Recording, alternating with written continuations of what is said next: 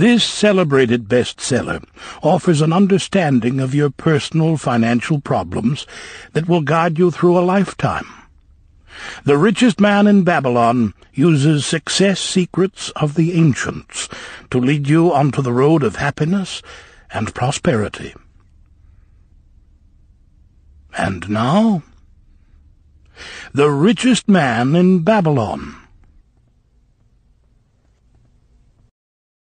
Forward. Our prosperity as a nation depends upon the personal financial prosperity of each of us as individuals. This book deals with the personal successes of each of us. Success means accomplishments as the result of our own efforts and abilities. Proper preparation is the key to our success. Our acts can be no wiser than our thoughts. Our thinking can be no wiser than our understanding. This book of cures for lean purses has been termed a guide to financial understanding. That indeed is its purpose, to offer those who are ambitious for financial success an insight which will aid them to acquire money, to keep money, and to make their surpluses earn more money. In the pages which follow, we are taken back to Babylon, the cradle in which was nurtured the basic principles of finance now recognized and used the world over. To new readers, the author is happy to extend the wish that its pages may contain for them the same inspiration for growing bank accounts, greater financial successes, and the solution of difficult personal financial problems so enthusiastically reported by readers from coast to coast. To the business executives who have distributed these tales in such generous quantities to friends, relatives, employees, and associates, the author takes this opportunity to express his gratitude.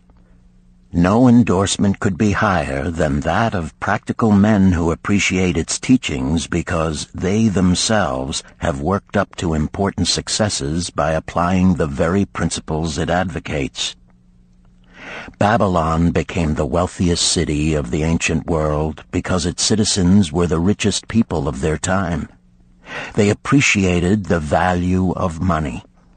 They practiced sound financial principles in acquiring money, keeping money, and making their money earn more money. They provided for themselves what we all desire: incomes for the future. GSC. Chapter 1. The Man Who Desired Gold. Banseer, the chariot builder of Babylon, was thoroughly discouraged.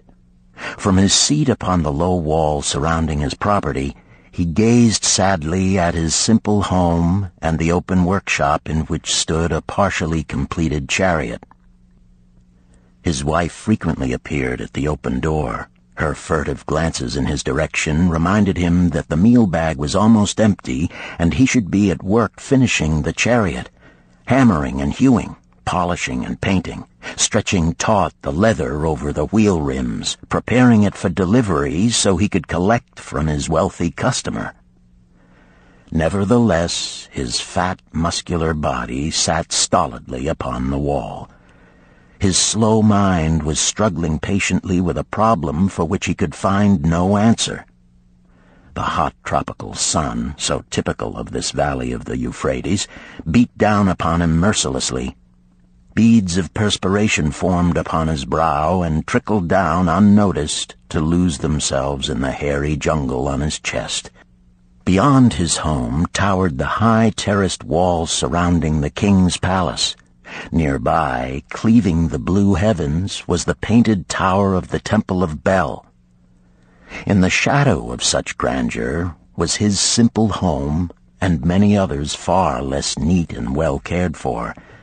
Babylon was like this, a mixture of grandeur and squalor, of dazzling wealth and direst poverty, crowded together without plan or system within the protecting walls of the city.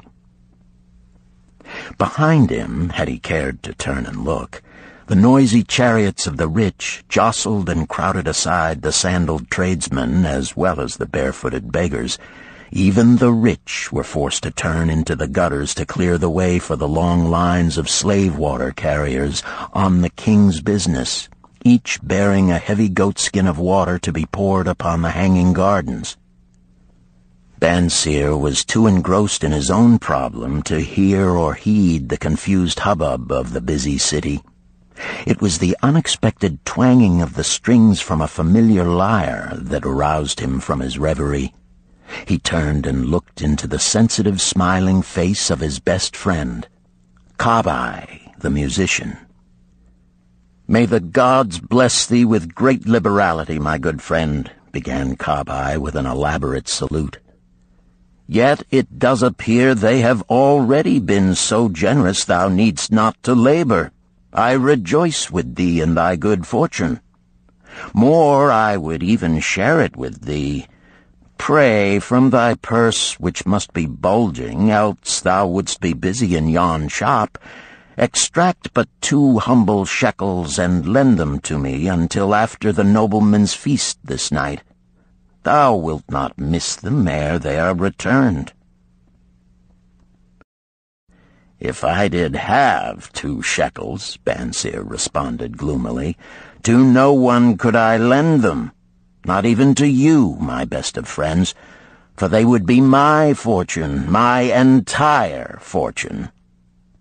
No one lends his entire fortune, not even to his best friend.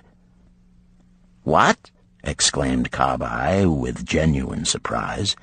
"Thou hast not 1 shekel in thy purse, yet sit like a statue upon a wall. Why not complete that chariot? How else canst thou provide for thy noble appetite? 'Tis not like thee, my friend. Where is thy endless energy? Doth something distress thee? Have the gods brought to thee troubles?" "A torment from the gods it must be," Bansier agreed. "It began with a dream, a senseless dream in which I thought I was a man of means. From my belt hung a handsome purse, heavy with coins.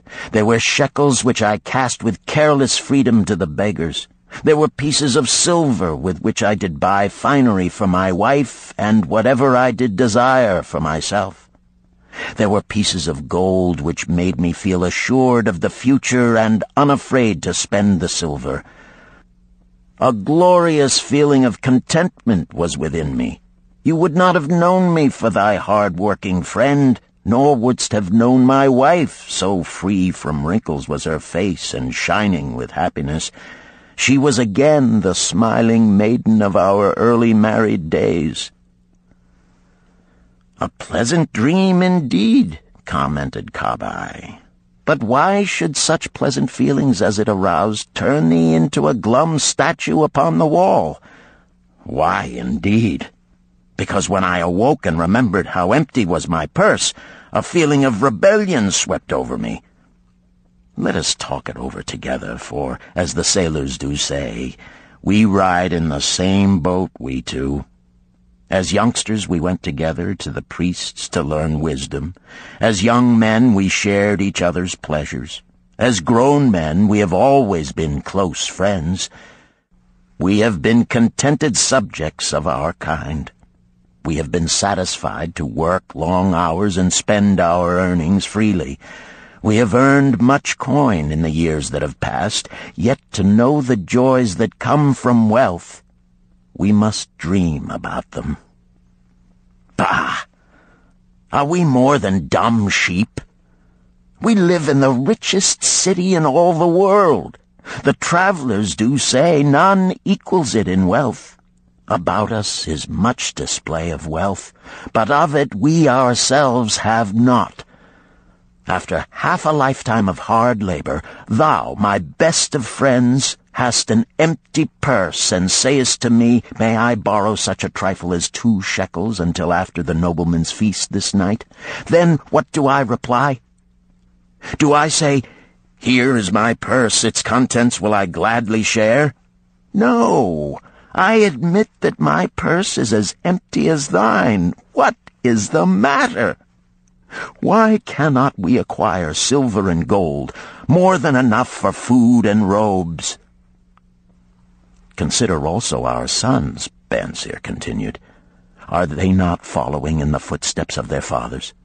Need they and their families, and their sons' families, live all their lives in the midst of such treasures of gold, and yet, like us, be content to banquet upon sour goat's milk and porridge? Never in all the years of our friendship didst thou talk like this before, Bansir. Kabai was puzzled. Never in all those years did I think like this before.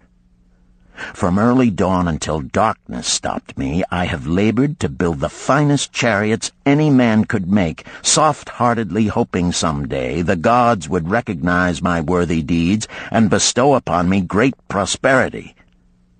This they have never done. At last I realize this they will never do. Therefore my heart is sad. I wish to be a man of means. I wish to own lands and cattle, to have fine robes and coins in my purse.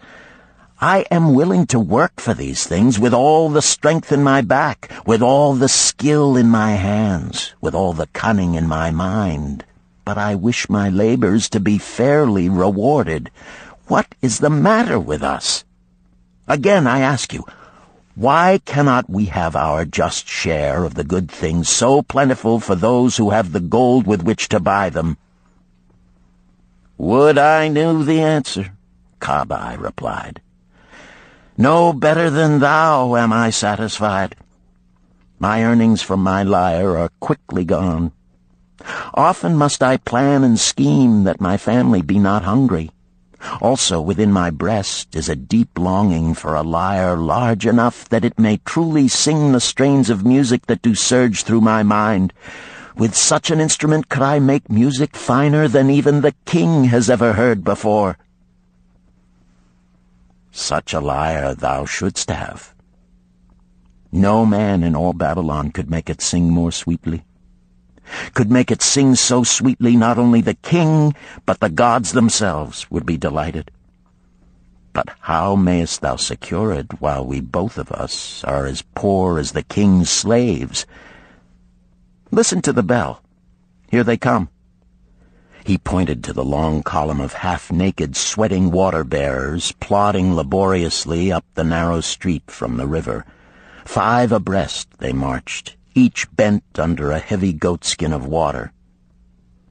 A fine figure of a man he who doth lead them, Kabai indicated the wearer of the bell who marched in front without a load. A prominent man in his own country, 'tis easy to see. There are many good figures in the line, Bansir agreed, as good men as we. Tall, blond men from the north, laughing black men from the south, little brown men from the nearer countries, all marching together from the river to the gardens, back and forth, day after day, year after year, naught of happiness to look forward to, beds of straw upon which to sleep, hard grain porridge to eat. Pity the poor brutes, Kabai. Pity them I do, yet thou dost make me see how little better off are we, free men though we call ourselves. That is truth, Kabai, unpleasant thought though it may be. We do not wish to go on year after year living slavish lives, working, getting nowhere. Might we not find out how others acquire gold and do as they do? Kabai inquired. Perhaps there is some secret we might learn if we but sought from those who knew, replied Bansir thoughtfully. This very day, suggested Kabai, I did pass our old friend Arkad, riding in his golden chariot. This I will say, he did not look over my humble head as many in his station might consider his right. Instead, he did wave his hand that all onlookers might see him pay greetings and bestow his smile of friendship upon Kabai, the musician. He is claimed to be the richest man in all Babylon, Bansir mused. So rich, the king is said to seek his golden aid in affairs of the treasury, Kabai replied. So rich, Bansir interrupted. I fear if I should meet him in the darkness of the night, I should lay my hands upon his fat wallet. Nonsense, reproved Kabai. A man's wealth is not in the purse he carries. A fat purse quickly empties if there be no golden stream to refill it. Arkad has an income that constantly keeps his purse full, no matter how liberally he spends. Income, that is the thing, ejaculated Bansir. I wish an income that will keep flowing into my purse whether I sit upon the wall or travel to far lands. Arkad must know how a man can make an income for himself. Dost suppose it is something he could make clear to a mind as slow as mine? Methinks he did teach his knowledge to his son, Nomasir, Kabai responded. Did he not go to Nineveh and, so it is told at the inn, become, without aid from his father, one of the richest men in that city? Kabai, thou bringest to me a rare thought. A new light gleamed in Bansir's eyes. It costs nothing to ask wise advice from a good friend, and Arkad was always that. Never mind though our purses be as empty as the falcon's nest of a year ago. Let that not detain us. We are weary of being without gold in the midst of plenty. We wish to become men of means. Come, let us go to Arkad and ask how we also may acquire incomes for ourselves. Thou speakest with true inspiration, Bansir. Thou bringest to my mind a new understanding. Thou makest me to realize the reason why we have never found any measure of wealth. We never sought it. Thou hast labored patiently to build the staunchest chariots in Babylon. To that purpose was devoted your best endeavors. Therefore, at it thou didst succeed. I strove to become a skillful lyre player, and at it I did succeed. In those things toward which we exerted our best endeavors, we succeeded. The gods were content to let us continue thus. Now at last we see a light, bright like that from the rising sun. It biddeth us to learn more, that we may prosper more. With a new understanding, we shall find honorable ways to accomplish our desires. Let us go to Arkad this very day, Bansir urged. Also, let us ask other friends of our boyhood days who have fared no better than ourselves to join us, that they too may share in his wisdom. Thou wert ever thus thoughtful to thy friends, Bansir. Therefore hast thou many friends. It shall be as thou sayest. We go this day and take them with us.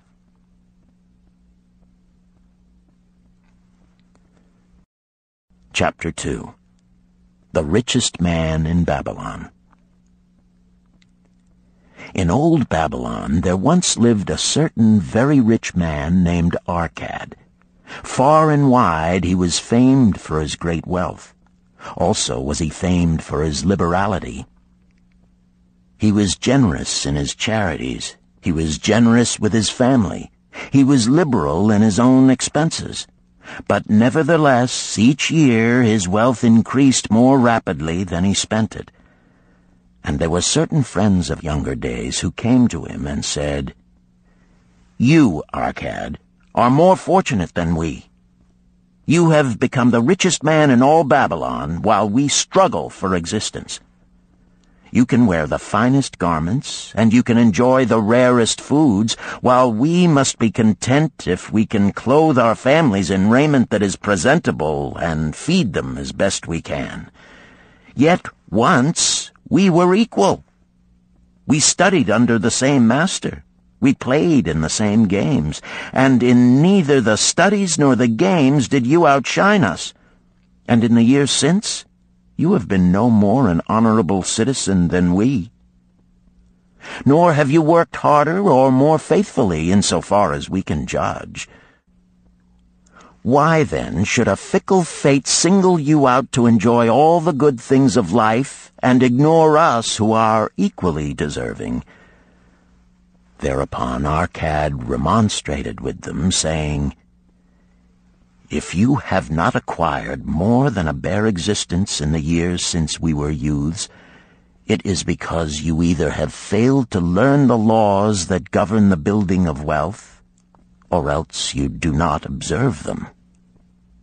Fickle fate is a vicious goddess who brings no permanent good to anyone. On the contrary, she brings ruin to almost every man upon whom she showers unearned gold. She makes wanton spenders who soon dissipate all they receive and are left beset by overwhelming appetites and desires they have not the ability to gratify. Yet others whom she favors become misers and hoard their wealth, fearing to spend what they have, knowing they do not possess the ability to replace it. They further are beset by fear of robbers and doom themselves to lives of emptiness and secret misery. Others there probably are who can take unearned gold and add to it and continue to be happy and contented citizens, but so few are they, I know of them but by hearsay. Think you of the men who have inherited sudden wealth, and see if these things are not so. His friends admitted that of the men they knew who had inherited wealth, these words were true, and they besought him to explain to them how he had become possessed of so much prosperity, so he continued. In my youth, I looked about me and saw all the good things there were to bring happiness and contentment, and I realized that wealth increased the potency of all these. Wealth is a power. With wealth, many things are possible. One may ornament the home with the richest of furnishings. One may sail the distant seas. One may feast on the delicacies of far lands. One may buy the ornaments of the gold worker and the stone polisher. One may even build mighty temples for the gods. One may do all these things and many others in which there is delight for the senses and gratification for the soul. And when I realized all this, I decided to myself that I would claim my share of the good things of life. I would not be one of those who stand afar off, enviously watching others enjoy. I would not be content to clothe myself in the cheapest raiment that looked respectable. I would not be satisfied with the lot of a poor man. On the contrary, I would make myself a guest at this banquet of good things. Being, as you know, the son of a humble merchant, one of a large family with no hope of an inheritance, and not being endowed, as you have so frankly said, with superior powers or wisdom, I decided that if I was to achieve what I desired, time and study would be required. As for time, all men have it in abundance. You, each of you, have let slip by sufficient time to have made yourselves wealthy. Yet you admit you have nothing to show except your good families, of which you can be justly proud. As for study, did not our wise teacher teach us that learning was of two kinds? The one kind being the things we learned and knew, and the other being the training that taught us how to find out what we did not know. Therefore did I decide to find out how one might accumulate wealth, and, when I had found out, to make this my task and do it well. For is it not wise that we should enjoy while we dwell in the brightness of the sunshine? For sorrows enough shall descend upon us when we depart for the darkness of the world of spirit. I found employment as a scribe in the hall of records, and long hours each day I labored upon the clay tablets. Week after week, and month after month I labored, yet for my earnings I had naught to show. Food and clothing and penance to the gods, and other things of which I could remember not what, absorbed all my earnings, but my determination did not leave me. And one day Algamish, the moneylender, came to the house of the city master and ordered a copy of the 9th law, and he said to me, I must have this in 2 days, and if the task is done by that time, 2 coppers will I give to thee. So I labored hard, but the law was long, and when Algamish returned, the task was unfinished. He was angry, and had I been his slave, he would have beaten me.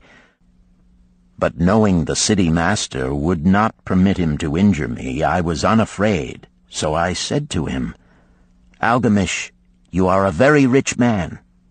Tell me how I may also become rich, and all night I will carve upon the clay, and when the sun rises, it shall be completed. He smiled at me and replied, You are a forward knave, but we will call it a bargain. All that night I carved, though my back pained and the smell of the wick made my head ache until my eyes could hardly see. But when he returned at sunup, the tablets were complete. Now, I said, tell me what you promised. You have fulfilled your part of our bargain, my son, he said to me kindly, and I am ready to fulfill mine. I will tell you these things you wish to know, because I am becoming an old man, and an old tongue loves to wag. And when youth comes to age for advice, he receives the wisdom of years.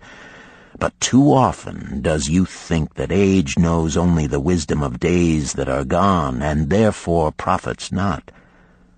But remember this, the sun that shines today is the sun that shone when thy father was born, and will still be shining when thy last grandchild shall pass into the darkness.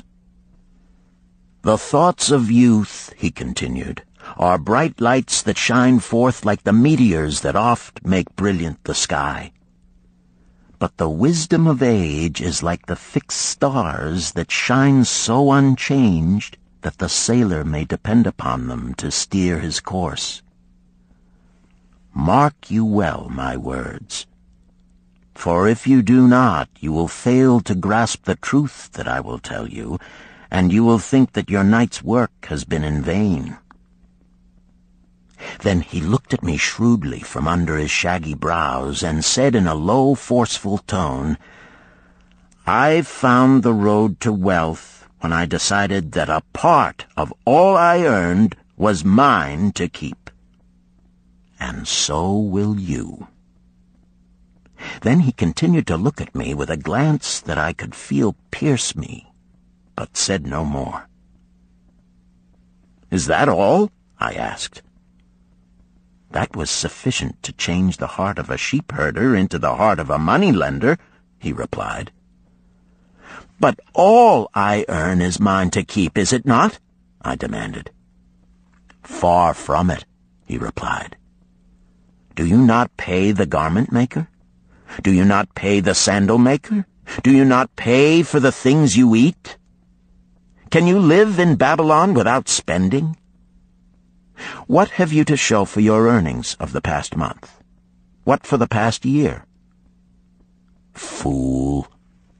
You pay to everyone but yourself. Dullard! You labor for others. As well be a slave and work for what your master gives you to eat and wear. If you did keep for yourself 1/10 of all you earn, how much would you have in 10 years? My knowledge of the numbers did not forsake me, and I answered, "As much as I earn in 1 year." "You speak but half the truth," he retorted. "Every gold piece you save is a slave to work for you. Every copper it earns is its child that also can earn for you. If you would become wealthy, then what you save must earn, and its children must earn, that all may help to give to you the abundance you crave. You think I cheat you for your long night's work," he continued. "But I am paying you 1,000 times over if you have the intelligence to grasp the truth I offer you. A part of all you earn is yours to keep. It should not be less than 1/10, no matter how little you earn. It can be as much more as you can afford. Pay yourself first. Do not buy from the clothes maker and the sandal maker more than you can pay out of the rest and still have enough for food and charity and penance to the gods. Wealth, like a tree, grows from a tiny seed. The first copper you save is the seed from which your tree of wealth shall grow. The sooner you plant that seed, the sooner shall the tree grow.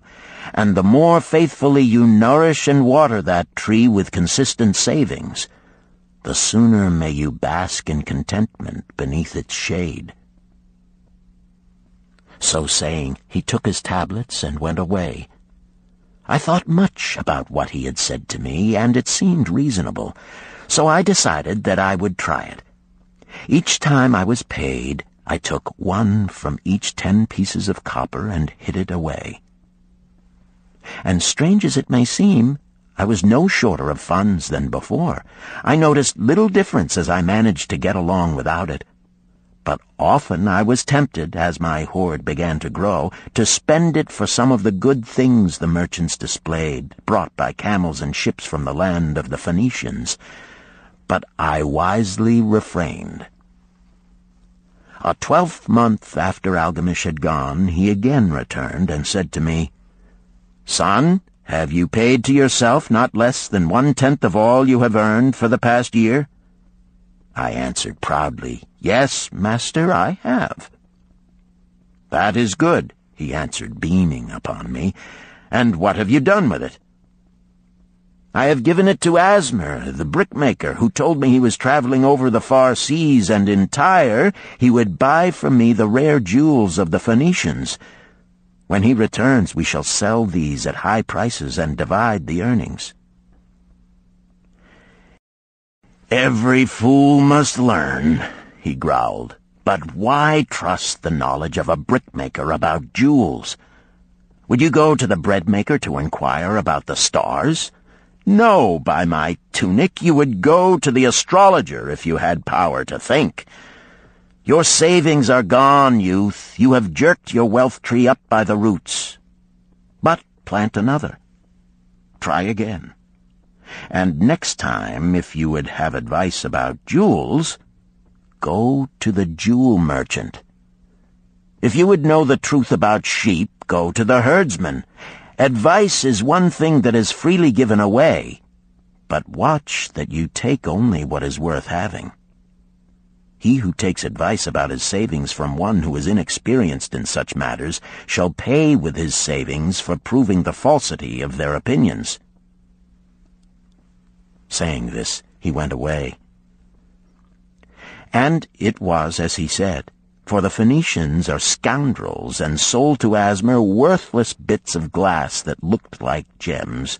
But as Algamish had bid me, I again saved each 10th copper, for I now had formed the habit, and it was no longer difficult. Again, 12 months later, Algamish came to the room of the scribes and addressed me.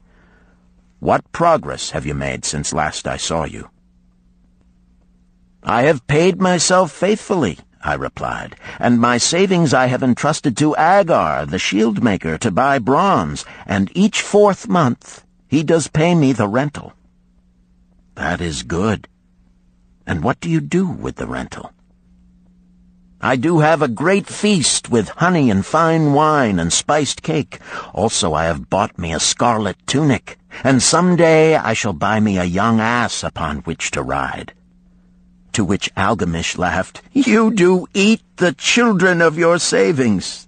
Then how do you expect them to work for you? And how can they have children that will also work for you?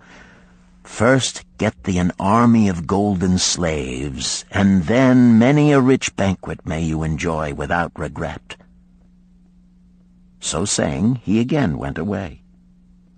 Nor did I again see him for 2 years, when he once more returned, and his face was full of deep lines, and his eyes drooped, for he was becoming a very old man. And he said to me, "Arcad, hast thou yet achieved the wealth thou dreamed of?" And I answered, "Not yet all that I desire, but some I have, and it earns more, and its earnings earn more." "And do you still take the advice of brickmakers?" "About brickmaking they give me good advice," I retorted. "Arcad," he continued, "you have learned your lessons well. You first learned to live upon less than you could earn. Next, you learned to seek advice from those who were competent through their own experiences to give it. And lastly, you have learned to make gold work for you. You have taught yourself how to acquire money, how to keep it, and how to use it. Therefore, you are competent for a responsible position. I am becoming an old man. My sons think only of spending and give no thought to earning. My interests are great, and I fear too much for me to look after. If you will go to Nippur and look after my lands there, I shall make you my partner, and you shall share in my estate." So I went to Nippur and took charge of his holdings, which were large, and because I was full of ambition and because I had mastered the 3 laws of successfully handling wealth, I was enabled to increase greatly the value of his properties. So I prospered much, and when the spirit of Algamish departed for the sphere of darkness, I did share in his estate as he had arranged under the law.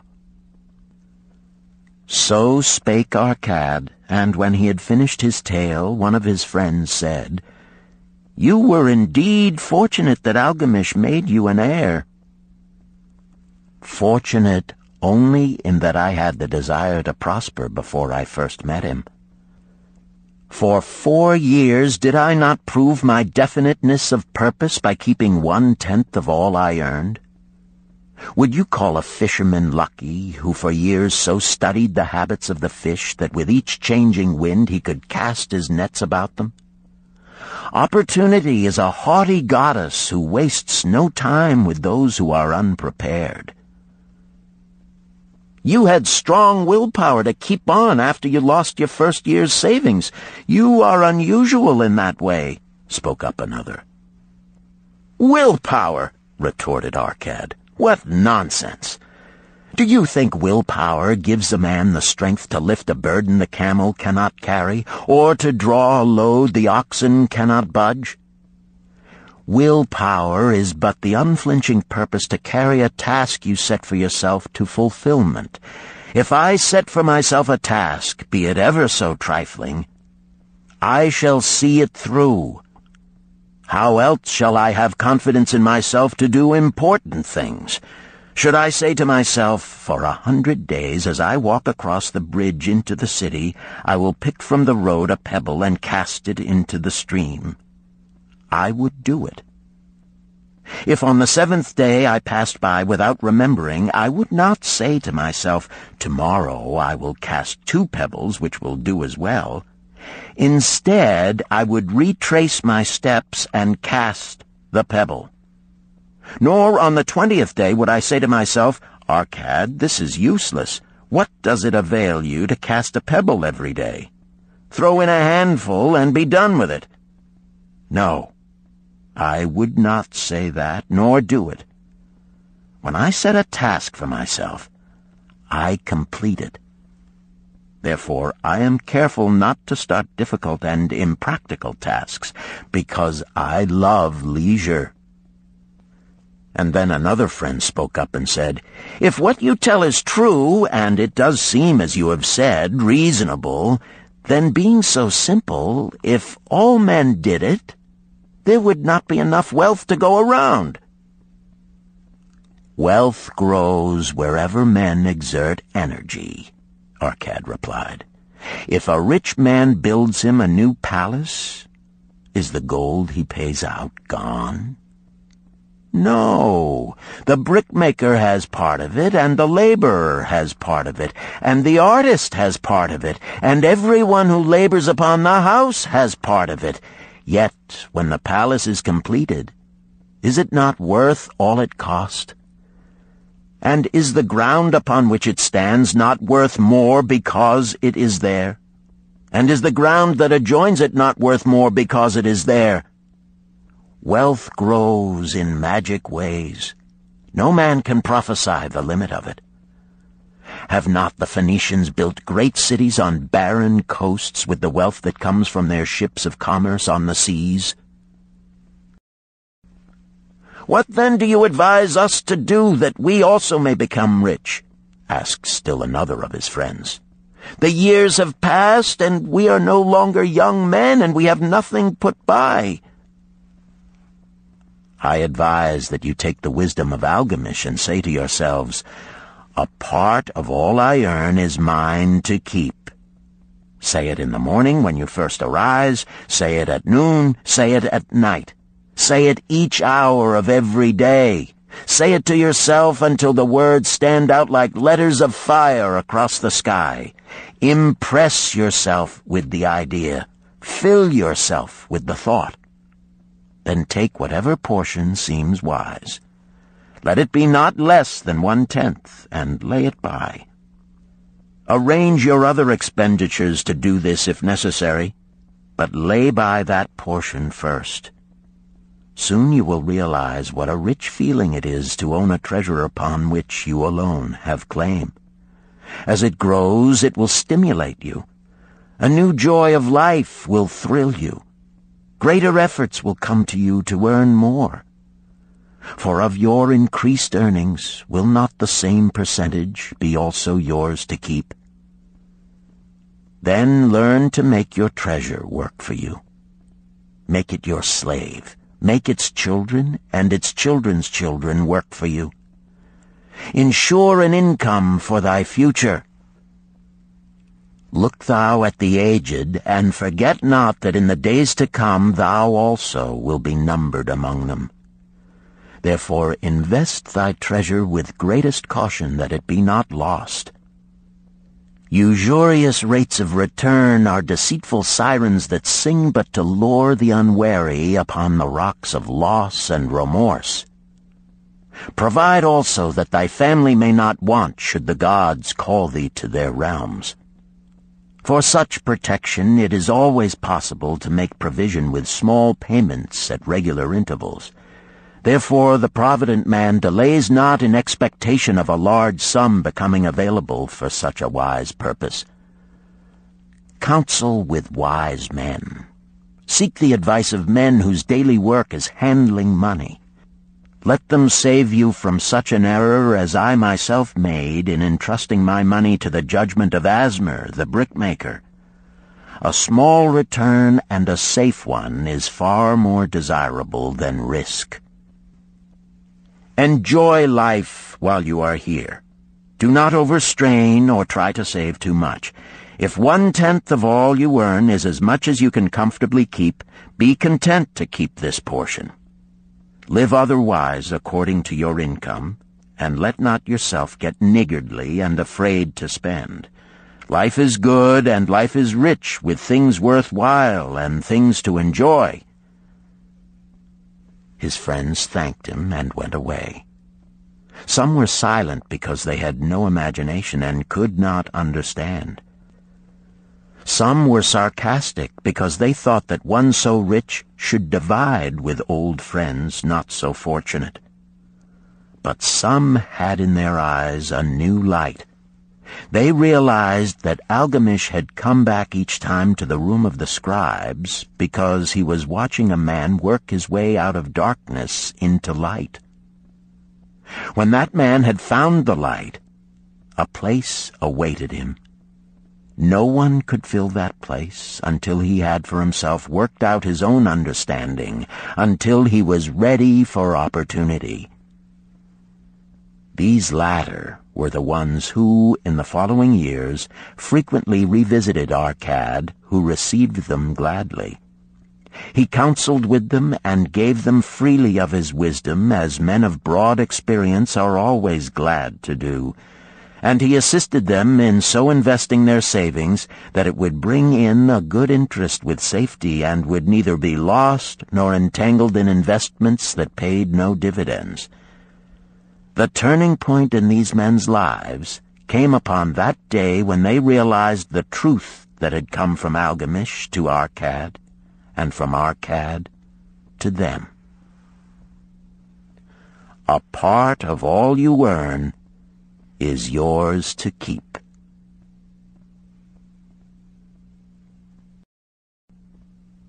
Chapter 3. 7 Cures for a Lean Purse. The glory of Babylon endures. Down through the ages, its reputation comes to us as the richest of cities, its treasures as fabulous. Yet it was not always so. The riches of Babylon were the results of the wisdom of its people. They first had to learn how to become wealthy. When the good King Sargon returned to Babylon after defeating his enemies, the Elamites, he was confronted with a serious situation.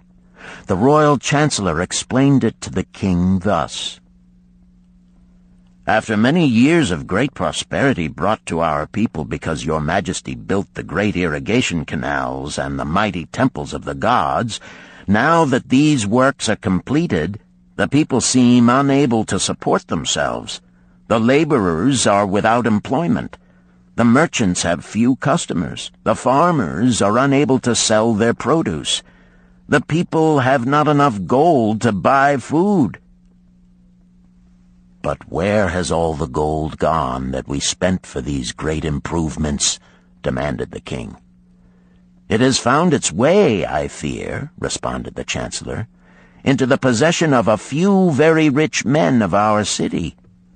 It filtered through the fingers of most of our people as quickly as the goat's milk goes through the strainer. Now that the stream of gold has ceased to flow, most of our people have nothing to show for their earnings." The king was thoughtful for some time. Then he asked, "Why should so few men be able to acquire all the gold?" "Because they know how," replied the chancellor. "One may not condemn a man for succeeding because he knows how. Neither may one with justice take away from a man what he has fairly earned to give to men of less ability." "But why," demanded the king, "should not all the people learn how to accumulate gold and therefore become themselves rich and prosperous?" "Quite possible, Your Excellency. But who can teach them? Certainly not the priests, because they know naught of money-making." "Who knows best in all our city how to become wealthy, Chancellor?" asked the king. "Thy question answers itself, Your Majesty. Who has amassed the greatest wealth in Babylon?" "Well said, my able Chancellor. It is Arcad. He is the richest man in Babylon. Bring him before me on the morrow." Upon the following day, as the king had decreed, Arcad appeared before him, straight and sprightly, despite his 80 years and 10. "Arcad," spoke the king, "is it true thou art the richest man in Babylon?" "So it is reported, Your Majesty, and no man disputes it." "How becamest thou so wealthy?" "By taking advantage of opportunities available to all citizens of our good city." Thou hadst nothing to start with? Only a great desire for wealth. Besides this, nothing. Arcad, continued the king, our city is in a very unhappy state because a few men know how to acquire wealth and therefore monopolize it, while the mass of our citizens lack the knowledge of how to keep any part of the gold they receive. It is my desire that Babylon be the wealthiest city in the world. Therefore, it must be a city of many wealthy men. Therefore, we must teach all the people how to acquire riches.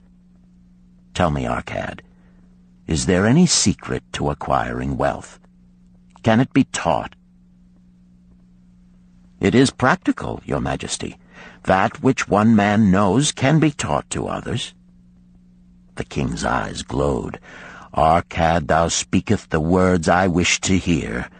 Wilt thou lend thyself to this great cause? Wilt thou teach thy knowledge to a school for teachers, each of whom shall teach others until there are enough trained to teach these truths to every worthy subject in my domain? Arcad bowed and said, I am thy humble servant to command. Whatever knowledge I possess will I gladly give for the betterment of my fellow men and the glory of my king. Let your good chancellor arrange for me a class of 100 men, and I will teach them those 7 cures which did fatten my purse, than which there was none leaner in all Babylon. A fortnight later, in compliance with the king's command, the chosen 100 assembled in the great hall of the Temple of Learning, seated upon colorful rings in a semicircle. Arcad sat beside a small taboret upon which smoked a sacred lamp sending forth a strange and pleasing odor. "Behold the richest man in Babylon," whispered a student, nudging his neighbor as Arcad arose. "He is but a man, even as the rest of us." "As a dutiful subject of our great king," Arcad began, "I stand before you in his service. Because once I was a poor youth who did greatly desire gold, and because I found knowledge that enabled me to acquire it, he asks that I impart unto you my knowledge. I started my fortune in the humblest way. I had no advantage not enjoyed as fully by you and every citizen in Babylon. The first storehouse of my treasure was a well-worn purse. I loathed its useless emptiness. I desired that it be round and full, clinking with the sound of gold. Therefore I sought every remedy for a lean purse. I found 7. To you who are assembled before me shall I explain the 7 cures for a lean purse which I do recommend to all men who desire much gold. Each day for 7 days will I explain to you one of the 7 remedies. Listen attentively to the knowledge that I will impart. Debate it with me. Discuss it among yourselves. Learn these lessons thoroughly, that ye may also plant in your own purse the seed of wealth. First must each of you start wisely to build a fortune of his own. Then wilt thou be competent, and only then, to teach these truths to others. I shall teach to you in simple ways how to fatten your purses. This is the first step leading to the Temple of Wealth, and no man may climb who cannot plant his feet firmly upon the first step. We shall now consider the first cure. The first cure. Start thy purse to fattening. Arcad addressed the thoughtful man in the second row. My good friend, at what craft workest thou? I, replied the man, am a scribe and carve records upon the clay tablets. Even at such labor did I myself earn my first coppers. Therefore thou hast the same opportunity to build a fortune. He spoke to a florid-faced man farther back. Pray tell also what dost thou to earn thy bread? I, responded this man, am a meat butcher. I do buy the goats the farmers raise and kill them and sell the meat to the housewives and the hides to the sandal makers. Because thou dost also labor and earn, thou hast every advantage to succeed that I did possess. In this way did Arcad proceed to find out how each man labored to earn his living.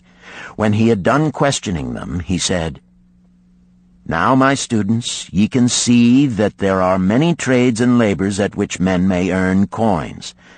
Each of the ways of earning is a stream of gold from which the worker doth divert by his labors a portion to his own purse. Therefore into the purse of each of you flows a stream of coins, large or small, according to his ability. Is it not so? Thereupon they agreed that it was so. Then, continued Arcad, if each of you desireth to build for himself a fortune, is it not wise to start by utilizing that source of wealth which he already has established? To this they agreed. Then Arcad turned to a humble man who had declared himself an egg merchant. If thou select one of thy baskets and put into it each morning 10 eggs and take out from it each evening 9 eggs, what will eventually happen? It will become in time overflowing. Why? Because each day I put in 1 more egg than I take out. Arcad turned to the class with a smile. Does any man here have a lean purse? First they looked amused. Then they laughed. Lastly, they waved their purses in jest.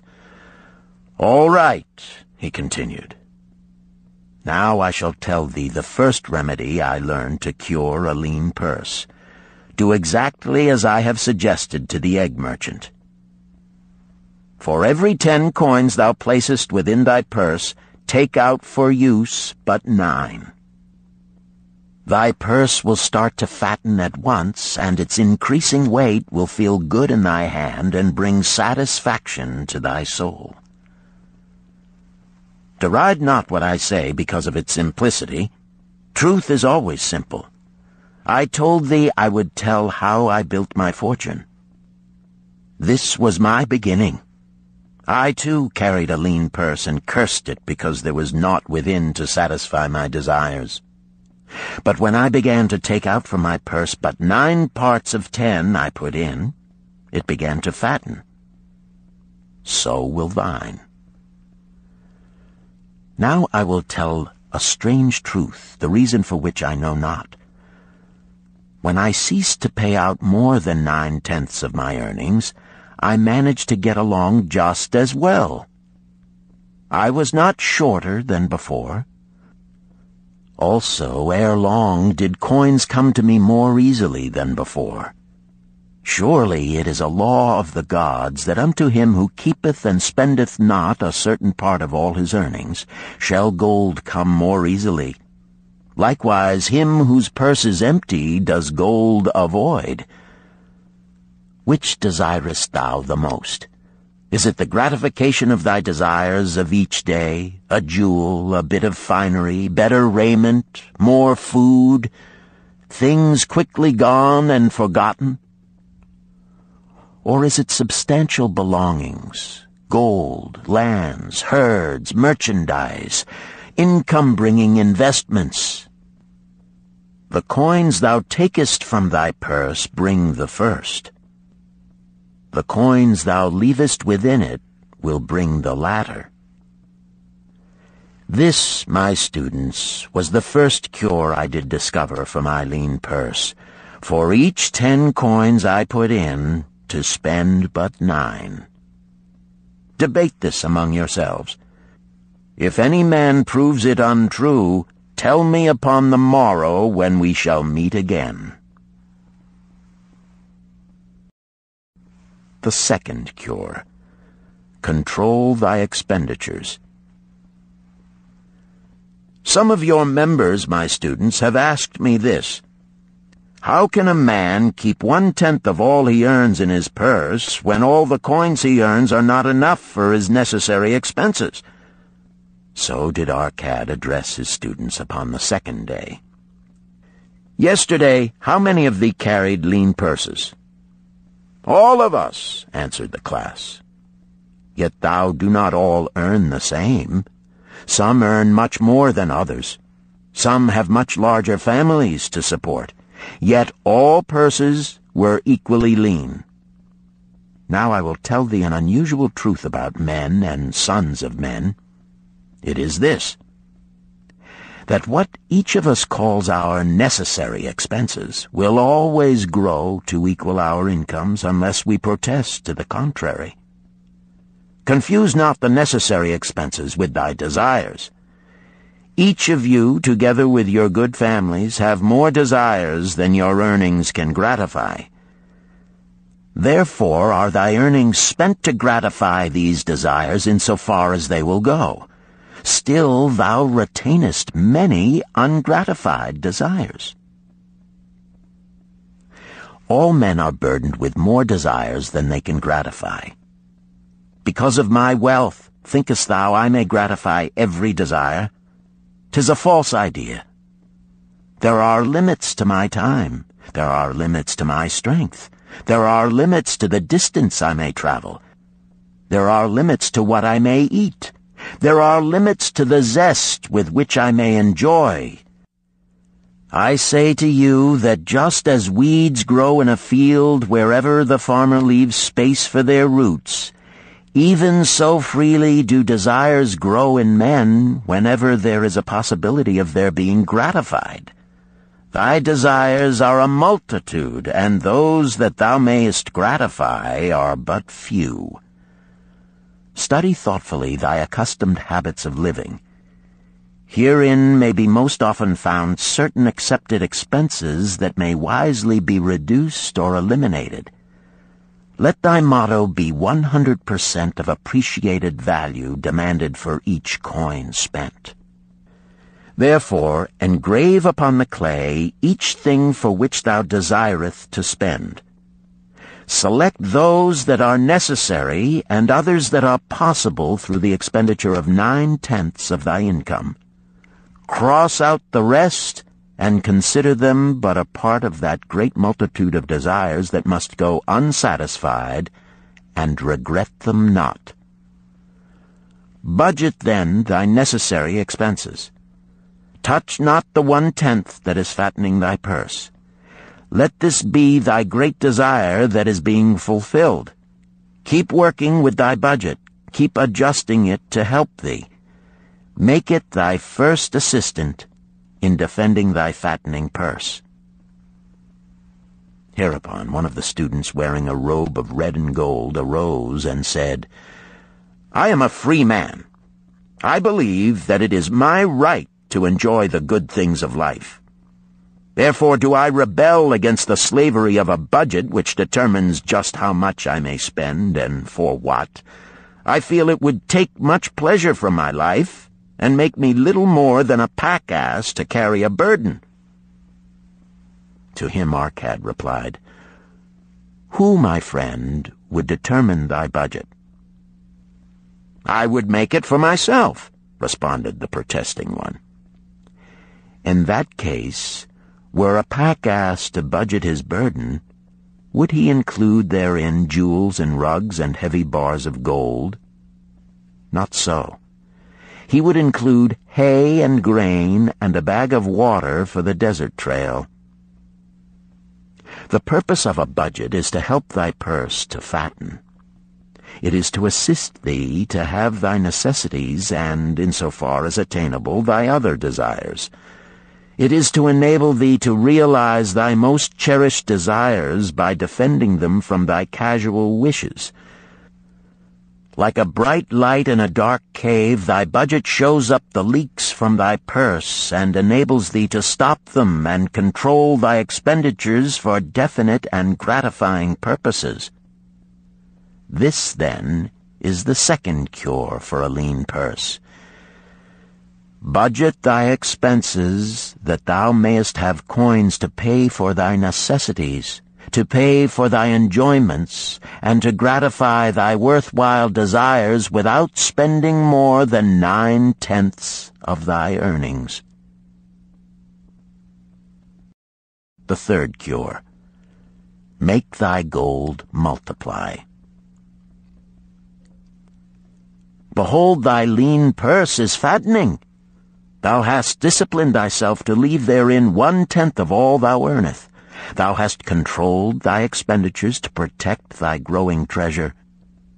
Next, we will consider means to put thy treasure to labor and to increase. Gold in a purse is gratifying to own, and satisfieth a miserly soul, but earns nothing. The gold we may retain from our earnings is but the start. The earnings it will make shall build our fortunes.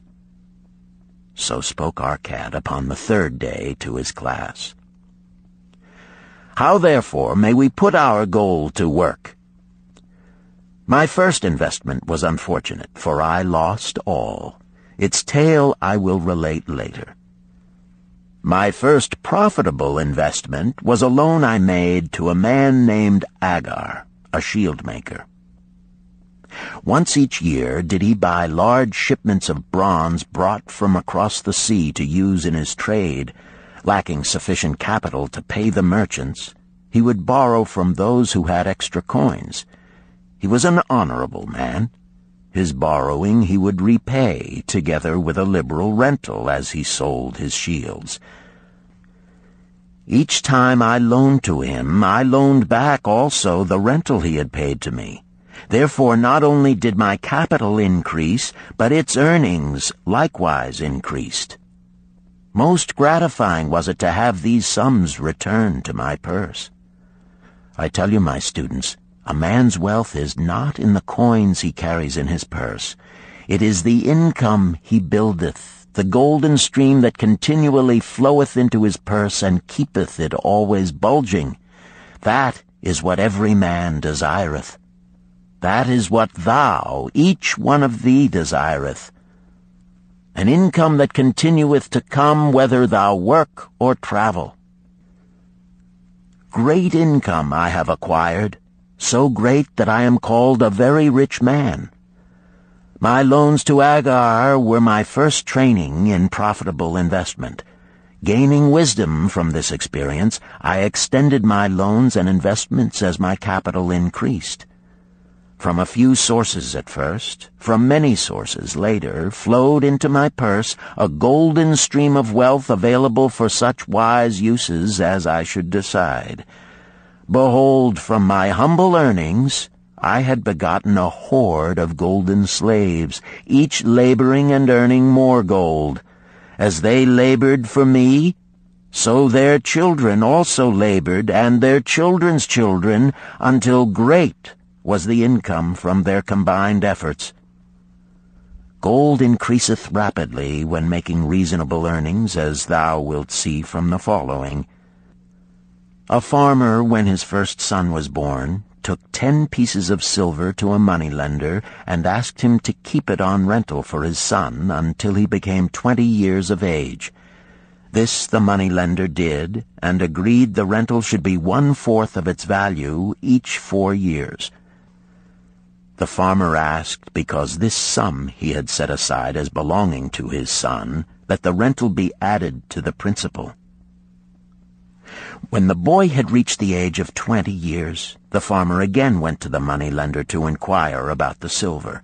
The moneylender explained that because this sum had been increased by compound interest, the original 10 pieces of silver had now grown to 30½ pieces. The farmer was well pleased, and because the son did not need the coins, he left them with the moneylender. When the son became 50 years of age, the father meantime having passed to the other world, the moneylender paid the son in settlement 167 pieces of silver. Thus, in 50 years, had the investment multiplied itself at rental almost 17 times. This, then, is the third cure for a lean purse. to put each coin to laboring, that it may reproduce its kind, even as the flocks of the field, and help bring to thee income, a stream of wealth that shall flow constantly into thy purse. The fourth cure. Guard thy treasures from loss. Misfortune loves a shining mark. Gold in a man's purse must be guarded with firmness, else it be lost. Thus it is wise that we must first secure small amounts and learn to protect them before the gods entrust us with larger. So spoke Arcad upon the fourth day to his class. Every owner of gold is tempted by opportunities whereby it would seem that he could make large sums by its investment in most plausible projects. Often friends and relatives are eagerly entering such investment and urge him to follow. The first sound principle of investment is security for thy principal.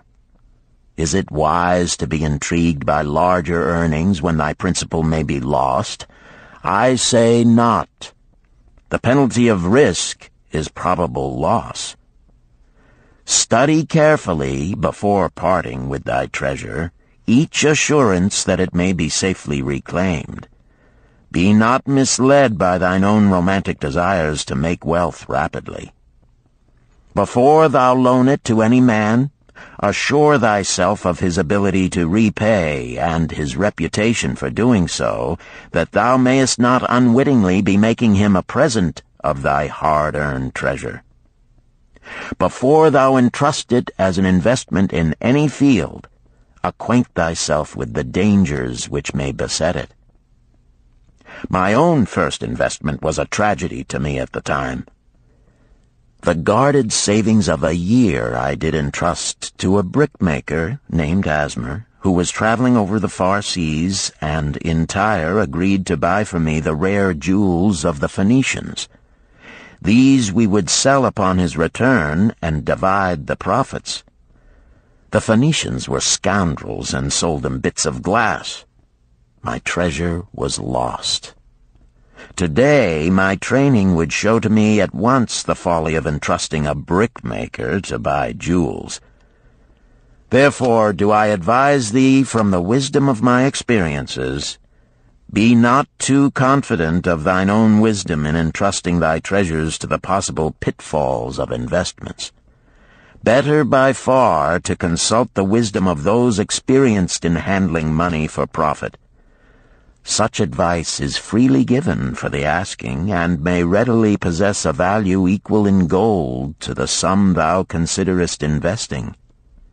In truth, such is its actual value if it save thee from loss. This, then, is the fourth cure for a lean purse, and of great importance if it prevent thy purse from being emptied once it has become well filled. Guard thy treasure from loss by investing only where thy principal is safe, where it may be reclaimed if desirable, and where thou wilt not fail to collect a fair rental. Consult with wise men. Secure the advice of those experienced in the profitable handling of gold. Let their wisdom protect thy treasure from unsafe investments. This ends Disc 1. The Richest Man in Babylon, Disc 2. The fifth cure. Make of thy dwelling a profitable investment. If a man setteth aside 9 parts of his earnings upon which to live and enjoy life, and if any part of this 9 parts he can turn into a profitable investment without detriment to his well-being, then so much faster will his treasures grow. So spake Arcad to his class at their 5th lesson. All too many of our men of Babylon do raise their families in unseemly quarters. They do pay to exacting landlords liberal rentals for rooms where their wives have not a spot to raise the blooms that gladden a woman's heart, and their children have no place to play their games except in the unclean alleys. No man's family can fully enjoy life unless they do have a plot of ground wherein children can play in the clean earth, and where the wife may raise not only blossoms but good rich herbs to feed her family. To a man's heart it brings gladness to eat the figs from his own trees and the grapes of his own vines, to own his own domicile and to have it a place he is proud to care for, putteth confidence in his heart and greater effort behind all his endeavors. Therefore do I recommend that every man own the roof that sheltereth him and his. Nor is it beyond the ability of any well-intentioned man to own his home. Hath not our great king so widely extended the walls of Babylon that within them much land is now unused, and may be purchased at sums most reasonable? Also I say to you, my students, that the money-lenders gladly consider the desires of men who seek homes and land for their families. Readily may thou borrow to pay the brickmaker and the builder for such commendable purposes, if thou can show a reasonable portion of the necessary sum which thou thyself hast provided for the purpose. Then when the house be built, thou canst pay the money-lender with the same regularity as thou didst pay the landlord, because each payment will reduce thy indebtedness to the money-lender. A few years will satisfy his loan. Then will thy heart be glad, because thou wilt own in thy own right a valuable property, and thy only cost will be the king's taxes. Also wilt thy good wife go more often to the river to wash thy robes, that each time returning she may bring a goatskin of water to pour upon the growing things. Thus come many blessings to the man who owneth his own house, and greatly will it reduce his cost of living, making available more of his earnings for pleasures and the gratification of his desires. This, then, is the fifth cure for a lean purse. Own thy own home. The sixth cure. Ensure a future income. The life of every man proceedeth from his childhood to his old age. This is the path of life, and no man may deviate from it, unless the gods call him prematurely to the world beyond. Therefore do I say that it behooves a man to make preparation for a suitable income in the days to come, when he is no longer young, and to make preparations for his family, should he be no longer with them to comfort and support them. This lesson shall instruct thee in providing a full purse when time has made thee less able to earn. So Arcad addressed his class upon the sixth day. The man who, because of his understanding of the laws of wealth, acquireth a growing surplus, should give thought to those future days. He should plan certain investments or provisions that may endure safely for many years, yet will be available when the time arrives which he has so wisely anticipated. There are diverse ways by which a man may provide with safety for his future. He may provide a hiding place and there bury a secret treasure. Yet no matter with what skill it be hidden, it may nevertheless become the loot of thieves. For this reason I recommend not this plan. A man may buy houses or lands for this purpose. If wisely chosen as to their usefulness and value in the future, they are permanent in their value and their earnings, or their sale will provide well for his purpose. A man may loan a small sum to the moneylender and increase it at regular periods. The rental which the moneylender adds to this will largely add to its increase. I do know a sandal-maker named Ansan, who explained to me not long ago that each week for 8 years he had deposited with his moneylender 2 pieces of silver. The moneylender had but recently given him an accounting over which he greatly rejoiced. The total of his small deposits with their rental at the customary rate of 1/4 their value for each 4 years had now become 1,040 pieces of silver. I did gladly encourage him further by demonstrating to him with my knowledge of the numbers that in 12 years more, if he would keep his regular deposits of but 2 pieces of silver each week, the moneylender would then owe him 4,000 pieces of silver, a worthy competence for the rest of his life. Surely when such a small payment made with regularity doth produce such profitable results, no man can afford not to insure a treasure for his old age and the protection of his family, no matter how prosperous his business and his investments may be. I would that I might say more about this.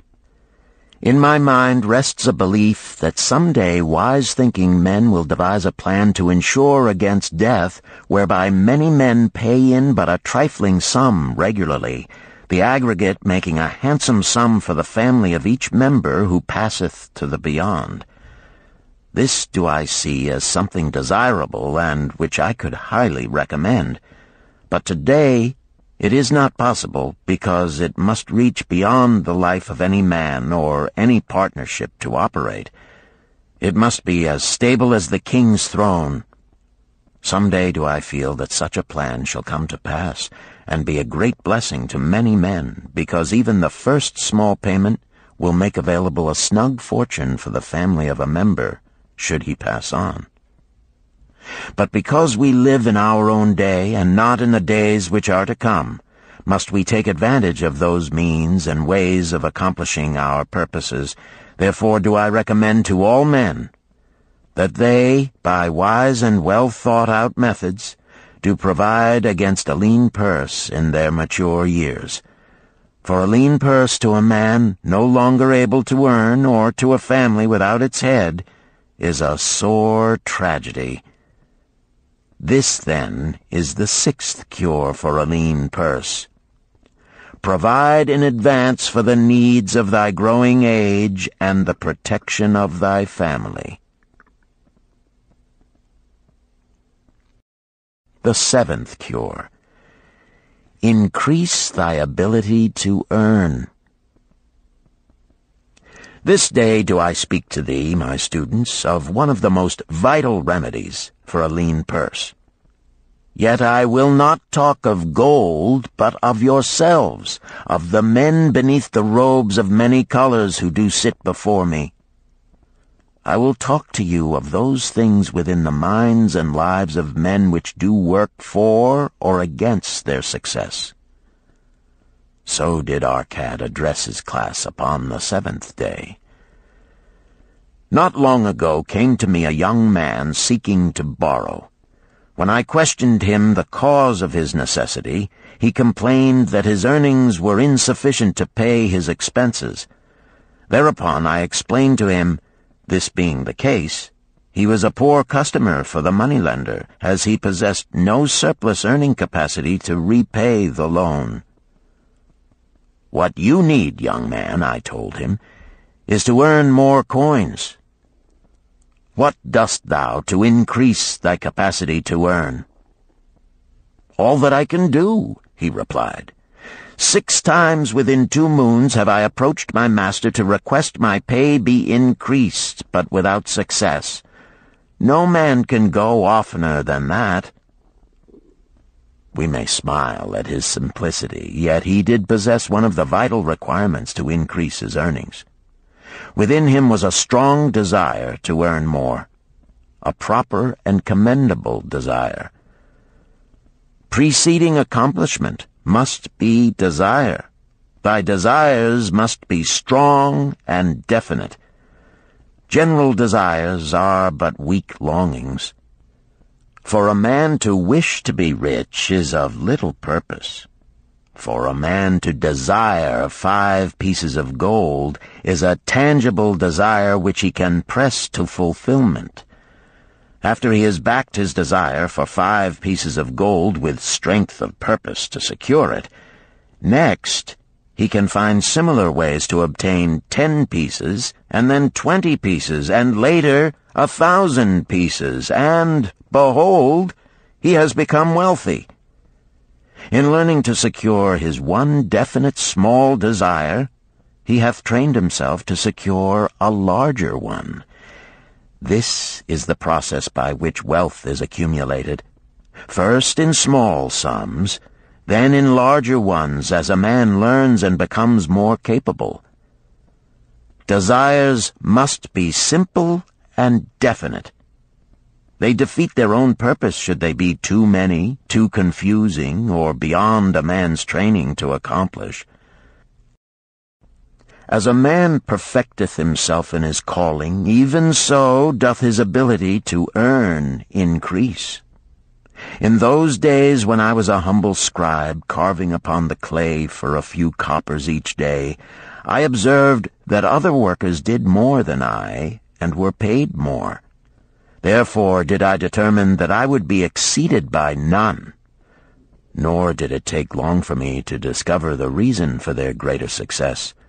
More interest in my work, more concentration upon my task, more persistence in my effort, and, behold, few men could carve more tablets in a day than I. With reasonable promptness my increased skill was rewarded, nor was it necessary for me to go 6 times to my master to request recognition. The more of wisdom we know, the more we may earn. That man who seeks to learn more of his craft shall be richly rewarded. If he is an artisan, he may seek to learn the methods and the tools of those most skillful in the same line. If he laboreth at the law or at healing, he may consult and exchange knowledge with others of his calling. If he be a merchant, he may continually seek better goods that can be purchased at lower prices. Always do the affairs of men change and improve, because keen-minded men seek greater skill that they may better serve those upon whose patronage they depend. Therefore I urge all men to be in the front rank of progress, and not to stand still, lest they be left behind. Many things come to make a man's life rich with gainful experiences. Such things as the following a man must do if he respects himself. He must pay his debts with all the promptness within his power, not purchasing that for which he is unable to pay. He must take care of his family, that they may think and speak well of him.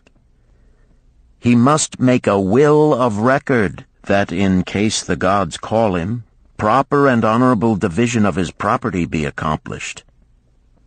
He must have compassion upon those who are injured and smitten by misfortune, and aid them within reasonable limits. He must do deeds of thoughtfulness to those dear to him. Thus, the 7th and last remedy for a lean purse is to cultivate thy own powers, to study and become wiser, to become more skillful, to so act as to respect thyself. Thereby shalt thou acquire confidence in thyself to achieve thy carefully considered desires. These, then, are the 7 cures for a lean purse, which, out of the experience of a long and successful life, I do urge for all men who desire wealth. There is more gold in Babylon, my students, than thou dreamest of. There is abundance for all. Go thou forth and practice these truths, that thou mayest prosper and grow wealthy, as is thy right. Go thou forth and teach these truths, that every honorable subject of his majesty may also share liberally in the ample wealth of our beloved city. Chapter 4. Meet the Goddess of Good Luck. Babylonian proverb. If a man be lucky, there is no foretelling the possible extent of his good fortune. Pitch him into the Euphrates, and like as not he will swim out with a pearl in his hand. The desire to be lucky is universal. It was just as strong in the breasts of men 4,000 years ago in ancient Babylon as it is in the hearts of men today. We all hope to be favored by the whimsical goddess of good luck. Is there some way we can meet her and attract not only her favorable attention, but her generous favors? Is there a way to attract good luck? That is just what the men of ancient Babylon wished to know. It is exactly what they decided to find out. They were shrewd men and keen thinkers. That explains why their city became the richest and most powerful city of their time. In that distant past, they had no schools or colleges. Nevertheless, they had a center of learning, and a very practical one it was. Among the towered buildings in Babylon was one that ranked in importance with the palace of the king, the hanging gardens, and the temples of the gods. You will find scant mention of it in the history books, more likely no mention at all, yet it exerted a powerful influence upon the thought of that time. This building was the temple of learning, where the wisdom of the past was expounded by voluntary teachers and where subjects of popular interest were discussed in open forums. Within its walls, all men met as equals. The humblest of slaves could dispute with impunity the opinions of a prince of the royal house. Among the many who frequented the Temple of Learning was a wise rich man named Arcad, called the richest man in Babylon. He had his own special hall where almost any evening a large group of men, some old, some very young, but mostly middle-aged, gathered to discuss and argue interesting subjects. Suppose we listen in to see whether they knew how to attract good luck. The sun had just set like a great red ball of fire shining through the haze of desert dust when Arcad strolled to his accustomed platform. Already full 80 men were awaiting his arrival, reclining on their small rugs spread upon the floor. More were still arriving. "What shall we discuss this night?" Arcad inquired. After a brief hesitation, a tall cloth weaver addressed him, arising as was the custom. "I have a subject I would like to hear discussed, yet hesitate to offer, lest it seem ridiculous to you, Arcad, and my good friends here." Upon being urged to offer it, both by Arcad and by calls from the others, he continued, "This day I have been lucky, for I have found a purse in which there are pieces of gold. To continue to be lucky is my great desire. Feeling that all men share with me this desire, I do suggest we debate how to attract good luck, that we may discover ways it can be enticed to one." "A most interesting subject has been offered," Arcad commented. "One most worthy of our discussion. To some men, good luck bespeaks but a chance happening that, like an accident, may befall one without purpose or reason.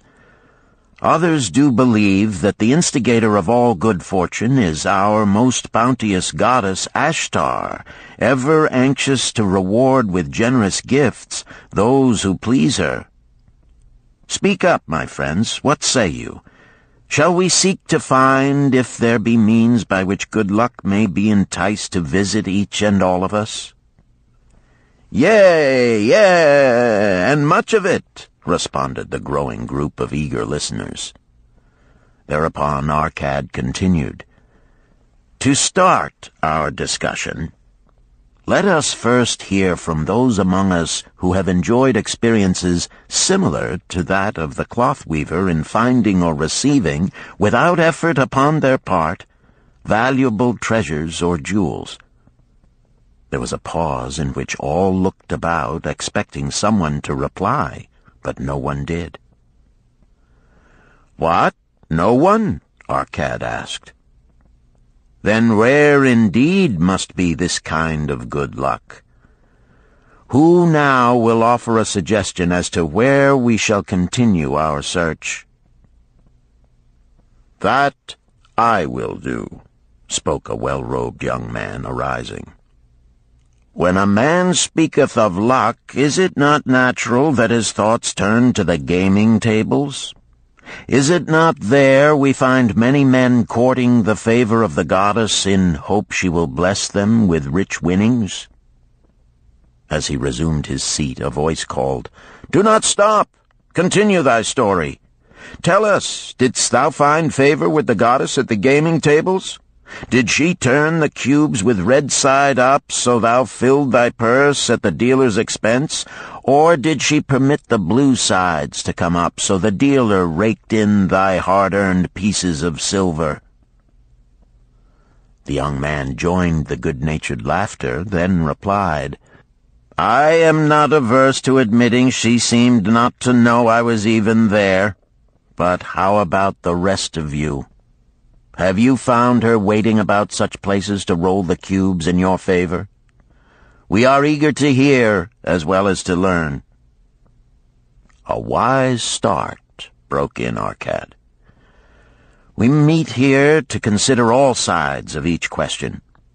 To ignore the gaming table would be to overlook an instinct common to most men, the love of taking a chance with a small amount of silver in the hope of winning much gold."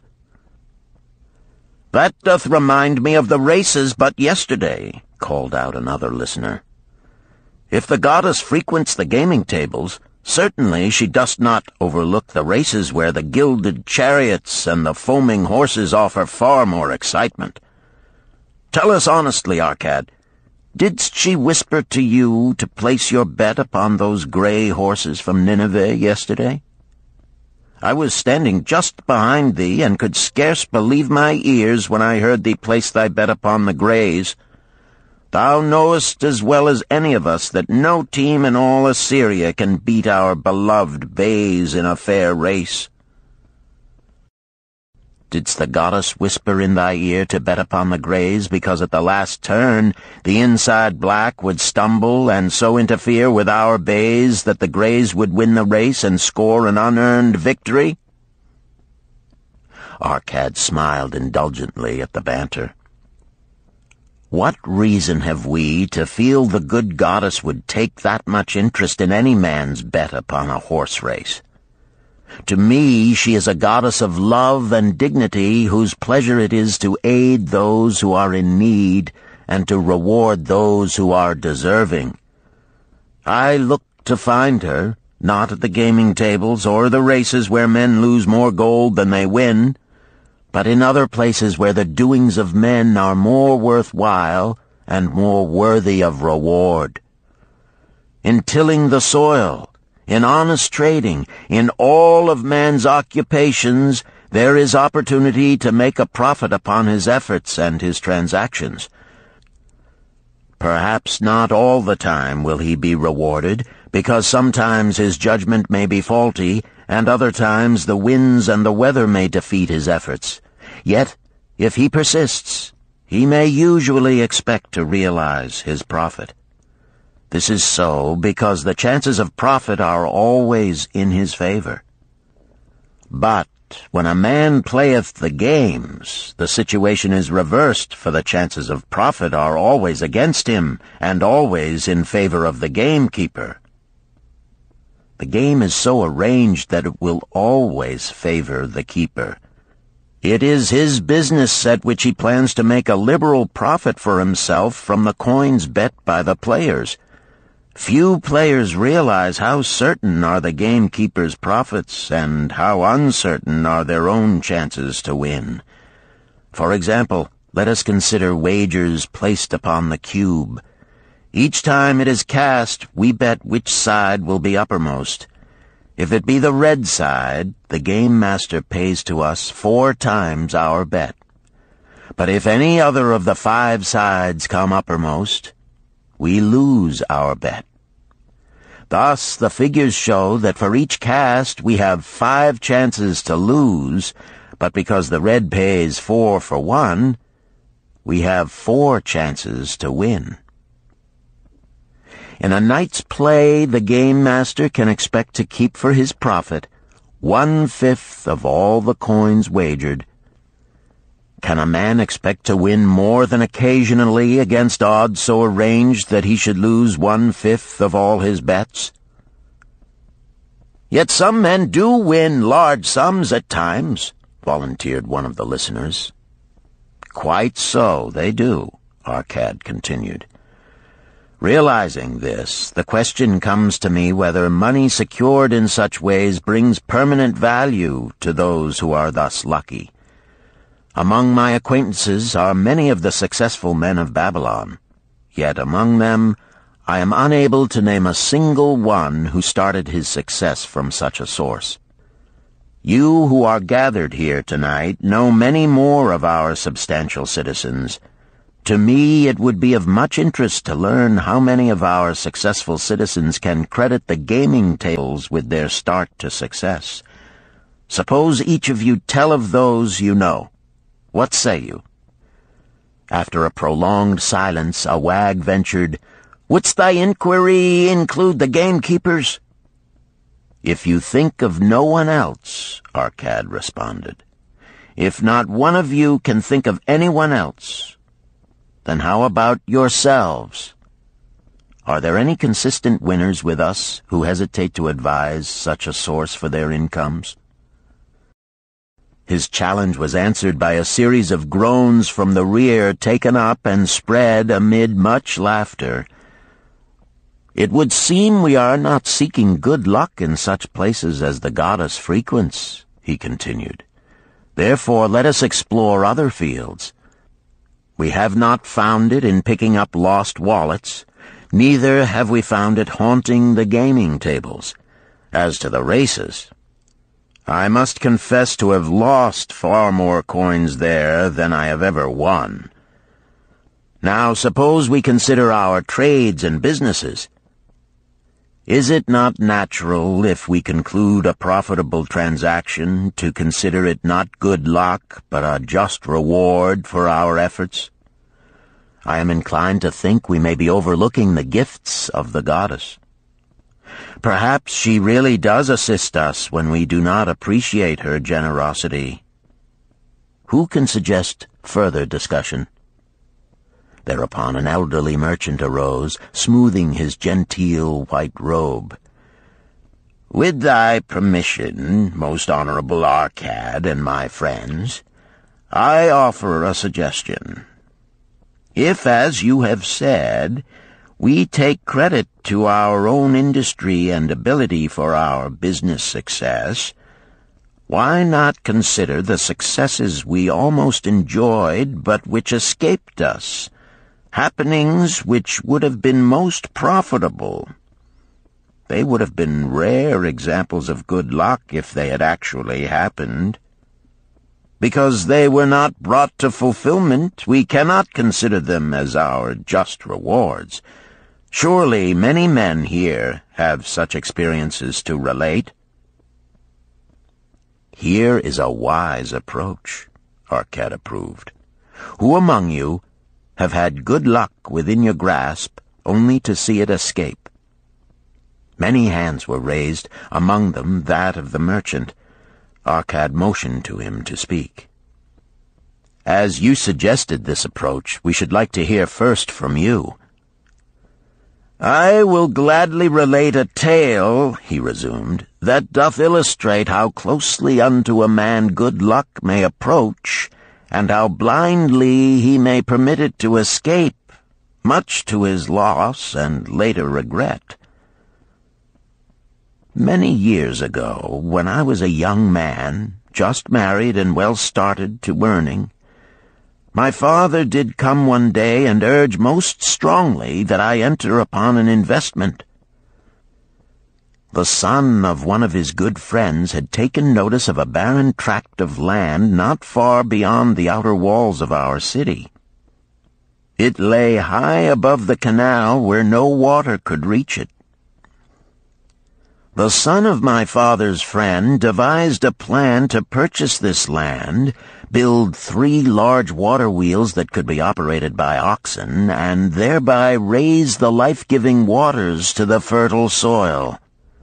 This accomplished, he planned to divide it into small tracts and sell to the residents of the city for herb patches. The son of my father's friend did not possess sufficient gold to complete such an undertaking. Like myself, he was a young man earning a fair sum. His father, like mine, was a man of large family and small means. He therefore decided to interest a group of men to enter the enterprise with him.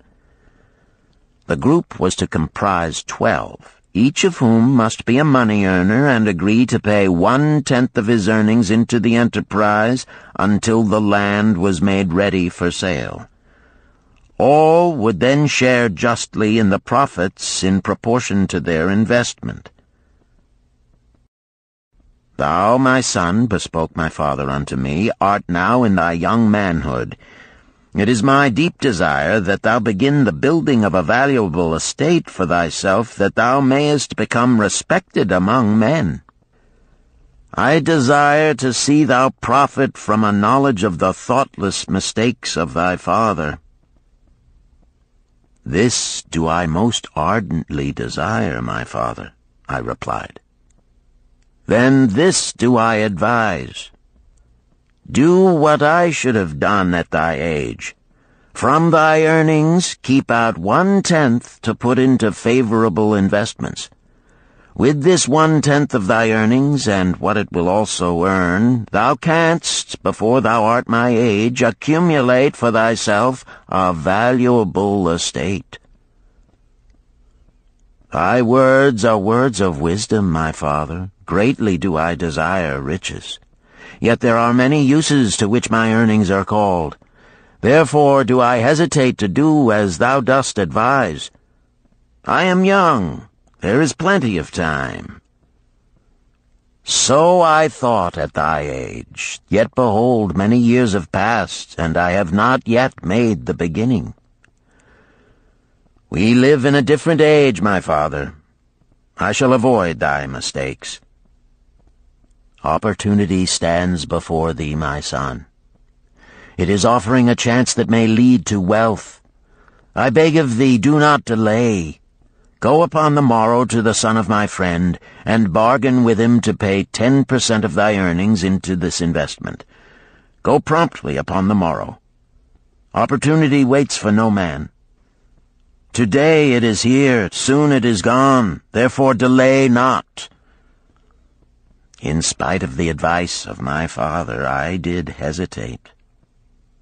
There were beautiful new robes just brought by the tradesmen from the East, robes of such richness and beauty my good wife and I felt we must each possess one. Should I agree to pay 1/10 of my earnings into the enterprise, we must deprive ourselves of these and other pleasures we dearly desired. I delayed making a decision until it was too late, much to my subsequent regret. The enterprise did prove to be more profitable than any man had prophesied. This is my tale, showing how I did permit good luck to escape. In this tale, we see how good luck waits to come to that man who accepts opportunity, commented a swarthy man of the desert. To the building of an estate, there must always be the beginning. That start may be a few pieces of gold or silver which a man diverts from his earnings to his first investment. I, myself, am the owner of many herds. The start of my herds I did begin when I was a mere boy, and did purchase with 1 piece of silver a young calf. This, being the beginning of my wealth, was of great importance to me. To take his first start to building an estate is as good luck as can come to any man. With all men, that first step, which changes them from men who earn from their own labor to men who draw dividends from the earnings of their gold, is important. Some fortunately take it when young and thereby outstrip in financial success those who do take it later, or those unfortunate men, like the father of this merchant, who never take it. Had our friend the merchant taken this step in his early manhood when this opportunity came to him, this day he would be blessed with much more of this world's goods. Should the good luck of our friend the cloth weaver cause him to take such a step at this time, it will indeed be but the beginning of much greater good fortune. "Thank you. I like to speak also," a stranger from another country arose. "I am a Syrian. Not so well do I speak your tongue. I wish to call this friend, the merchant, a name. Maybe you think it not polite, this name. Yet I wish to call him that. But, alas, I not know your word for it. If I do call it in Syrian, you will not understand. Therefore, please, some good gentleman, tell me that right name you call man who puts off doing those things that mighty good for him." "Procrastinator!"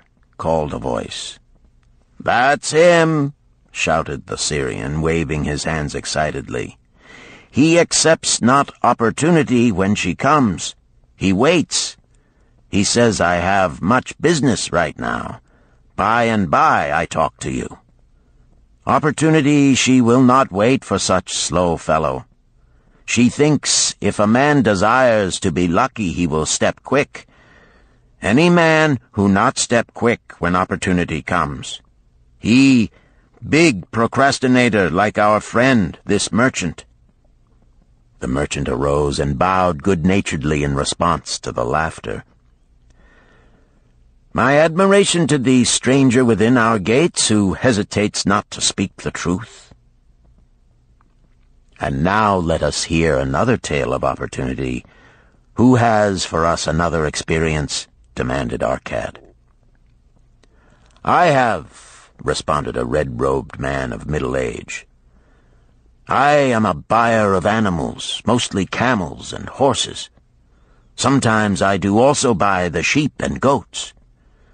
The tale I am about to relate will tell truthfully how opportunity came one night when I did least expect it.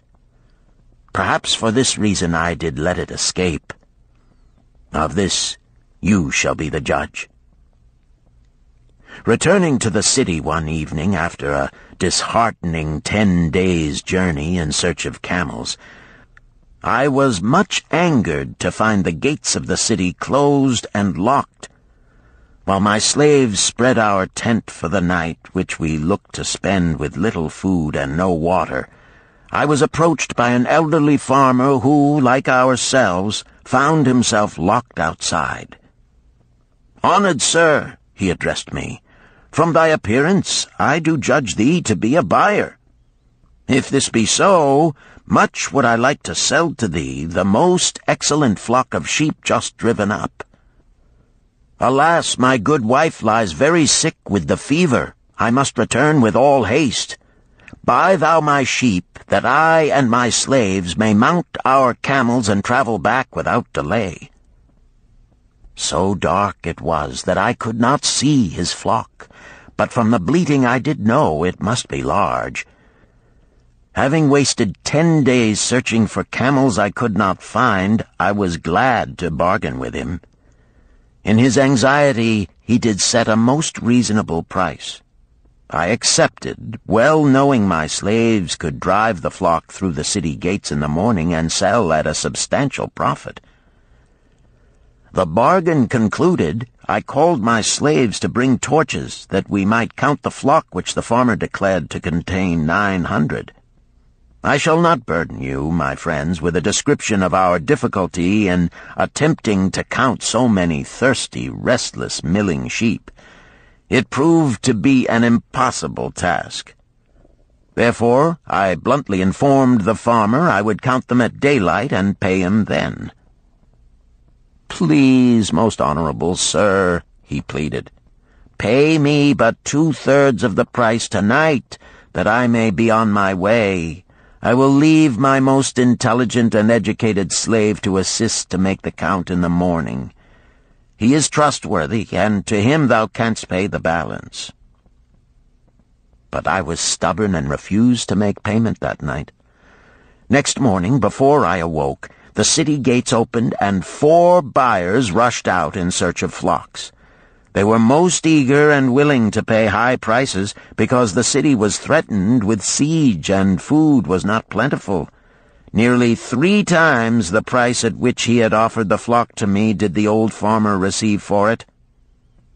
Thus was rare good luck allowed to escape. "Here is a tale most unusual," commented Arcad. "What wisdom doth it suggest?" "The wisdom of making a payment immediately when we are convinced our bargain is wise," suggested a venerable saddle-maker. "If the bargain be good, then dost thou need protection against thy own weaknesses as much as against any other man. We mortals are changeable. Alas, I must say more apt to change our minds when right than wrong. Wrong, we are stubborn indeed. Right, we are prone to vacillate and let opportunity escape. My first judgment is my best. Yet always have I found it difficult to compel myself to proceed with a good bargain when made. Therefore, as a protection against my own weaknesses, I do make a prompt deposit thereon. This doth save me from later regrets for the good luck that should have been mine." "Thank you. Again I like to speak." The Syrian was upon his feet once more. "These tales much alike. Each time opportunity fly away for same reason. Each time she come to procrastinator, bringing good plan. Each time they hesitate, not say, right now, best time, I do it quick.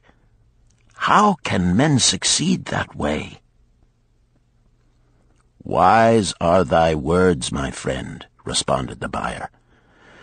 "Good luck fled from procrastination in both these tales. Yet this is not unusual.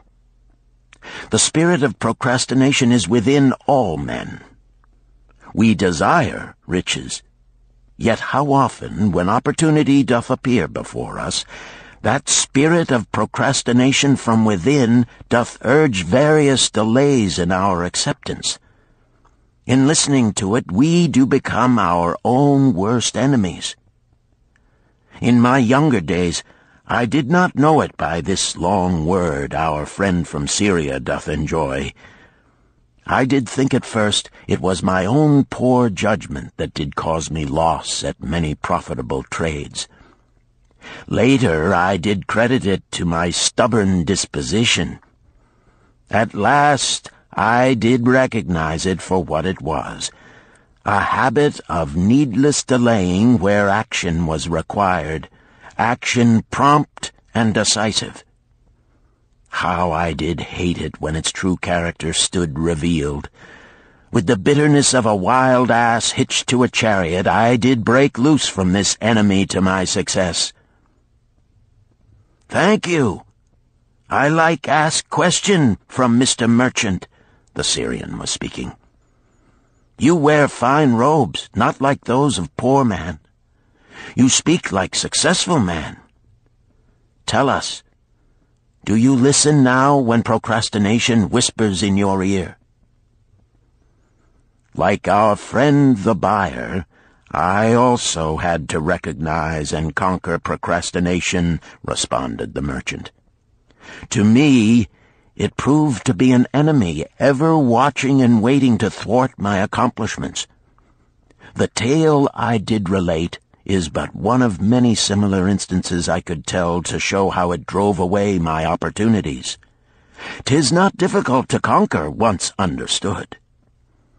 No man willingly permits the thief to rob his bins of grain, nor does any man willingly permit an enemy to drive away his customers and rob him of his profits. When once I did recognize that such acts as these my enemy was committing, with determination I conquered him. So must every man master his own spirit of procrastination before he can expect to share in the rich treasures of Babylon. What sayest, Arcad? Because thou art the richest man in Babylon, many do proclaim thee to be the luckiest. Dost agree with me that no man can arrive at a full measure of success until he hath completely crushed the spirit of procrastination within him? It is even as thou sayest, Arcad admitted. During my long life, I have watched generation following generation, marching forward along those avenues of trade, science, and learning that lead to success in life. Opportunities came to all these men. Some grasped theirs and moved steadily to the gratification of their deepest desires, but the majority hesitated, faltered, and fell behind. Arcad turned to the cloth weaver. Thou didst suggest that we debate good luck. Let us hear what thou now thinkest upon the subject. I do see good luck in a different light. I had thought of it as something most desirable that might happen to a man without effort upon his part. Now I do realize such happenings are not the sort of thing one may attract to himself. From our discussion have I learned that to attract good luck to oneself, it is necessary to take advantage of opportunities. Therefore, in the future, I shall endeavor to make the best of such opportunities as do come to me. Thou hast well grasped the truths brought forth in our discussion, Arcad replied. Good luck, we do find, often follows opportunity, but seldom comes otherwise. Our merchant friend would have found great good luck had he accepted the opportunity the good goddess did present to him. Our friend the buyer likewise would have enjoyed good luck had he completed the purchase of the flock and sold at such a handsome profit. We did pursue this discussion to find a means by which good luck could be enticed to us. I feel that we have found the way. Both the tales did illustrate how good luck follows opportunity. Herein lies a truth that many similar tales of good luck, won or lost, could not change. The truth is this: good luck can be enticed by accepting opportunity. Those eager to grasp opportunities for their betterment do attract the interest of the good goddess. She is ever anxious to aid those who please her. Men of action please her best. Action will lead thee forward to the successes thou dost desire. Men of action are favored by the goddess of good luck.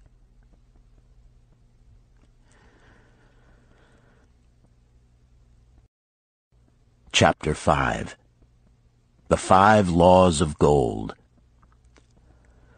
A bag heavy with gold, or a clay tablet carved with words of wisdom. If thou hadst thy choice, which wouldst thou choose? By the flickering light from the fire of desert shrubs, the sun-tanned faces of the listeners gleamed with interest. "The gold! The gold!" chorused the 27. Old Calibab smiled knowingly. "Hark!" he resumed, raising his hand. "Hear the wild dogs out there in the night? They howl and wail because they are lean with hunger. Yet feed them, and what do they? Fight and strut. Then fight and strut some more, giving no thought to the morrow that will surely come.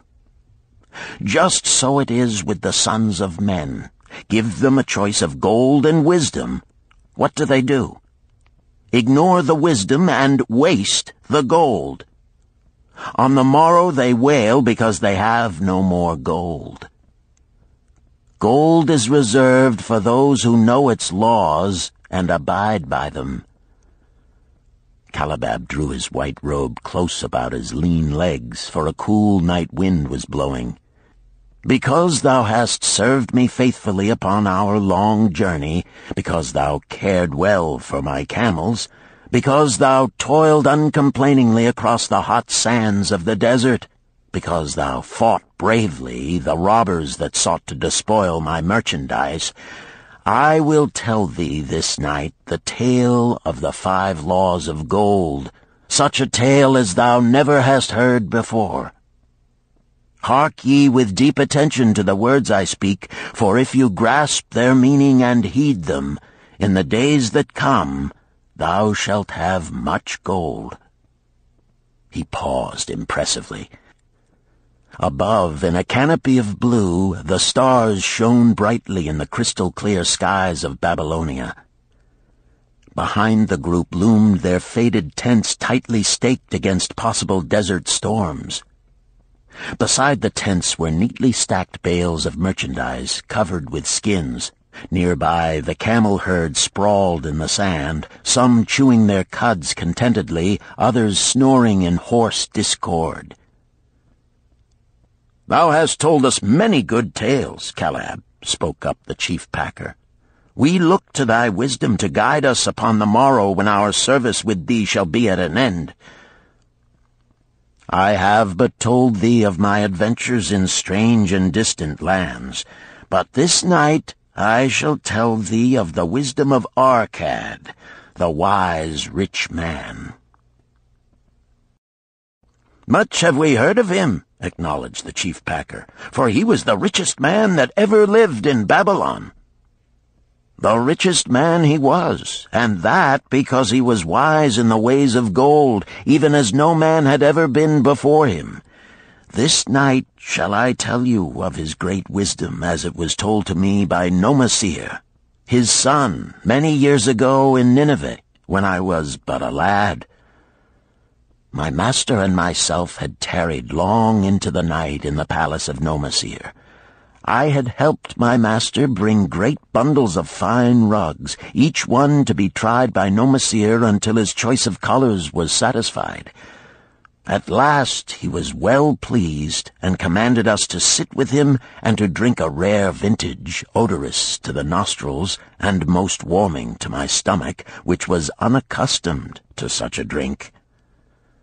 Then did he tell us this tale of the great wisdom of Arkad, his father, even as I shall tell it to you. In Babylon it is the custom, as you know, that the sons of wealthy fathers live with their parents in expectation of inheriting the estate. Arkad did not approve of this custom. Therefore, when Nomasir reached the man's estate, he sent for the young man and addressed him. "My son, it is my desire that thou succeed to my estate. Thou must, however, first prove that thou art capable of wisely handling it. Therefore, I wish that thou go out into the world and show thy ability both to acquire gold and to make thyself respected among men. To start thee well, I will give thee 2 things of which I myself was denied when I started as a poor youth to build up a fortune. First, I give thee this bag of gold. If thou use it wisely, it will be the basis of thy future success. Second, I give thee this clay tablet upon which is carved the 5 laws of gold.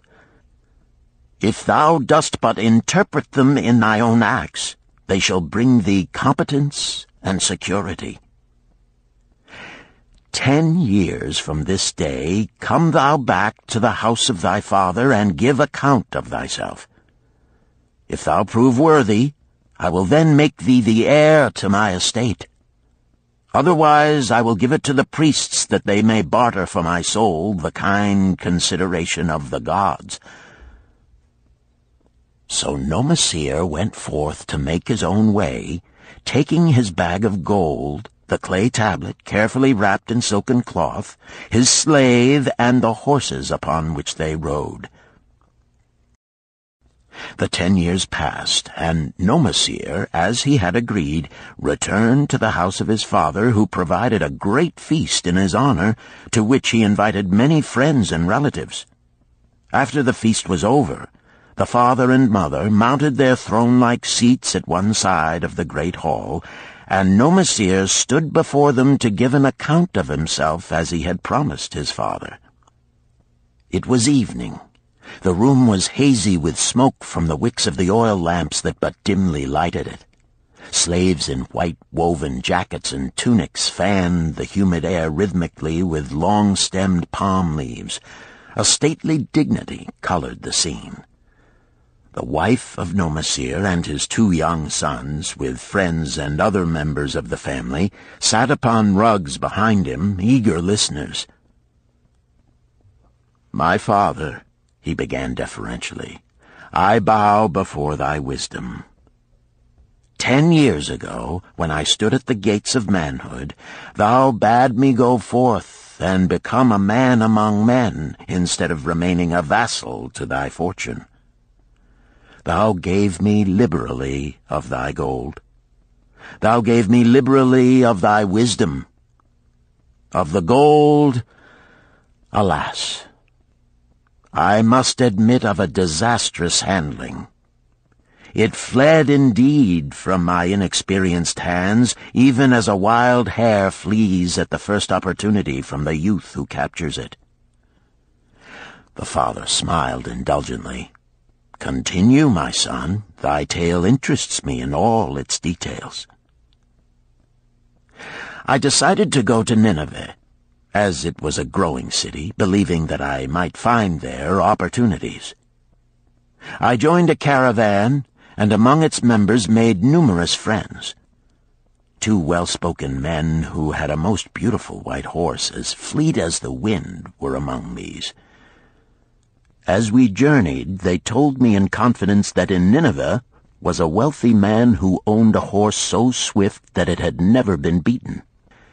Its owner believed that no horse living could run with greater speed. Therefore would he wager any sum, however large, that his horse could outspeed any horse in all Babylonia. Compared to their horse, so my friend said, it was but a lumbering ass that could be beaten with ease. They offered, as a great favor, to permit me to join them in a wager. I was quite carried away with the plan. Our horse was badly beaten, and I lost much of my gold. The father laughed. Later, I discovered that this was a deceitful plan of these men, and they constantly journeyed with caravans seeking victims. You see, the man in Nineveh was their partner and shared with them the bets he won. This shrewd deceit taught me my first lesson in looking out for myself. I was soon to learn another, equally bitter. In the caravan was another young man with whom I became quite friendly. He was the son of wealthy parents and, like myself, journeying to Nineveh to find a suitable location. Not long after our arrival, he told me that a merchant had died, and his shop with its rich merchandise and patronage could be secured at a paltry price. Saying that we would be equal partners, but first he must return to Babylon to secure his gold, he prevailed upon me to purchase the stock with my gold, agreeing that his would be used later to carry on our venture. He long delayed the trip to Babylon, proving in the meantime to be an unwise buyer and a foolish spender. I finally put him out, but not before the business had deteriorated to where we had only unsaleable goods and no gold to buy other goods. I sacrificed what was left to an Israelite for a pitiful sum. Soon there followed, I tell you, my father, bitter days. I sought employment and found it not, for I was without trade or training that would enable me to earn. I sold my horses, I sold my slave. I sold my extra robes that I might have food and a place to sleep, but each day grim want crouched closer. But in those bitter days, I remembered thy confidence in me, my father. Thou hadst sent me forth to become a man, and this I was determined to accomplish. The mother buried her face and wept softly. At this time I bethought me of the table thou had given to me, upon which thou had carved the 5 laws of gold. Thereupon I read most carefully thy words of wisdom, and realized that had I but sought wisdom first, my gold would not have been lost to me. I learned by heart each law, and determined that when once more the goddess of good fortune smiled upon me, I would be guided by the wisdom of age, and not by the inexperience of youth. For the benefit of you who are seated here this night, I will read the wisdom of my father as engraved upon the clay tablet which he gave to me 10 years ago. The 5 laws of gold. 1.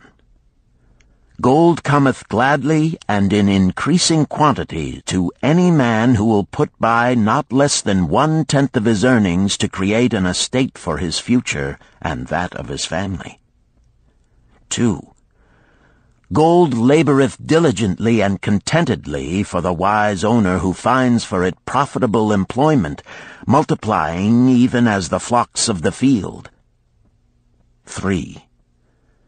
Gold clingeth to the protection of the cautious owner who invests it under the advice of men wise in its handling. 4. Gold slippeth away from the man who invests it in businesses or purposes with which he is not familiar, or which are not approved by those skilled in its keep. 5. Gold flees the man who would force it to impossible earnings, or who followeth the alluring advice of tricksters and schemers, or who trusts it to his own inexperience and romantic desires in investment. These are the 5 laws of gold as written by my father. I do proclaim them as of greater value than gold itself, as I will show by the continuance of my tale. He again faced his father. I have told thee of the depth of poverty and despair to which my inexperience brought me. However, there is no chain of disasters that will not come to an end. Mine came when I secured employment managing a crew of slaves working upon the new outer wall of the city. Profiting from my knowledge of the first law of gold, I saved a copper from my first earnings, adding to it at every opportunity until I had a piece of silver. It was a slow procedure, for one must live. I did spend grudgingly, I admit, because I was determined to earn back before the 10 years were over as much gold as you, my father, had given to me. One day the slave-master with whom I had become quite friendly said to me, "Thou art a thrifty youth who spends not wantonly what he earns. Hast thou gold put by that is not earning?" "Yes," I replied. "It is my greatest desire to accumulate gold, to replace that which my father gave to me and which I have lost. 'Tis a worthy ambition, I will grant. And do you know that the gold which you have saved can work for you and earn much more gold?" "Alas, my experience has been bitter, for my father's gold has fled from me, and I am in much fear lest my own do the same." "If thou hast confidence in me, I will give thee a lesson in the profitable handling of gold," he replied. "Within a year the outer wall will be complete and ready for the great gates of bronze that will be built at each entrance to protect the city from the king's enemies. In all Nineveh there is not enough metal to make these gates, and the king has not thought to provide it. Here is my plan. A group of us will pool our gold and send a caravan to the mines of copper and tin which are distant, and bring to Nineveh the metal for the gates. When the king says, 'Make the great gates,' we alone can supply the metal, and a rich price he will pay. If the king will not buy from us, we will yet have the metal which can be sold for a fair price." In his offer, I recognized an opportunity to abide by the third law and invest my savings under the guidance of wise men. Nor was I disappointed.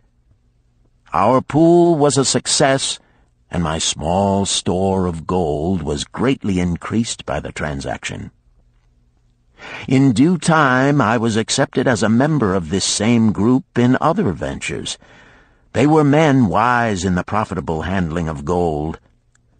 They talked over each plan presented with great care before entering upon it.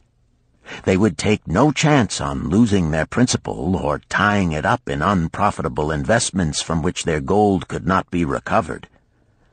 Such foolish things as the horse race and the partnership into which I had entered with my inexperience would have had scant consideration with them.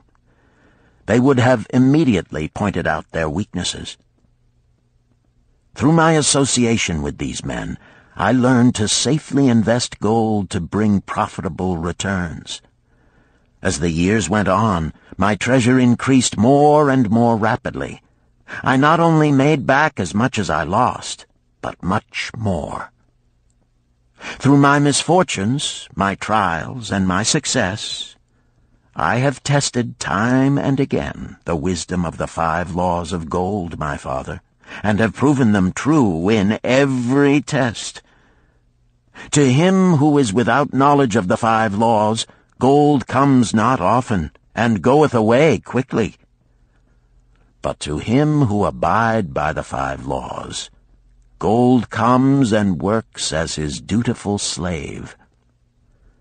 Nomasir ceased speaking and motioned to a slave in the back of the room.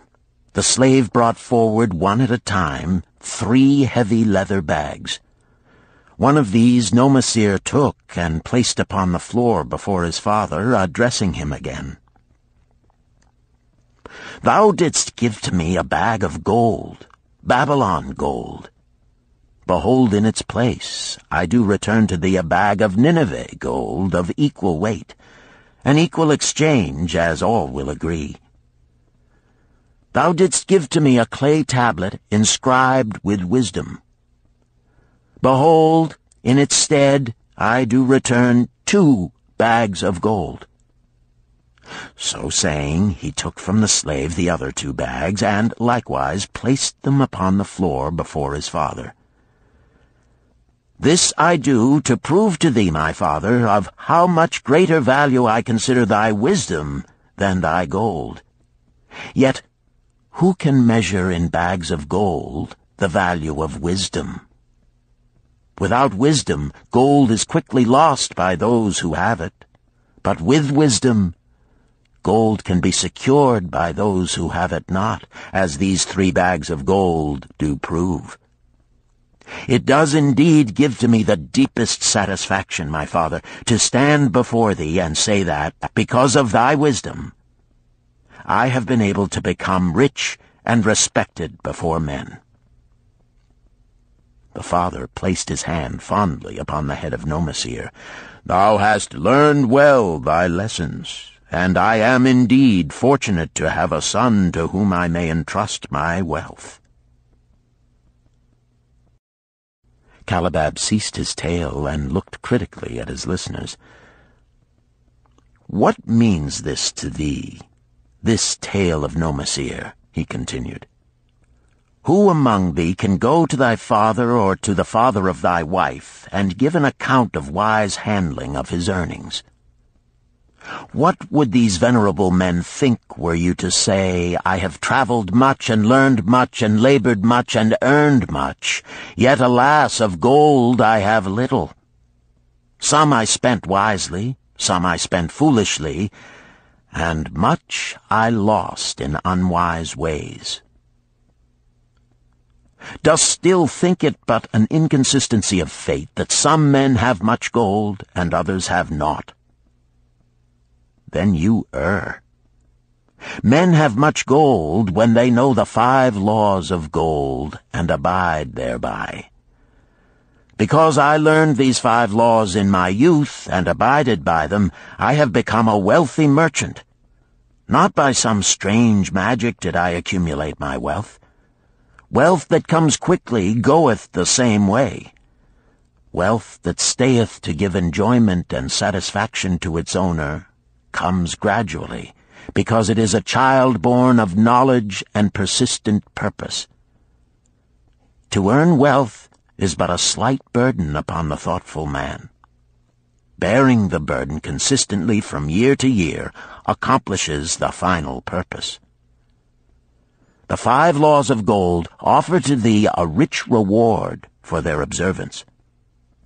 Each of these 5 laws is rich with meaning, and lest thou overlook this in the briefness of my tale, I will now repeat them. I do know them each by heart, because in my youth I could see their value and would not be content until I knew them word for word. The first law of gold. Gold cometh gladly and in increasing quantity to any man who will put by not less than 1/10 of his earnings to create an estate for his future and that of his family.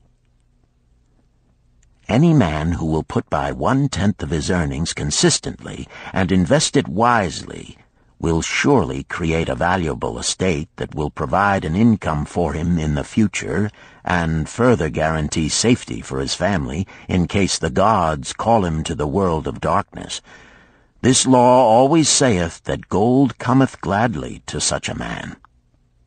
I can truly certify this in my own life.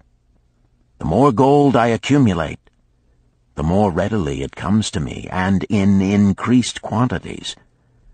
The gold which I save earns more, even as yours will, and its earnings earn more, and this is the working out of the first law. The second law of gold. Gold laboreth diligently and contentedly for the wise owner who finds for it profitable employment, multiplying even as the flocks of the field. Gold indeed is a willing worker. It is ever eager to multiply when opportunity presents itself. To every man who hath a store of gold set by, opportunity comes for its most profitable use. As the years pass, it multiplies itself in surprising fashion. The third law of gold. Gold clingeth to the protection of the cautious owner who invests it under the advice of men wise in its handling. Gold indeed clingeth to the cautious owner, even as it flees the careless owner. The man who seeks the advice of men wise in handling gold soon learneth not to jeopardize his treasure, but to preserve in safety and to enjoy in contentment its consistent increase. This ends Disc 2. The Richest Man in Babylon, Disc 3. The fourth law of gold. Gold slippeth away from the man who invests it in businesses or purposes with which he is not familiar or which are not approved by those skilled in its keep.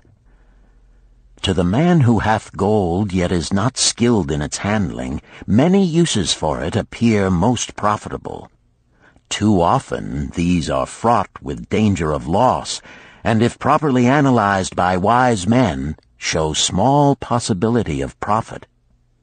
Therefore, the inexperienced owner of gold who trusts to his own judgment and invests it in businesses or purposes with which he is not familiar, too often finds his judgment imperfect and pays with his treasure for his inexperience. Wise indeed is he who investeth his treasures under the advice of men skilled in the ways of gold. the 5th law of gold. Gold flees the man who would force it to impossible earnings, or who followeth the alluring advice of tricksters and schemers, or who trusts it to his own inexperience and romantic desires in investment. Fanciful propositions that thrill like adventure tales always come to the new owner of gold. These appear to endow his treasure with magic powers that will enable it to make impossible earnings. Yet heed ye the wise men, for verily they know the risks that lurk behind every plan to make great wealth suddenly. Forget not the rich men of Nineveh, who would take no chance of losing their principal or tying it up in unprofitable investments. This ends my tale of the 5 laws of gold. In telling it to thee, I have told the secrets of my own success.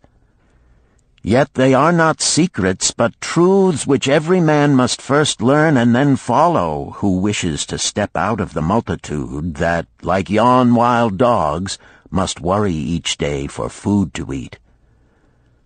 Tomorrow we enter Babylon. Look, see the fire that burns eternal above the temple of Bel? We are already in sight of the golden city.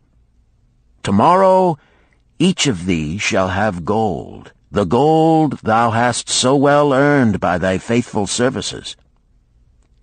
10 years from this night, what can you tell about this gold?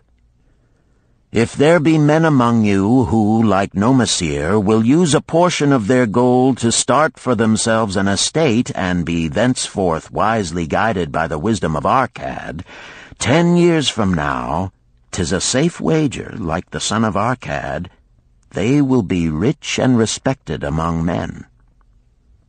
Our wise acts accompany us through life to please us and to help us, just as surely our unwise acts follow us to plague and torment us.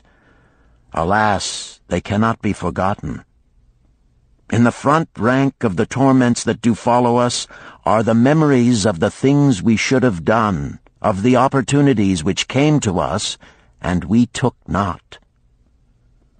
Rich are the treasures of Babylon, so rich no man can count their value in pieces of gold.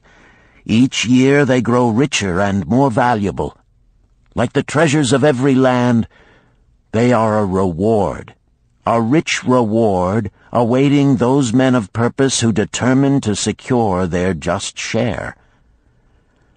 In the strength of thine own desires is a magic power.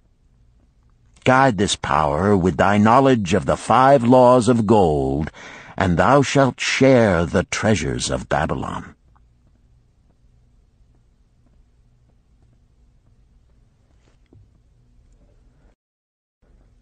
Chapter 6. The Gold Lender of Babylon. 50 pieces of gold. Never before had Rodan, the spearmaker of old Babylon, carried so much gold in his leather wallet. Happily down the king's highway from the palace of his most liberal majesty he strode. Cheerfully the gold clinked as the wallet at his belt swayed with each step, the sweetest music he had ever heard. 50 pieces of gold, all his. He could hardly realize his good fortune. What power in those clinking discs! They could purchase anything he wanted. A grand house, land, cattle, camels, horses, chariots, whatever he might desire. What use should he make of it? This evening, as he turned into a side street toward the home of his sister, he could think of nothing he would rather possess than those same glittering, heavy pieces of gold, his to keep. It was upon an evening some days later that a perplexed Rodan entered the shop of Mathon, the lender of gold and dealer in jewels and rare fabrics. Glancing neither to the right nor the left at the colorful articles artfully displayed, he passed through to the living quarters at the rear.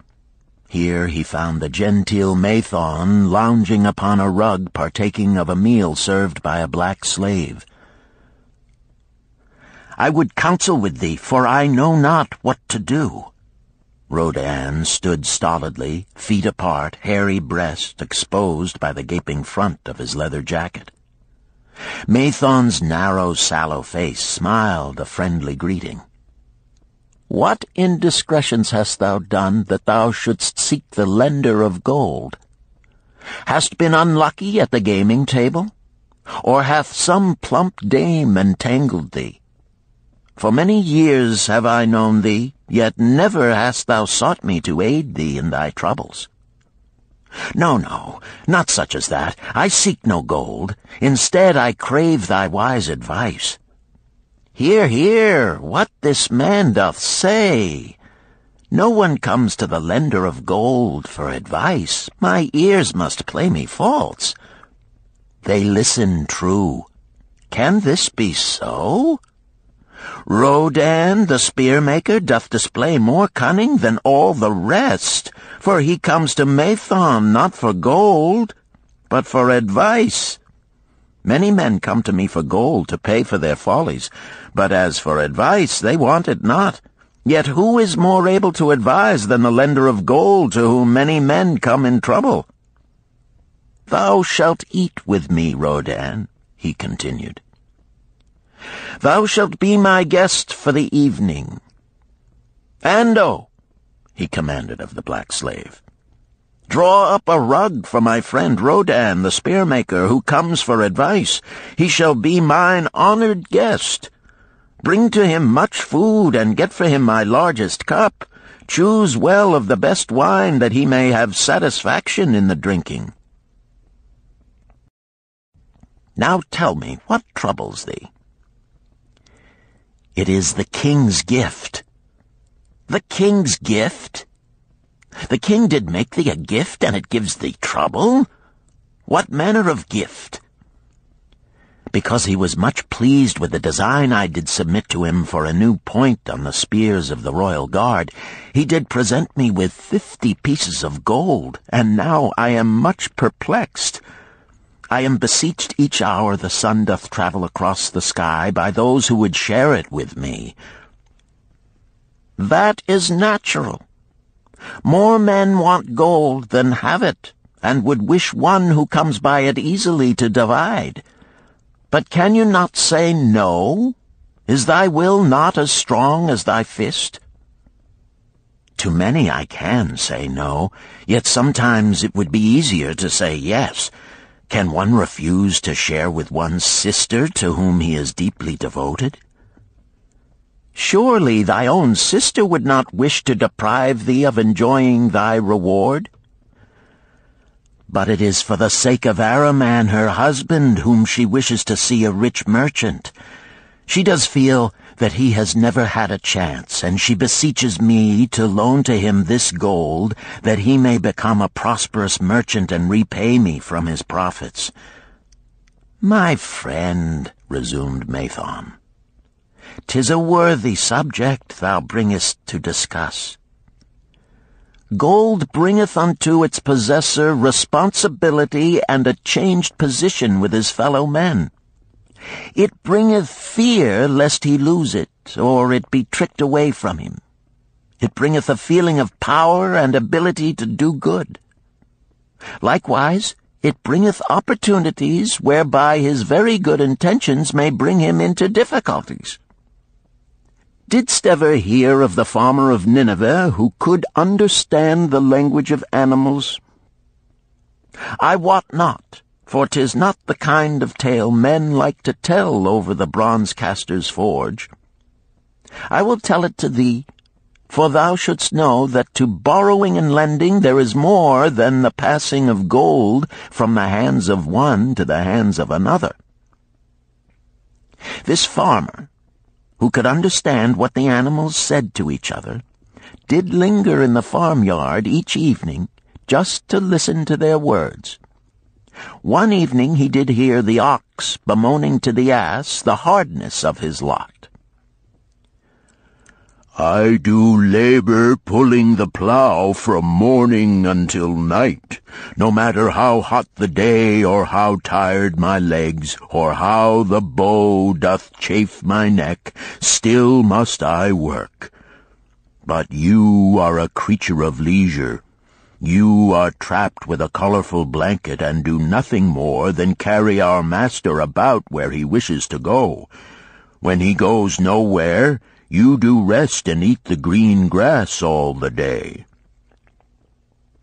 Now the ass, in spite of his vicious heels, was a goodly fellow and sympathized with the ox. "My good friend," he replied, "you do work very hard, and I would help ease your lot. Therefore will I tell you how you may have a day of rest. In the morning, when the slave comes to fetch you to the plough, lie upon the ground and bellow much, that he may say you are sick and cannot work."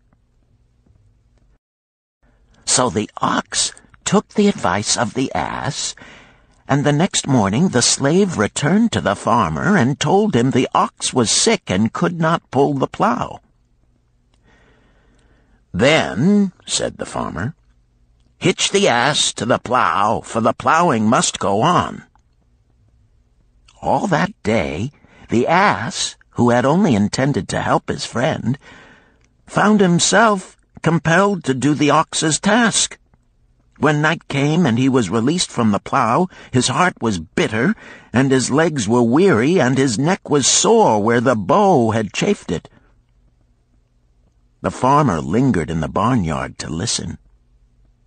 The ox began first. "You are my good friend. Because of your wise advice, I have enjoyed a day of rest." "And I," retorted the ass, "am like many another simple-hearted one who starts to help a friend and ends up by doing his task for him. Hereafter you draw your own plough, for I did hear the master tell the slave to send for the butcher were you sick again. I wish he would, for you are a lazy fellow." Thereafter they spoke to each other no more. This ended their friendship. "Canst thou tell the moral to this tale, Rodan?" "'Tis a good tale," responded Rodan, "but I see not the moral." "I thought not that you would, but it is there, and simple too. Just this: if you desire to help thy friend, do so in a way that will not bring thy friend's burdens upon thyself." "I had not thought of that. It is a wise moral. I wish not to assume the burdens of my sister's husband. But tell me, you lend to many. Do not the borrowers repay?" Mathon smiled the smile of one whose soul is rich with much experience. "Could a loan be well made if the borrower cannot repay? Must not the lender be wise and judge carefully whether his gold can perform a useful purpose to the borrower and return to him once more? Or whether it will be wasted by one unable to use it wisely and leave him without his treasure, and leave the borrower with a debt he cannot repay? I will show to thee the tokens in my token chest, and let them tell thee some of their stories." Into the room he brought a chest as long as his arm, covered with red pigskin and ornamented with bronze designs. He placed it upon the floor and squatted before it, both hands upon the lid. "From each person to whom I lend, I do exact a token for my token chest, to remain there until the loan is repaid. When they repay, I give it back. But if they never repay, it will always remind me of one who was not faithful to my confidence. The safest loans, my token box tells me, are to those whose possessions are of more value than the one they desire. They own lands or jewels or camels or other things which could be sold to repay the loan. Some of the tokens given to me are jewels of more value than the loan. Others are promises that if the loan be not repaid as agreed, they will deliver to me certain property settlement. On loans like those I am assured that my gold will be returned with the rental thereon, for the loan is based on property. In another class are those who have the capacity to earn. They are such as you, who labor or serve and are paid. They have income. And if they are honest and suffer no misfortune, I know that they also can repay the gold I loan them and the rental to which I am entitled. Such loans are based on human effort. Others are those who have neither property nor assured earning capacity. Life is hard, and there will always be some who cannot adjust themselves to it. Alas for the loans I make them! Even though they be no larger than a pence, my token box may censure me in the years to come unless they be guaranteed by good friends of the borrower who know him honorable. Mathon released the clasp and opened the lid. Rodan leaned forward eagerly. At the top of the chest, a bronze neckpiece lay upon a scarlet cloth. Mathon picked up the piece and patted it affectionately. "This shall always remain in my token chest, because the owner has passed on into the great darkness. I treasure it, his token, and I treasure his memory, for he was my good friend.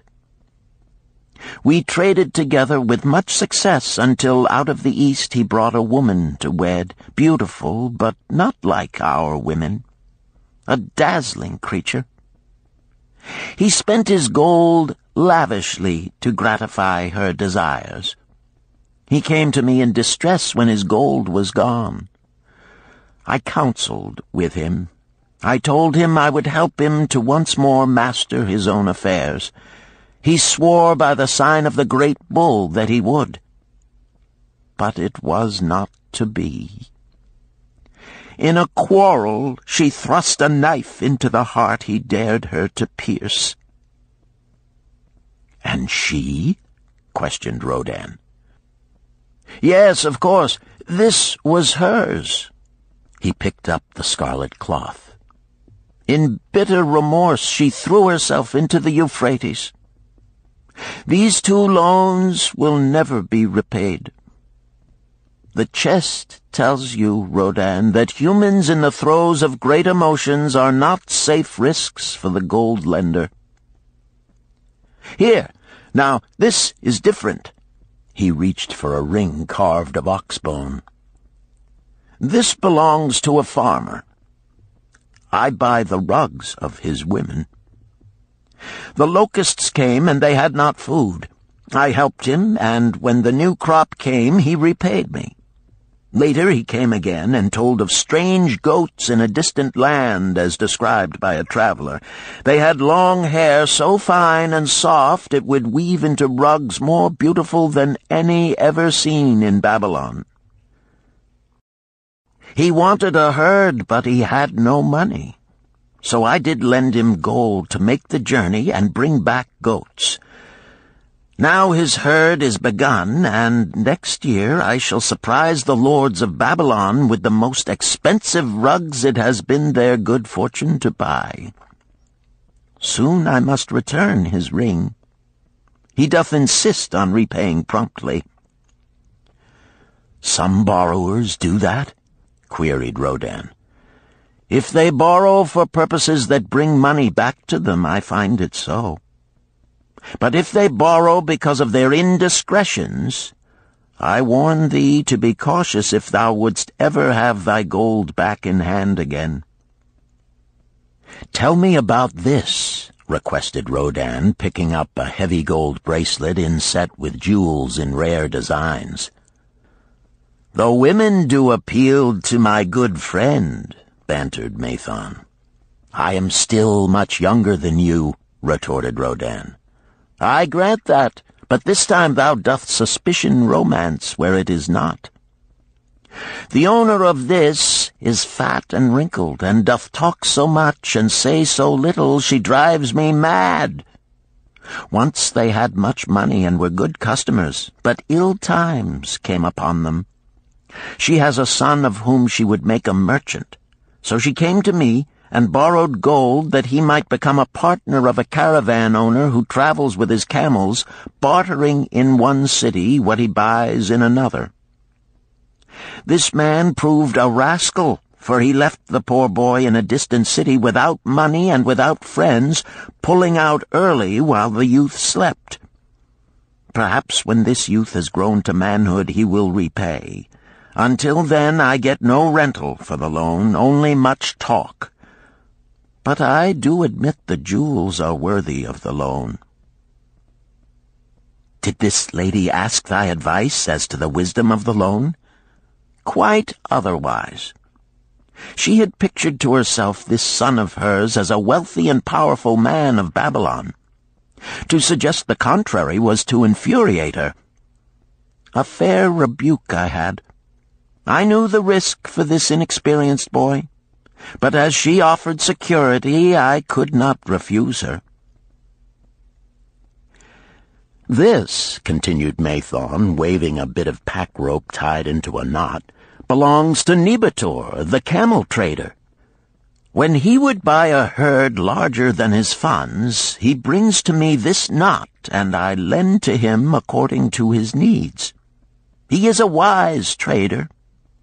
I have confidence in his good judgment and can lend him freely. Many other merchants of Babylon have my confidence because of their honorable behavior. Their tokens come and go frequently in my token box. Good merchants are an asset to our city, and it profits me to aid them to keep trade moving that Babylon be prosperous." Mathon picked out a beetle carved in turquoise and tossed it contemptuously on the floor. "A bug from Egypt. The lad who owns this does not care whether I ever receive back my gold. When I reproach him, he replies, 'How can I repay when ill fate pursues me? You have plenty more. What can I do?' The token is his father's, a worthy man of small means who did pledge his land and herd to back his son's enterprises. The youth found success at first, and then was overzealous to gain great wealth. His knowledge was immature. His enterprises collapsed. Youth is ambitious. Youth would take shortcuts to wealth and the desirable things for which it stands. To secure wealth quickly, youth often borrows unwisely. Youth, never having had experience, cannot realize that hopeless debt is like a deep pit into which one may descend quickly and where one may struggle vainly for many days. It is a pit of sorrow and regrets where the brightness of the sun is overcast and night is made unhappy by restless sleeping. Yet I do not discourage borrowing gold. I encourage it. I recommend it if it be for a wise purpose. I myself made my first real success as a merchant with borrowed gold. Yet what should the lender do in such a case? The youth is in despair and accomplishes nothing. He is discouraged. He makes no effort to repay. My heart turns against depriving the father of his land and cattle." "You tell me much that I am interested to hear," ventured Rodin, "but I hear no answer to my question. Should I lend my 50 pieces of gold to my sister's husband? They mean much to me." "Thy sister is a sterling woman whom I do much esteem. Should her husband come to me and ask to borrow 50 pieces of gold, I should ask him for what purpose he would use it.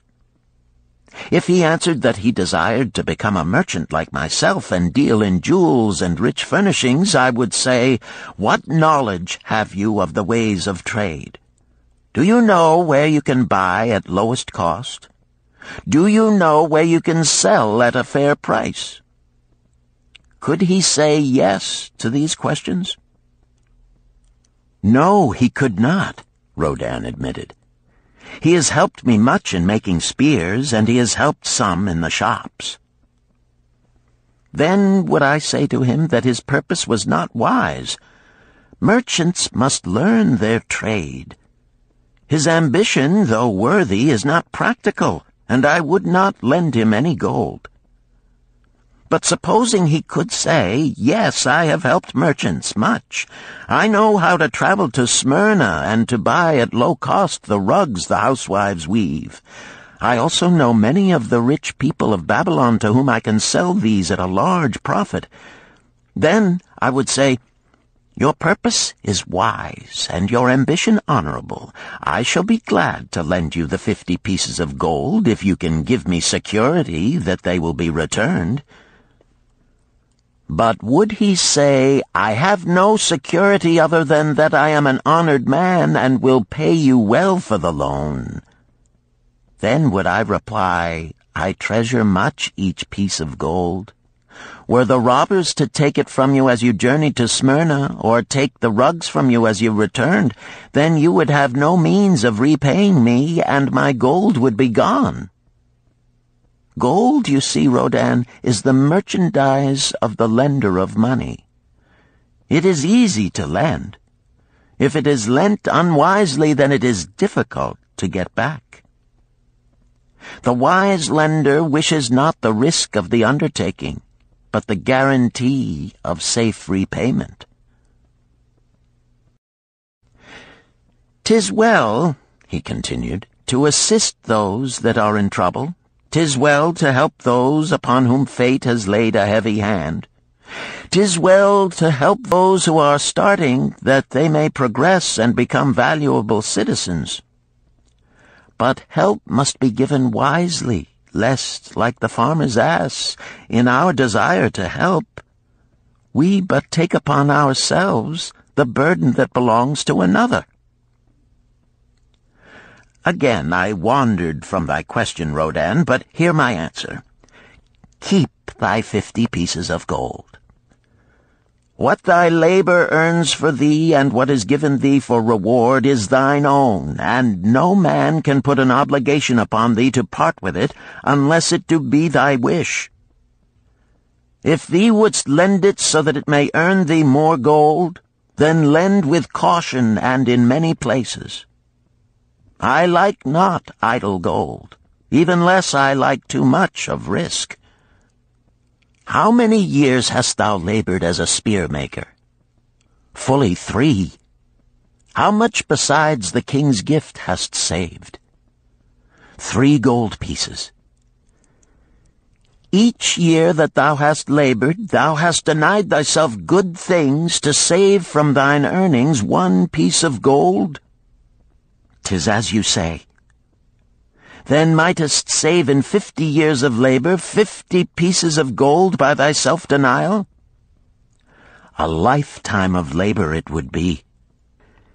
Thinkest thou thy sister would wish to jeopardize the savings of 50 years of labor over the bronze melting pot, that her husband might experiment on being a merchant?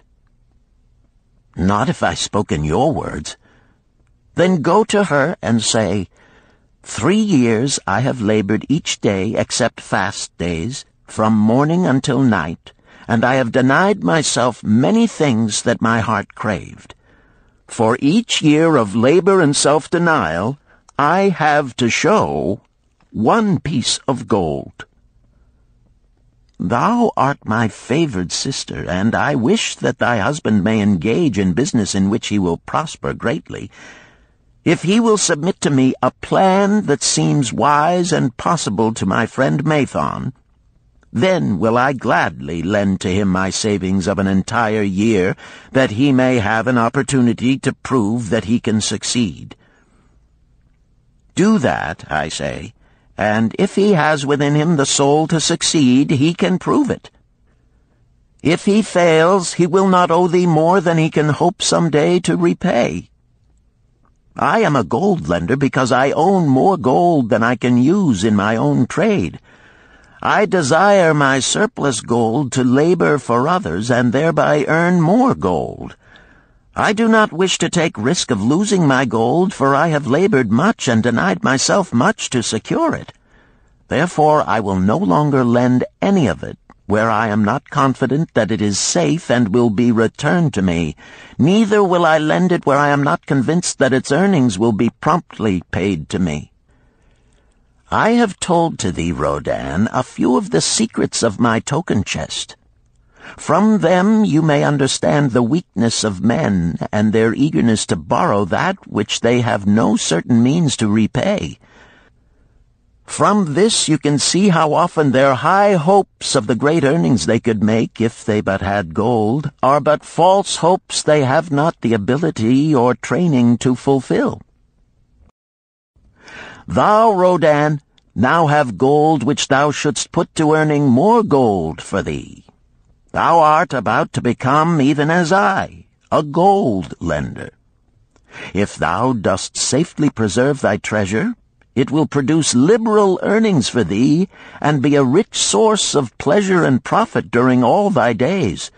But if thou dost let it escape from thee, it will be a source of constant sorrow and regret as long as thy memory doth last. What desirest thou most of this gold in thy wallet? To keep it safe. Wisely spoken, replied Mathon approvingly.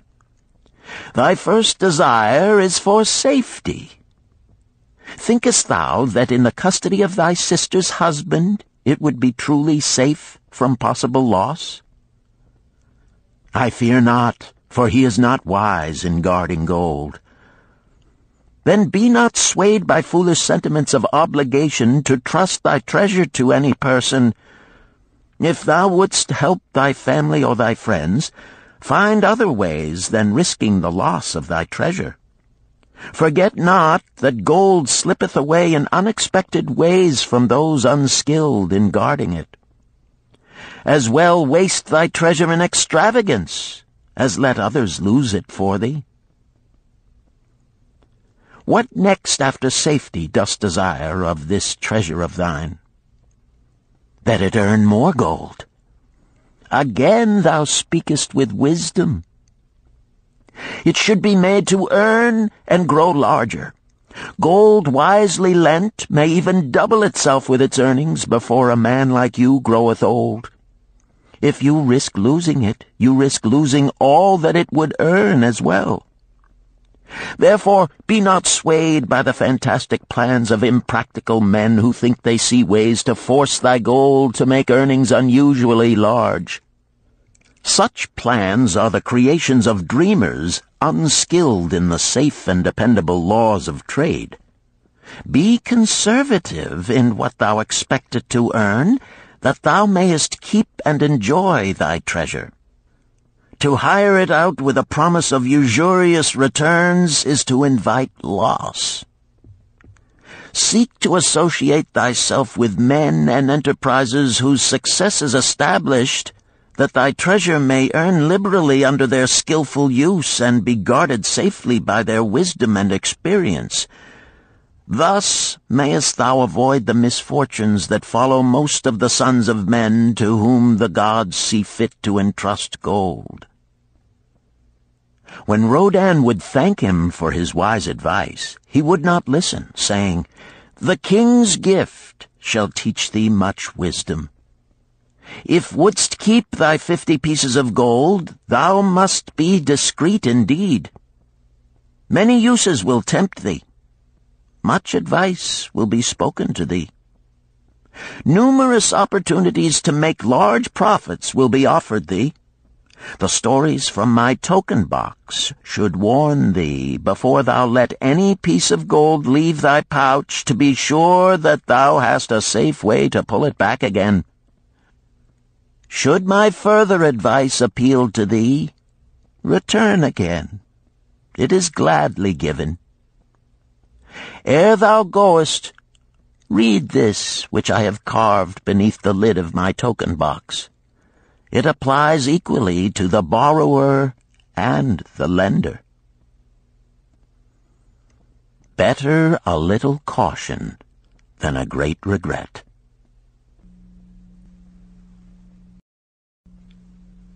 Chapter 7. The Walls of Babylon. Old Banzar, grim warrior of another day, stood guard at the passageway leading to the top of the ancient walls of Babylon. Up above, valiant defenders were battling to hold the walls. Upon them depended the future existence of this great city with its hundreds of thousands of citizens. Over the walls came the roar of the attacking armies, the yelling of many men, the trampling of thousands of horses, the deafening boom of the battering rams pounding the bronzed gates. In the street behind the gate lounged the spearmen, waiting to defend the entrance should the gates give way. They were but few for the task. The main armies of Babylon were with their king, far away in the east on the great expedition against the Elamites. No attack upon the city having been anticipated during their absence, the defending forces were small. Unexpectedly from the north bore down the mighty armies of the Assyrians, and now the walls must hold or Babylon was doomed. About Banzar were great crowds of citizens, white-faced and terrified, eagerly seeking news of the battle. With hushed awe they viewed the stream of wounded and dead being carried or led out of the passageway. Here was the crucial point of attack. After 3 days of circling about the city, the enemy had suddenly thrown his great strength against this section and this gate. The defenders from the top of the wall fought off the climbing platforms and the scaling ladders of the attackers with arrows, burning oil, and, if any reached the top, spears. Against the defenders, thousands of the enemy's archers poured a deadly barrage of arrows. Old Banzar had the vantage point for news. He was closest to the conflict and first to hear of each fresh repulse of the frenzied attackers. An elderly merchant crowded close to him, his palsied hands quivering. tell me," he pleaded. "They cannot get in. My sons are with the good king. There is no one to protect my old wife. My goods, they will steal all. My food, they will leave nothing. We are old, too old to defend ourselves, too old for slaves. We shall starve, we shall die. Tell me they cannot get in." "Calm thyself, good merchant," the guard responded. "The walls of Babylon are strong. Go back to the bazaar and tell your wife that the walls will protect you and all of your possessions as safely as they protect the rich treasures of the king. Keep close to the walls, lest the arrows flying over strike you." A woman with a babe in arms took the old man's place as he withdrew. "Sergeant, what news from the top? Tell me truly that I may reassure my poor husband. He lies with fever from his terrible wounds, yet insists upon his armor and his spear to protect me, who am with child. Terrible, he says, will be the vengeful lust of our enemies should they break in." "Be thou good of heart, thou mother that is and is again to be. The walls of Babylon will protect you and your babes. They are high and strong. Hear ye not the yells of our valiant defenders as they empty the cauldrons of burning oil upon the ladder scalers?" "Yes, that do I hear, and also the roar of the battering rams that do hammer at our gates." "Back to thy husband. Tell him the gates are strong and withstand the rams. Also that the scalers climb the walls, but to receive the waiting spear thrust. Watch thy way, and hasten behind yon buildings." Banzar stepped aside to clear the passage for heavily armed reinforcements, as, with clanking bronze shields and heavy tread they tramped by, a small girl plucked at his girdle. "Tell me, soldier, are we safe?" she pleaded. "I hear the awful noises. I see the men all bleeding. I am so frightened. What will become of our family, of my mother, little brother, and the baby?" The grim old campaigner blinked his eyes and thrust forward his chin as he beheld the child. "Be not afraid, little one," he reassured her.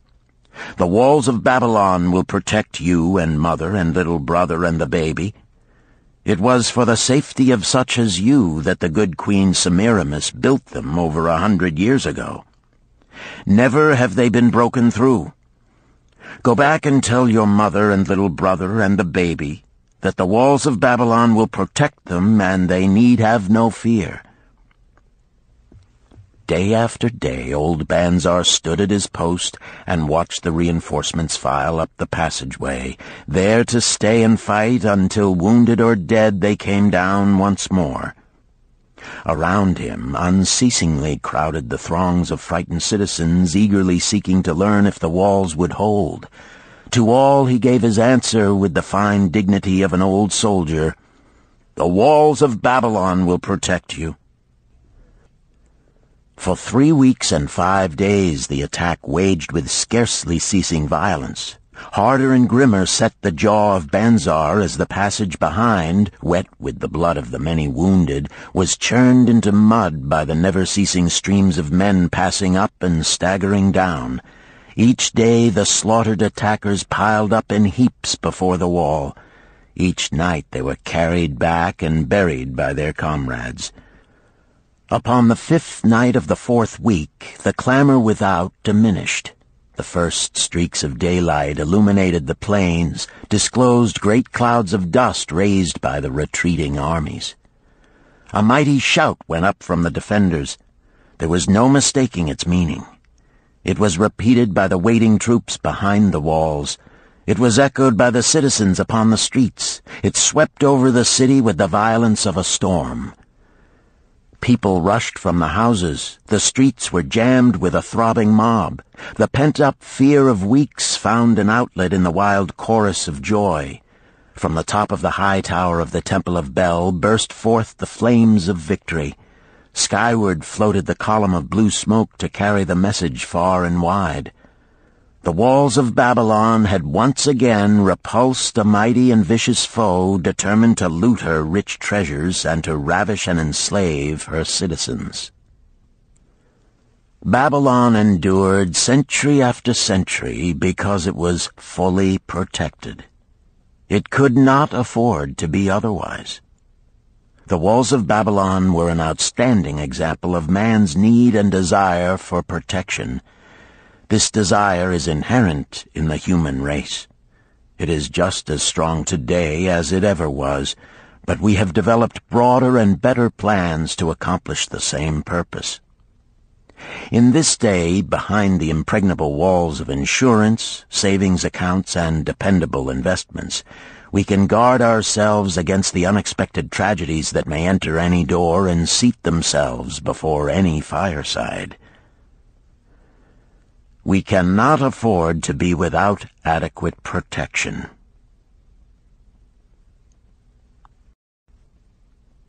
Chapter 8. The Camel Trader of Babylon. The hungrier one becomes, the clearer one's mind works. Also, the more sensitive one becomes to the odors of food. Tarkad, the son of Azure, certainly thought so. For 2 whole days he had tasted no food except 2 small figs purloined from over the wall of a garden. Not another could he grab before the angry woman rushed forth and chased him down the street. Her shrill cries were still ringing in his ears as he walked through the marketplace. They helped him to restrain his restless fingers from snatching the tempting fruits from the baskets of the market women. Never before had he realized how much food was brought to the markets of Babylon and how good it smelled.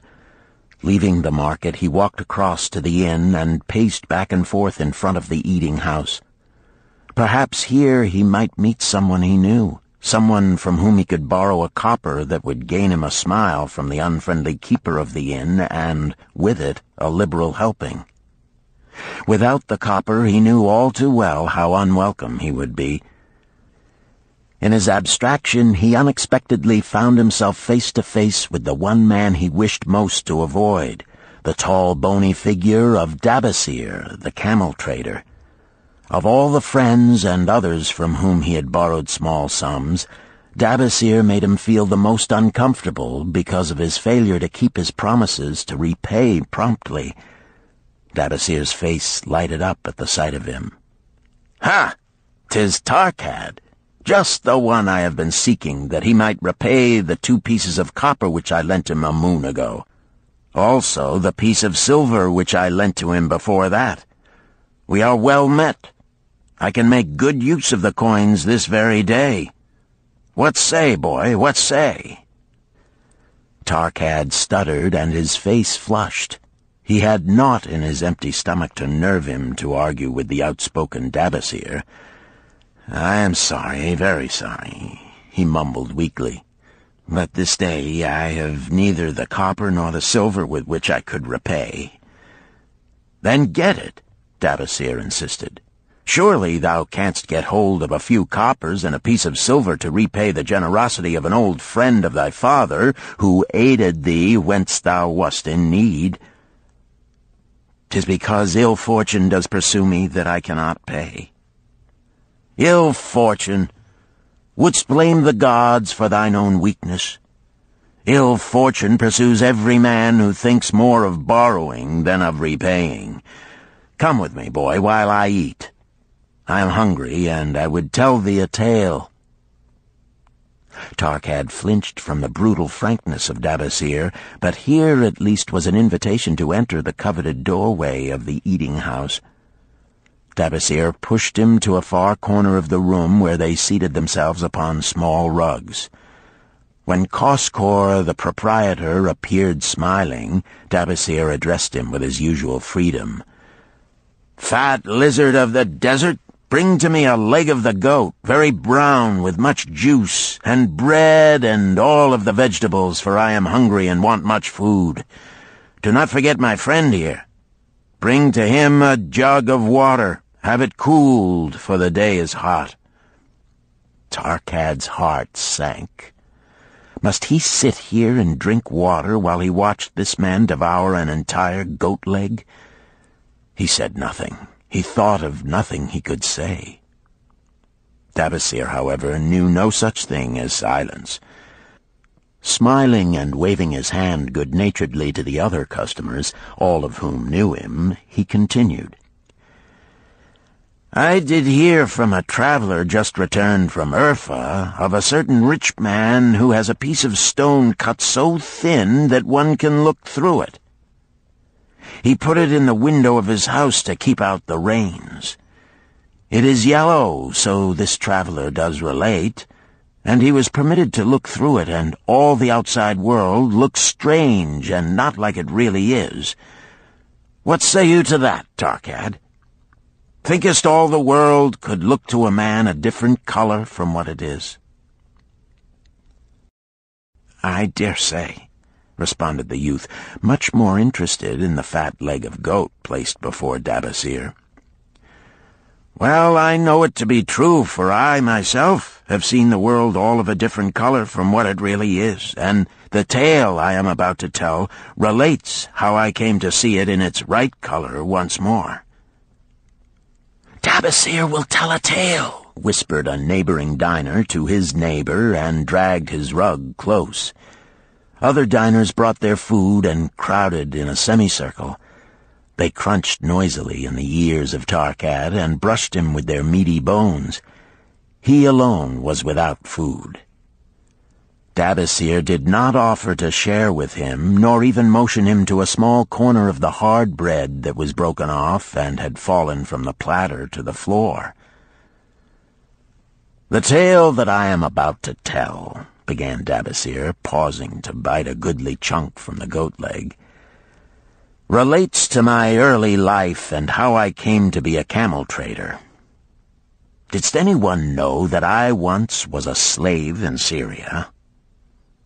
A murmur of surprise ran through the audience, to which Dabasir listened with satisfaction. "When I was a young man," continued Dabasir after another vicious onslaught on the goat leg, "I learned the trade of my father, the making of saddles. I worked with him in his shop and took to myself a wife. Being young and not greatly skilled, I could earn but little, just enough to support my excellent wife in a modest way. I craved good things which I could not afford. Soon I found that the shopkeepers would trust me to pay later, even though I could not pay at the time. Being young and without experience, I did not know that he who spends more than he earns is sowing the winds of needless self-indulgence from which he is sure to reap the whirlwinds of trouble and humiliation. So I indulged my whims for fine raiment and bought luxuries for my good wife and our home beyond our means. I paid as I could, and for a while all went well. But in time I discovered I could not use my earnings both to live upon and to pay my debts. Creditors began to pursue me to pay for my extravagant purchases, and my life became miserable. I borrowed from my friends, but could not repay them either. Things went from bad to worse. My wife returned to her father, and I decided to leave Babylon and seek another city where a young man might have better chances. For 2 years I had a restless and unsuccessful life working for caravan traders. From this I fell in with a set of likable robbers who scoured the desert for unarmed caravans. Such deeds were unworthy of the son of my father, but I was seeing the world through a colored stone and did not realize to what degradation I had fallen. We met with success on our first trip, capturing a rich haul of gold and silks and valuable merchandise. This loot we took to Ganir and squandered. The second time we were not so fortunate. Just after we had made our capture, we were attacked by the spearsmen of a native chief to whom the caravans paid for protection. Our 2 leaders were killed, and the rest of us were taken to Damascus, where we were stripped of our clothing and sold as slaves. I was purchased for 2 pieces of silver by a Syrian desert chief. With my hair shorn and but a loincloth to wear, I was not so different from the other slaves. Being a reckless youth, I thought it merely an adventure until my master took me before his 4 wives and told them they could have me for a eunuch. Then, indeed, did I realize the hopelessness of my situation. These men of the desert were fierce and warlike. I was subject to their will without weapons or means of escape. Fearful I stood as those 4 women looked me over. I wondered if I could expect pity from them. Sirah, the first wife, was older than the others. Her face was impassive as she looked upon me. I turned from her with little consolation. The next was a contemptuous beauty who gazed at me as indifferently as if I had been a worm of the earth. The 2 younger ones tittered as though it were all an exciting joke. It seemed an age that I stood waiting sentence. Each woman appeared willing for the others to decide. Finally, Sirah spoke up in a cold voice. "Of eunuchs we have plenty, but of camel-tenders we have few, and they are a worthless lot. Even this day I would visit my mother who is sick with the fever, and there is no slave I would trust to lead my camel. Ask this slave if he can lead a camel." My master thereupon questioned me, "What know you of camels?" Striving to conceal my eagerness, I replied, "I can make them kneel, I can load them, I can lead them on long trips without tiring. If need be, I can repair their trappings."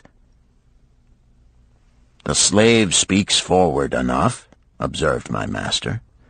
"If thou so desire, Sirah, take this man for thy camel-tender." So I was turned over to Sirah, and that day I led her camel upon a long journey to her sick mother. I took the occasion to thank her for her intercession, and also to tell her that I was not a slave by birth, but the son of a freeman, an honorable saddle-maker of Babylon. I also told her much of my story. Her comments were disconcerting to me, and I pondered much afterward on what she said. How can you call yourself a free man when your weakness has brought you to this? If a man has in himself the soul of a slave, will he not become one no matter what his birth, even as water seeks its level? If a man has within him the soul of a free man, will he not become respected and honored in his own city in spite of his misfortune? For over a year I was a slave and lived with the slaves, but I could not become as one of them. One day Sira asked me, "In the eventime, when the other slaves can mingle and enjoy the society of each other, why dost thou sit in thy tent alone?" To which I responded, "I am pondering what you have said to me. I wonder if I have the soul of a slave. I cannot join them, so I must sit apart." "I, too, must sit apart," she confided. "My dowry was large, and my lord married me because of it. Yet he does not desire me. What every woman longs for is to be desired.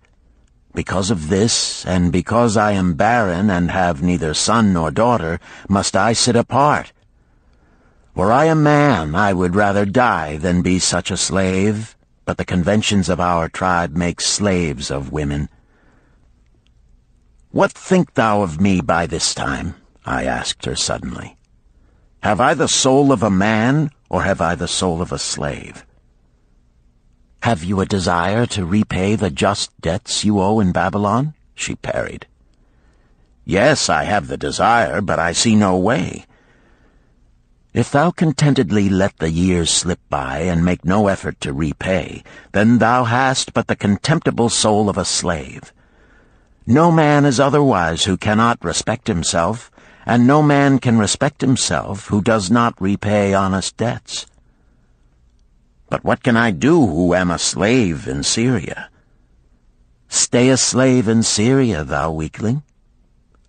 "I am not a weakling," I denied hotly. "Then prove it." "How?" "Does not thy great king fight his enemies in every way he can and with every force he has? Thy debts are thy enemies. They ran thee out of Babylon.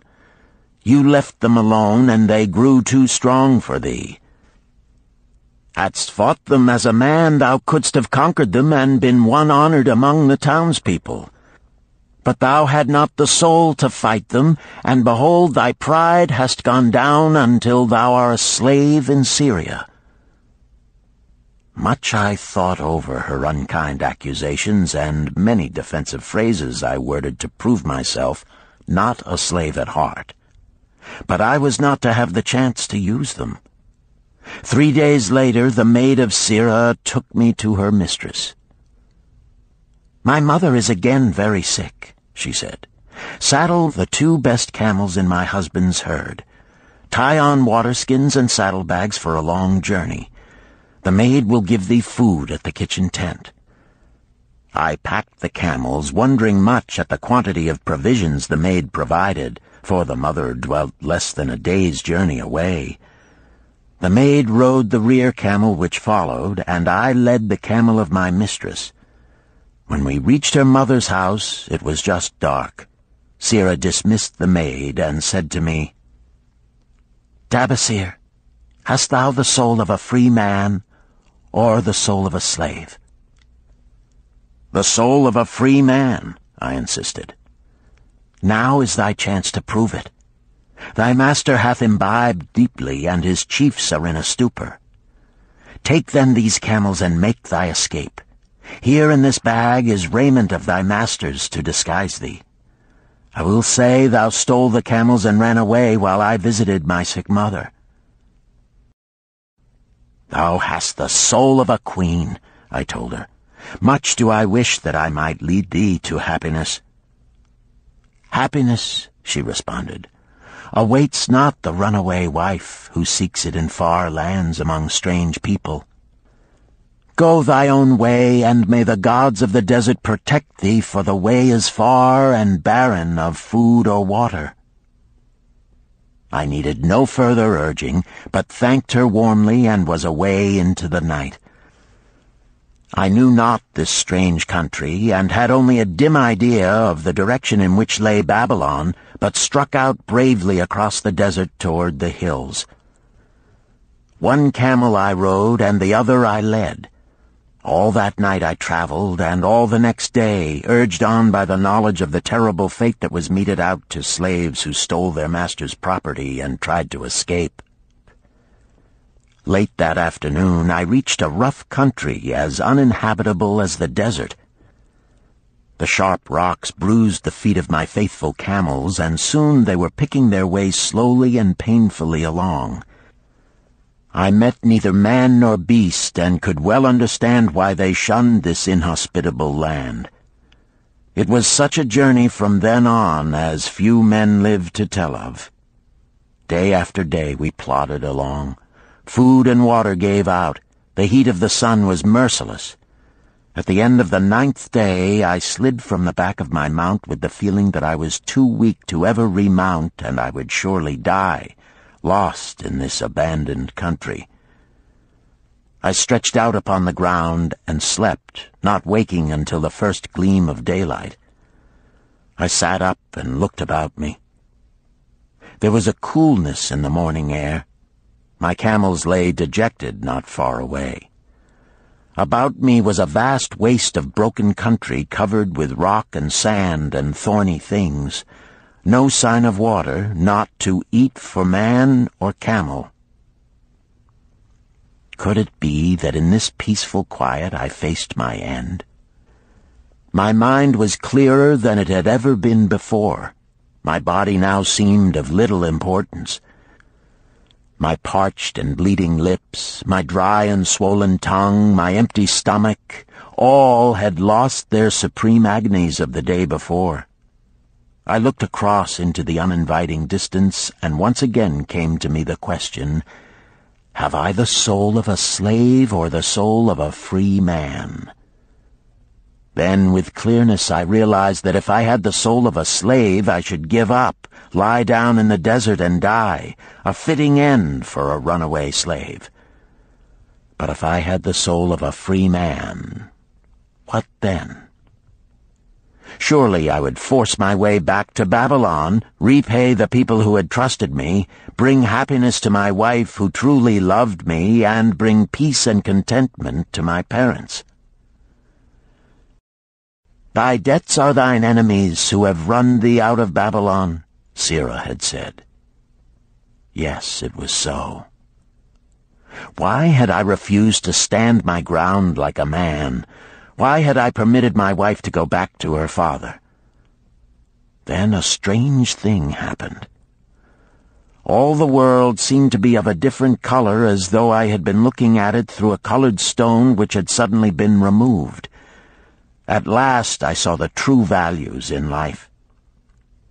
Die in the desert, not I. With a new vision I saw the things that I must do. First I would go back to Babylon and face every man to whom I owed an unpaid debt. I should tell them that after years of wandering and misfortune, I had come back to pay my debts as fast as the gods would permit. Next, I should make a home for my wife and become a citizen of whom my parents should be proud. My debts were my enemies, but the men I owed were my friends, for they had trusted me and believed in me. I staggered weakly to my feet. What mattered hunger? What mattered thirst? They were but incidents on the road to Babylon. Within me surged the soul of a free man going back to conquer his enemies and reward his friends. I thrilled with the great resolve. The glazed eyes of my camels brightened at the new note in my husky voice. With great effort, after many attempts, they gained their feet. With pitiful perseverance, they pushed on toward the north, where something within me said we would find Babylon. We found water. We passed into a more fertile country where were grass and fruit. We found the trail to Babylon because the soul of a free man looks at life as a series of problems to be solved, and solves them, while the soul of a slave whines, "What can I do who am but a slave?" How about thee, Tarkad? Doth thy empty stomach make thy head exceedingly clear? Art ready to take the road that leads back to self-respect? Canst thou see the world in its true color? Hast thou the desire to pay thy honest debts, however many they may be, and once again be a man respected in Babylon? Moisture came to the eyes of the youth. He rose eagerly to his knees. Thou hast shown me a vision. Already I feel the soul of a free man surge within me. But how fared you upon your return? Questioned an interested listener. Where the determination is, the way can be found, Dabasir replied. I now had the determination, so I set out to find a way. First I visited every man to whom I was indebted, and begged his indulgence until I could earn that with which to repay. Most of them met me gladly. Several reviled me, but others offered to help me. One indeed did give me the very help I needed. It was Mathon, the gold lender. Learning that I had been a camel tender in Syria, he sent me to old Nebator, the camel trader, just commissioned by our good king to purchase many herds of sound camels for the great expedition. With him, my knowledge of camels I put to good use. Gradually, I was able to repay every copper and every piece of silver. Then at last I could hold up my head and feel that I was an honorable man among men. Again Dabasir turned to his food.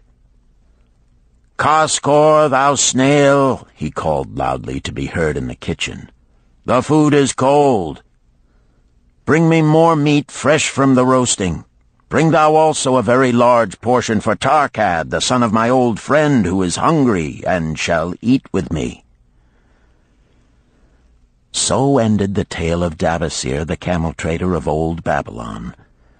He found his own soul when he realized a great truth, a truth that had been known and used by wise men long before his time. It has led men of all ages out of difficulties and into success, and it will continue to do so for those who have the wisdom to understand its magic power. It is for any man to use who reads these lines. Where the determination is, the way can be found.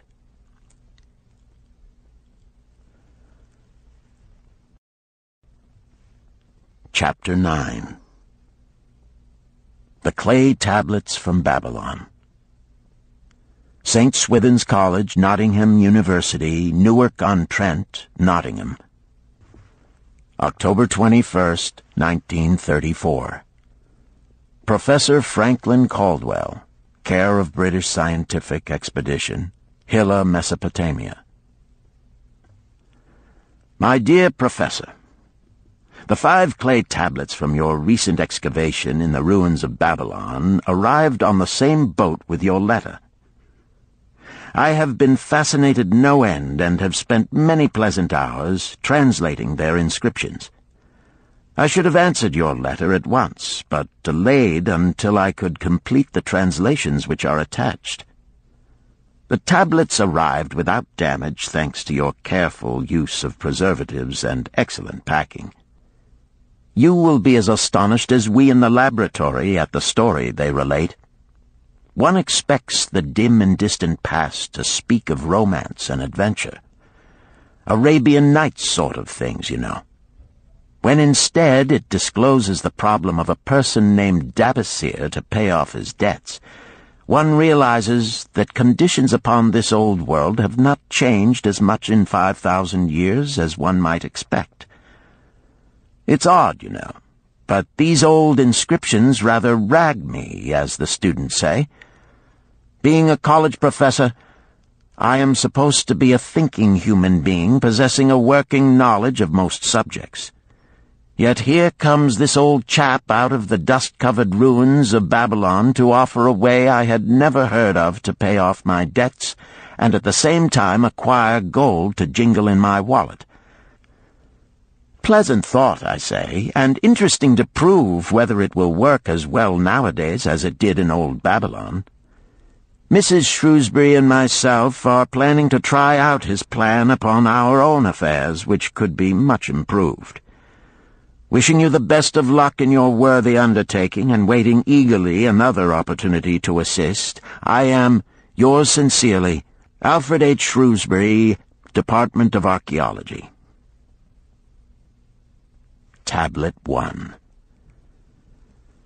Now, when the moon becometh full, I, Dabasir, who am but recently returned from slavery in Syria, with the determination to pay my many just debts and become a man of means worthy of respect in my native city of Babylon, do here engrave upon the clay a permanent record of my affairs to guide and assist me in carrying through my high desires.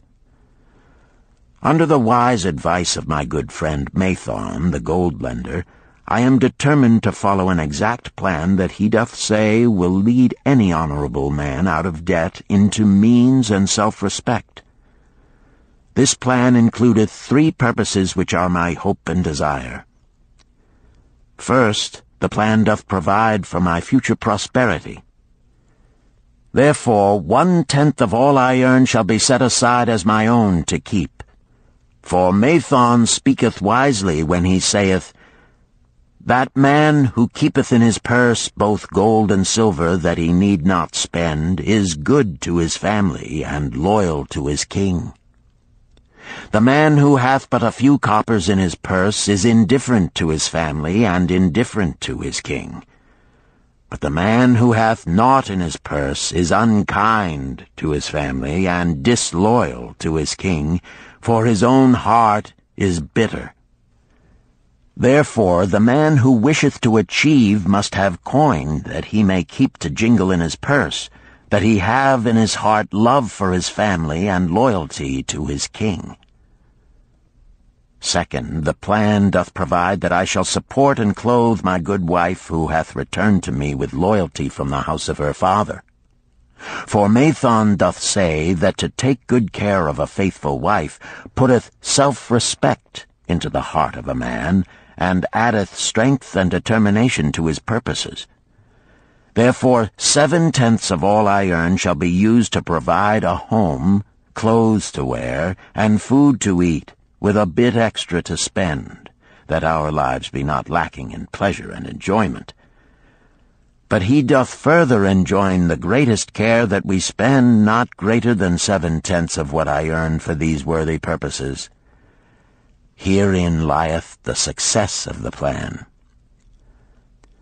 I must live upon this portion, and never use more, nor buy what I may not pay for out of this portion. This ends Disc 3.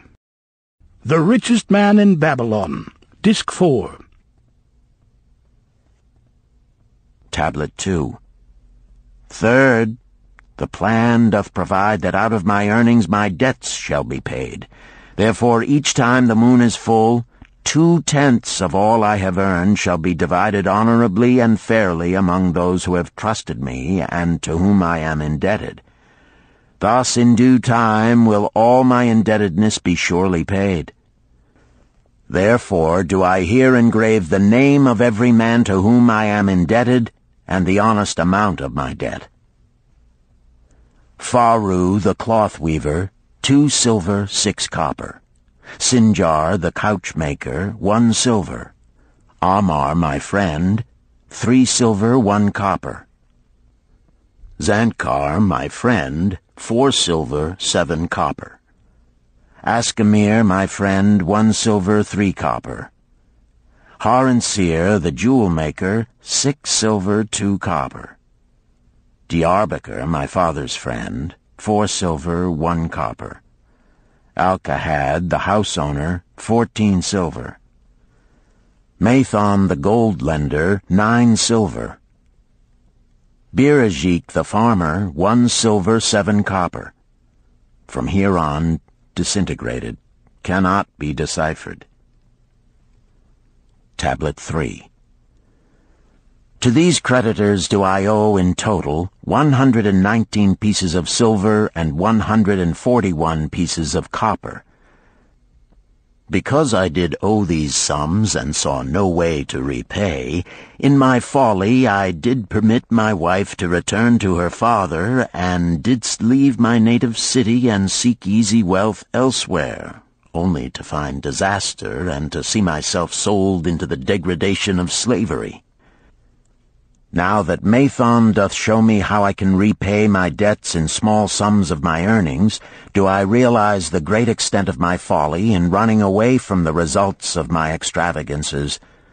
Therefore have I visited my creditors and explained to them that I have no resources with which to pay except my ability to earn, and that I intend to apply 2/10 of all I earn upon my indebtedness evenly and honestly. This much can I pay, but no more. Therefore, if they be patient, in time my obligations will be paid in full.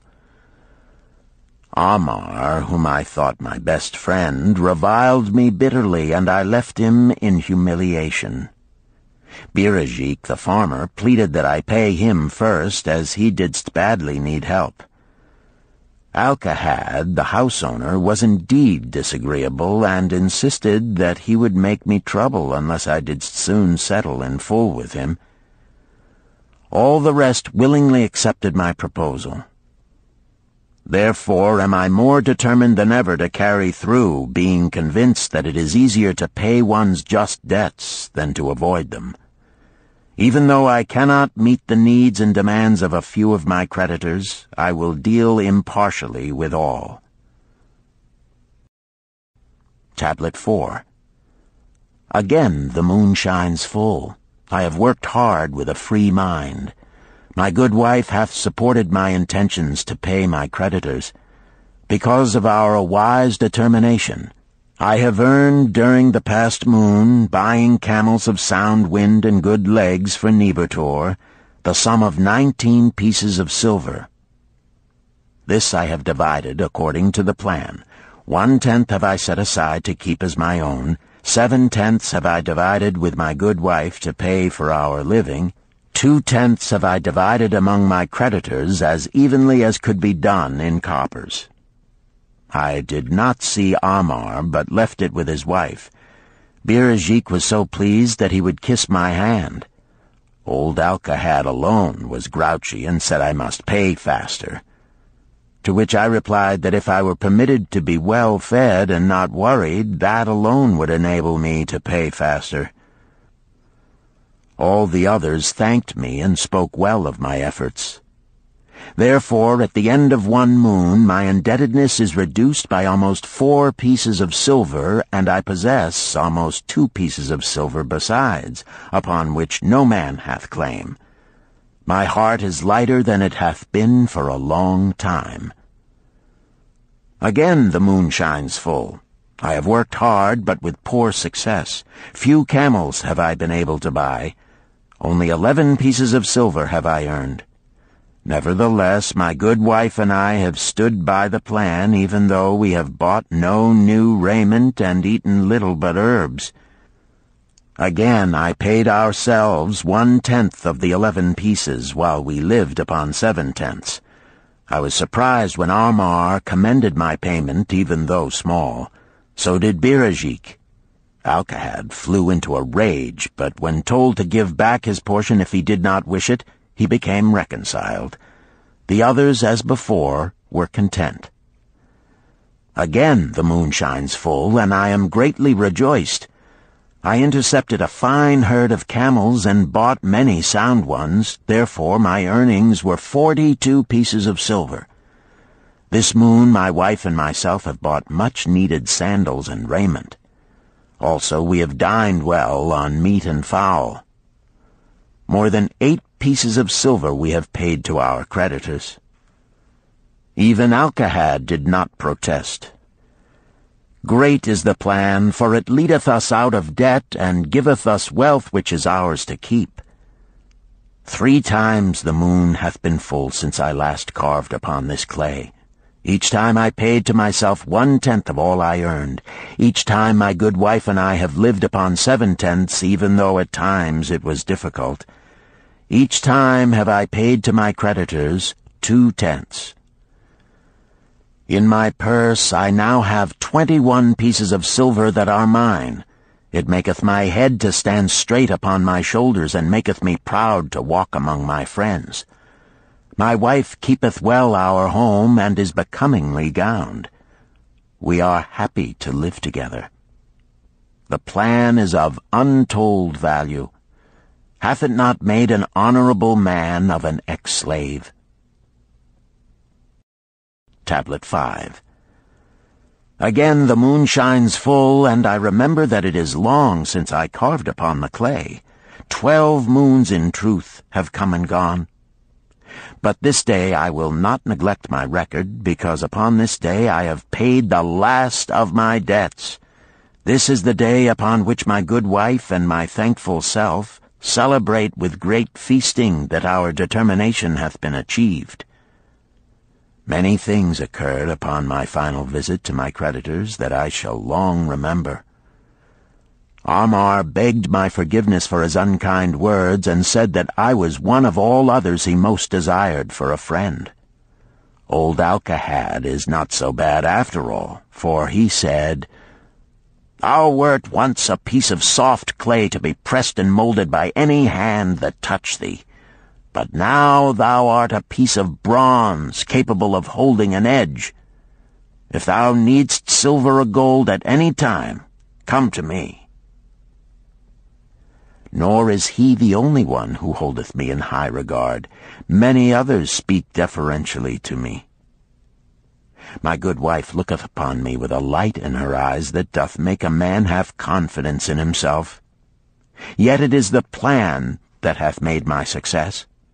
It hath enabled me to pay all my debts, and to jingle both gold and silver in my purse. I do commend it to all who wish to get ahead. For truly, if it will enable an ex-slave to pay his debts and have gold in his purse, will it not aid any man to find independence? Nor am I, myself, finished with it, for I am convinced that if I follow it further, it will make me rich among men.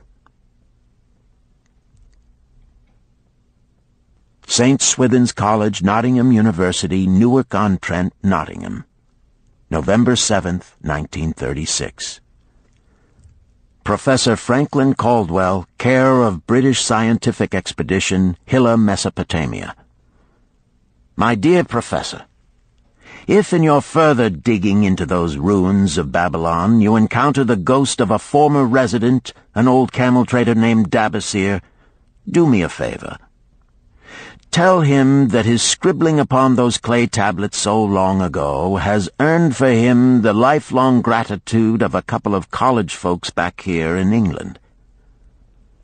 You will possibly remember my writing a year ago that Mrs. Shrewsbury and myself intended to try his plan for getting out of debt and at the same time having gold to jingle. You may have guessed, even though we tried to keep it from our friends, our desperate straits. We were frightfully humiliated for years by a lot of old debts, and worried sick for fear some of the tradespeople might start a scandal that would force me out of the college. We paid and paid, every shilling we could squeeze out of income, but it was hardly enough to hold things even. Besides, we were forced to do all our buying where we could get further credit regardless of higher costs. It developed into one of those vicious circles that grow worse instead of better. Our struggles were getting hopeless. We could not move to less costly rooms because we owed the landlord. There did not appear to be anything we could do to improve our situation. Then here comes your acquaintance, the old camel-trader from Babylon, with a plan to do just what we wished to accomplish.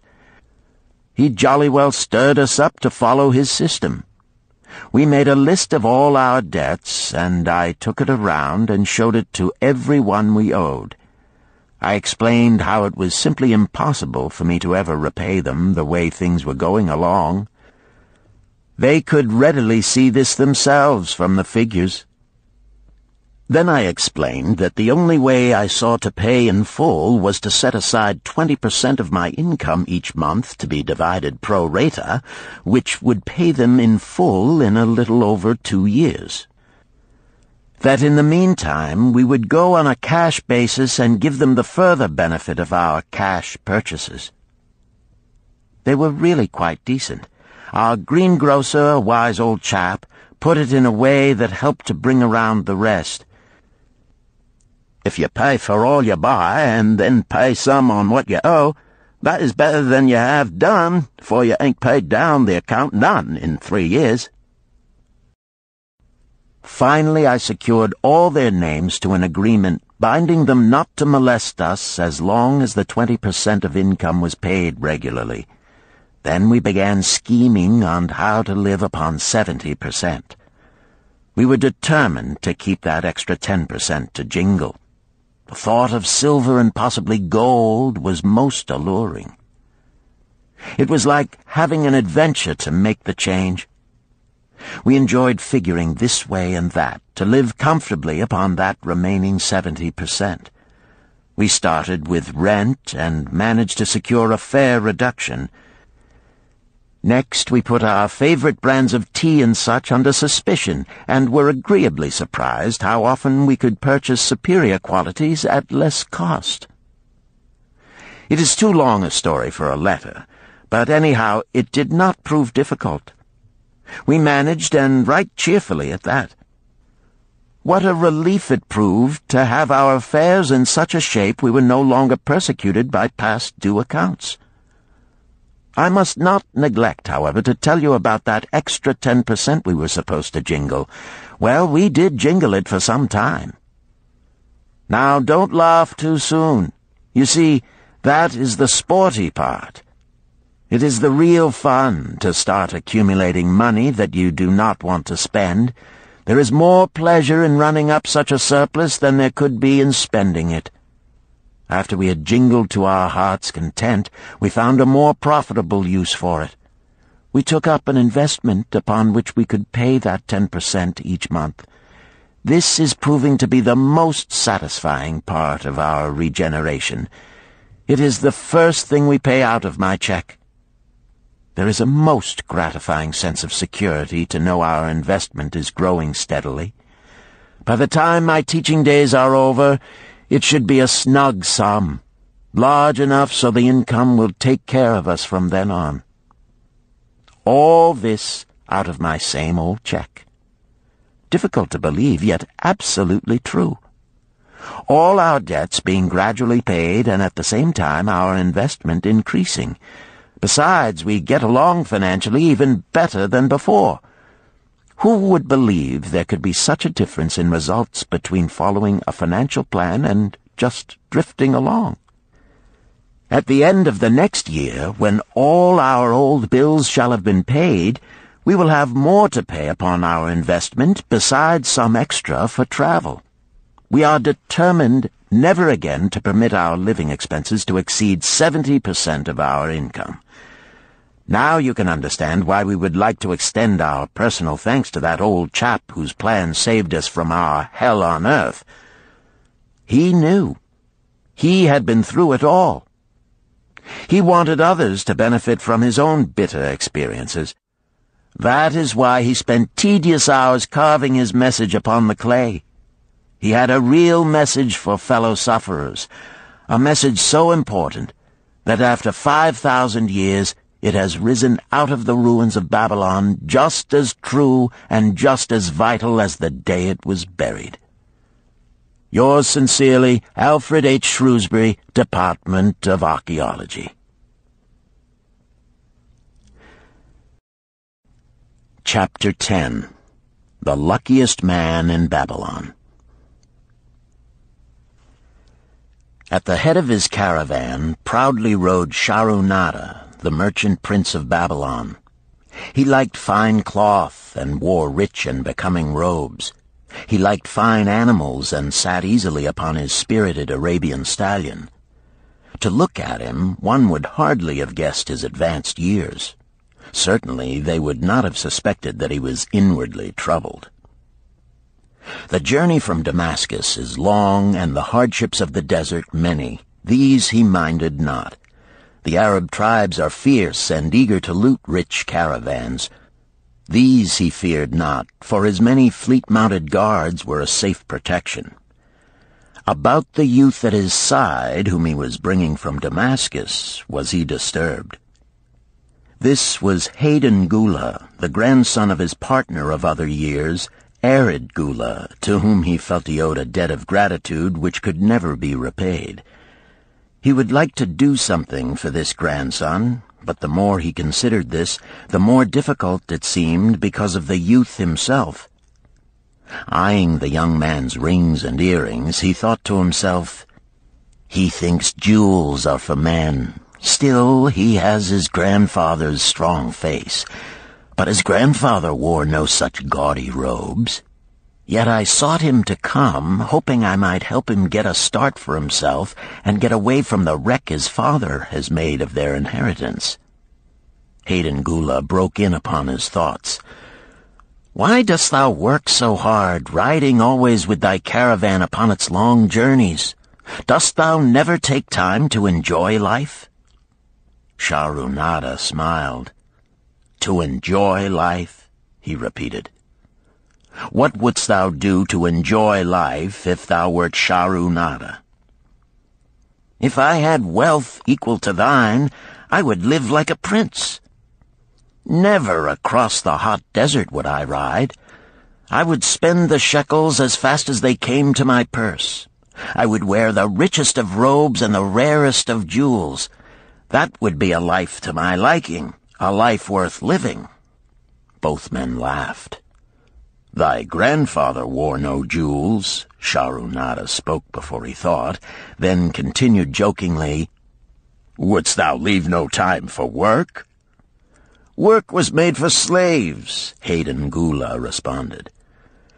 Shahrunada bit his lip but made no reply, riding in silence until the trail led them to the slope. Here he reined his mount, and pointing to the green valley far away, "See, there is the valley. Look far down, and thou canst faintly see the walls of Babylon. The tower is the temple of Bel. If thine eyes are sharp, thou mayest even see the smoke from the eternal fire upon its crest." "So that is Babylon? Always have I longed to see the wealthiest city in all the world," Hayden Gula commented. "Babylon, where my grandfather started his fortune. Would he were still alive, we would not be so sorely pressed. Why wish his spirit to linger on earth beyond its allotted time? Thou and thy father can well carry on his good work. Alas, of us neither has his gift. Father and myself know not his secret for attracting the golden shekels." Shahrunada did not reply, but gave rein to his mount and rode thoughtfully down the trail to the valley. Behind them followed the caravan in a cloud of reddish dust. Some time later they reached the King's Highway and turned south through the irrigated farms. 3 old men plowing a field caught Shahrunada's attention. They seemed strangely familiar. How ridiculous! One does not pass a field after 40 years and find the same men plowing there. Yet something within him said they were the same. One, with an uncertain grip, held the plow. The others laboriously plodded beside the oxen, ineffectually beating them with their barrel staves to keep them pulling. 40 years ago, he had envied these men. How gladly he would have exchanged places. But what a difference now! With pride he looked back at his trailing caravan, well-chosen camels and donkeys loaded high with valuable goods from Damascus. All this was but one of his possessions. He pointed to the plowers, saying, "Still plowing the same field where they were 40 years ago. They look it, but why thinkest thou they are the same?" "I saw them there," Shahrunada replied. Recollections were racing rapidly through his mind. Why could he not bury the past and live in the present? Then he saw, as in a picture, the smiling face of Arid Gula. The barrier between himself and the cynical youth beside him dissolved. But how could he help such a superior youth with his spendthrift ideas and bejeweled hands? Work he could offer in plenty to willing workers, but not for men who considered themselves too good for work. Yet he owed it to Arid Gula to do something, not a half-hearted attempt. He and Arid Gula had never done things that way. They were not that sort of men. A plan came almost in a flash. There were objections. He must consider his own family and his own standing. It would be cruel. It would hurt. Being a man of quick decisions, he waived objections and decided to act. "Wouldst thou be interested in hearing how thy worthy grandfather and myself joined in the partnership which proved so profitable?" he questioned. "Why not just tell me how thou madest the golden shekels? That is all I need to know," the young man parried. Sharunada ignored the reply and continued, "We start with those men plowing. I was no older than thou. As the column of men in which I marched approached, good old Megiddo, the farmer, scoffed at the slipshod way in which they plowed. Megiddo was chained next to me. 'Look at the lazy fellows,' he protested. 'The plow holder makes no effort to plow deep, nor do the beaters keep the oxen in the furrow. How can they expect to raise a good crop with poor plowing?'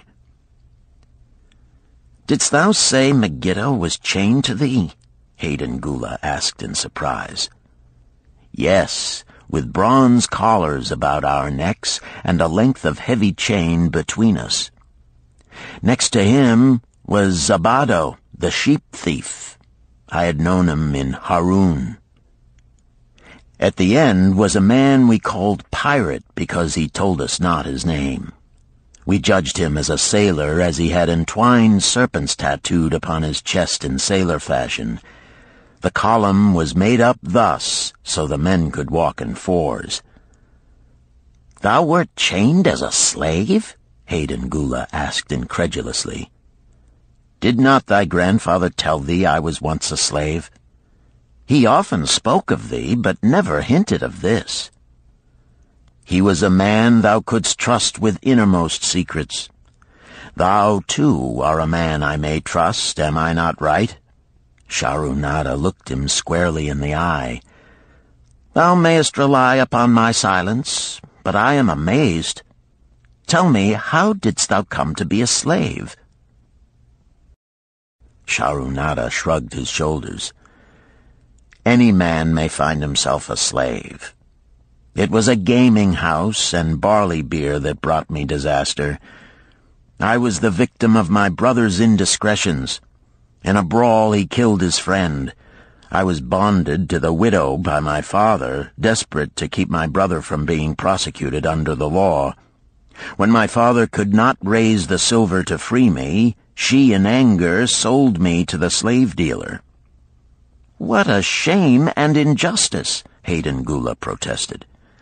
"But tell me, how didst thou regain freedom?" "We shall come to that, but not yet. Let us continue my tale. As we passed, the plowers jeered at us. One did doff his ragged hat and bow low, calling out, 'Welcome to Babylon, guests of the king! He waits for thee on the city walls where the banquet is spread, mud bricks and onion soup.' With that, they laughed uproariously. Pirate flew into a rage and cursed them roundly. 'What do those men mean by the king awaiting us on the walls?' I asked him. 'To the city walls ye march to carry bricks until the back breaks. Maybe they beat thee to death before it breaks. They won't beat me. I'll kill 'em.' Then Megiddo spoke up. 'It doesn't make sense to me to talk of masters beating willing, hard-working slaves to death. Masters like good slaves and treat them well." "Who wants to work hard?" commented Zabato. "Those plowers are wise fellows. They're not breaking their backs, just letting on as if they be." "Thou can't get ahead by shirking," Megiddo protested. "If thou plow a hectare, that's a good day's work, and any master knows it. But when thou plow only a half, that's shirking. I don't shirk. I like to work, and I like to do good work, for work is the best friend I've ever known. It has brought me all the good things I've had, my farm and cows and crops, everything." "Yea, and where be these things now?" scoffed Zabato. "I figure it pays better to be smart and get by without working. You watch Zabato. If we're sold to the walls, he'll be carrying the water bag or some easy job, when thou, who like to work, will be breaking thy back carrying bricks." He laughed his silly laugh. Terror gripped me that night. I could not sleep. I crowded close to the guard rope, and when the others slept, I attracted the attention of Godoso, who was doing the first guard watch. He was one of those brigand Arabs, the sort of rogue who, if he robbed thee of thy purse, would think he must also cut thy throat. "Tell me, Godoso," I whispered, "when we get to Babylon, will we be sold to the walls?" "Why want to know?" he questioned cautiously. "Canst thou not understand?" I pleaded. "I am young. I want to live. I don't want to be worked or beaten to death on the walls. Is there any chance for me to get a good master?" He whispered back, "I tell something. Thou good fellow, give Godoso no trouble. Most times we go first to slave market. Listen now. When buyers come, tell 'em you good worker, like to work hard for good master, make 'em want to buy. You not make 'em buy, next day you carry brick. Mighty hard work." After he walked away, I lay in the warm sand looking up at the stars and thinking about work. What Megiddo had said about it being his best friend made me wonder if it would be my best friend. Certainly it would be if it helped me out of this. When Megiddo awoke, I whispered my good news to him. It was our one ray of hope as we marched toward Babylon. Late in the afternoon, we approached the walls and could see the lines of men, like black ants, climbing up and down the steep diagonal paths. As we drew closer, we were amazed at the thousands of men working. Some were digging in the moat, others mixed the dirt into mud bricks. The greatest number were carrying the bricks in large baskets up those steep trails to the masons. Overseers cursed the laggards and cracked bullock whips over the backs of those who failed to keep in line. Poor, worn-out fellows were seen to stagger and fall beneath their heavy baskets, unable to rise again. If the lash failed to bring them to their feet, they were pushed to the side of the paths and left writhing in agony. Soon they would be dragged down to join other craven bodies beside the roadway to await unsanctified graves. As I beheld the ghastly sight, I shuddered. So this was what awaited my father's son if he failed at the slave market. Godoso had been right. We were taken through the gates of the city to the slave prison, and next morning marched to the pens in the market. Here the rest of the men huddled in fear, and only the whips of our guard could keep them moving so the buyers could examine them. Megiddo and myself eagerly talked to every man who permitted us to address him. The slave dealer brought soldiers from the king's guard who shackled Pirate and brutally beat him when he protested. As they led him away, I felt sorry for him. Megiddo felt that we would soon part. When no buyers were near, he talked to me earnestly to impress upon me how valuable work would be to me in the future. Some men hate it. They make it their enemy. better to treat it like a friend. Make thyself like it. Don't mind because it is hard. If thou thinkest about what a good house thou build, then who cares if the beams are heavy and it is far from the well to carry the water for the plaster? Promise me, boy, if thou get a master, work for him as hard as thou canst. If he does not appreciate all thou do, never mind. Remember, work well done does good to the man who does it. It makes him a better man. He stopped as a burly farmer came to the enclosure and looked at us critically. Megiddo asked about his farm and crops, soon convincing him that he would be a valuable man. After violent bargaining with the slave dealer, the farmer drew a fat purse from beneath his robe, and soon Megiddo had followed his new master out of sight. A few other men were sold during the morning. At noon, Godoso confided to me that the dealer was disgusted and would not stay over another night, but would take all who remained at sundown to the king's buyer. I was becoming desperate when a fat, good-natured man walked up to the wall and inquired if there was a baker among us. I approached him, saying, "Why should a good baker like thyself seek another baker of inferior ways? Would it not be easier to teach a willing man like myself thy skilled ways? Look at me. I am young, strong, and like to work. Give me a chance, and I will do my best to earn gold and silver for thy purse." He was impressed by my willingness and began bargaining with the dealer, who had never noticed me since he had bought me, but now waxed eloquent on my abilities, good health, and good disposition. I felt like a fat ox being sold to a butcher. At last, much to my joy, the deal was closed. I followed my new master away, thinking I was the luckiest man in Babylon. My new home was much to my liking.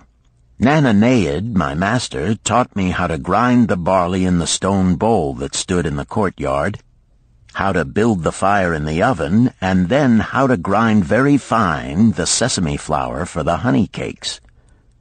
I had a couch in the shed where his grain was stored.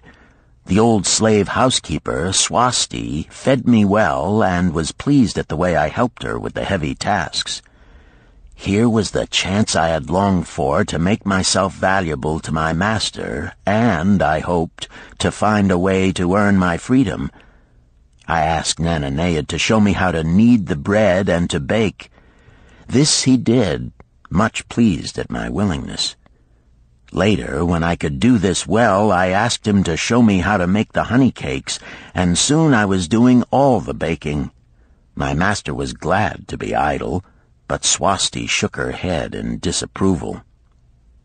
"No work to do is bad for any man," she declared. I felt it was time for me to think of a way by which I might start to earn coins to buy my freedom.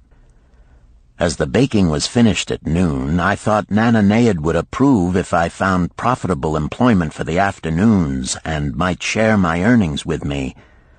Then the thought came to me, why not bake more of the honey cakes and peddle them to hungry men upon the streets of the city? I presented my plan to Nananeid this way.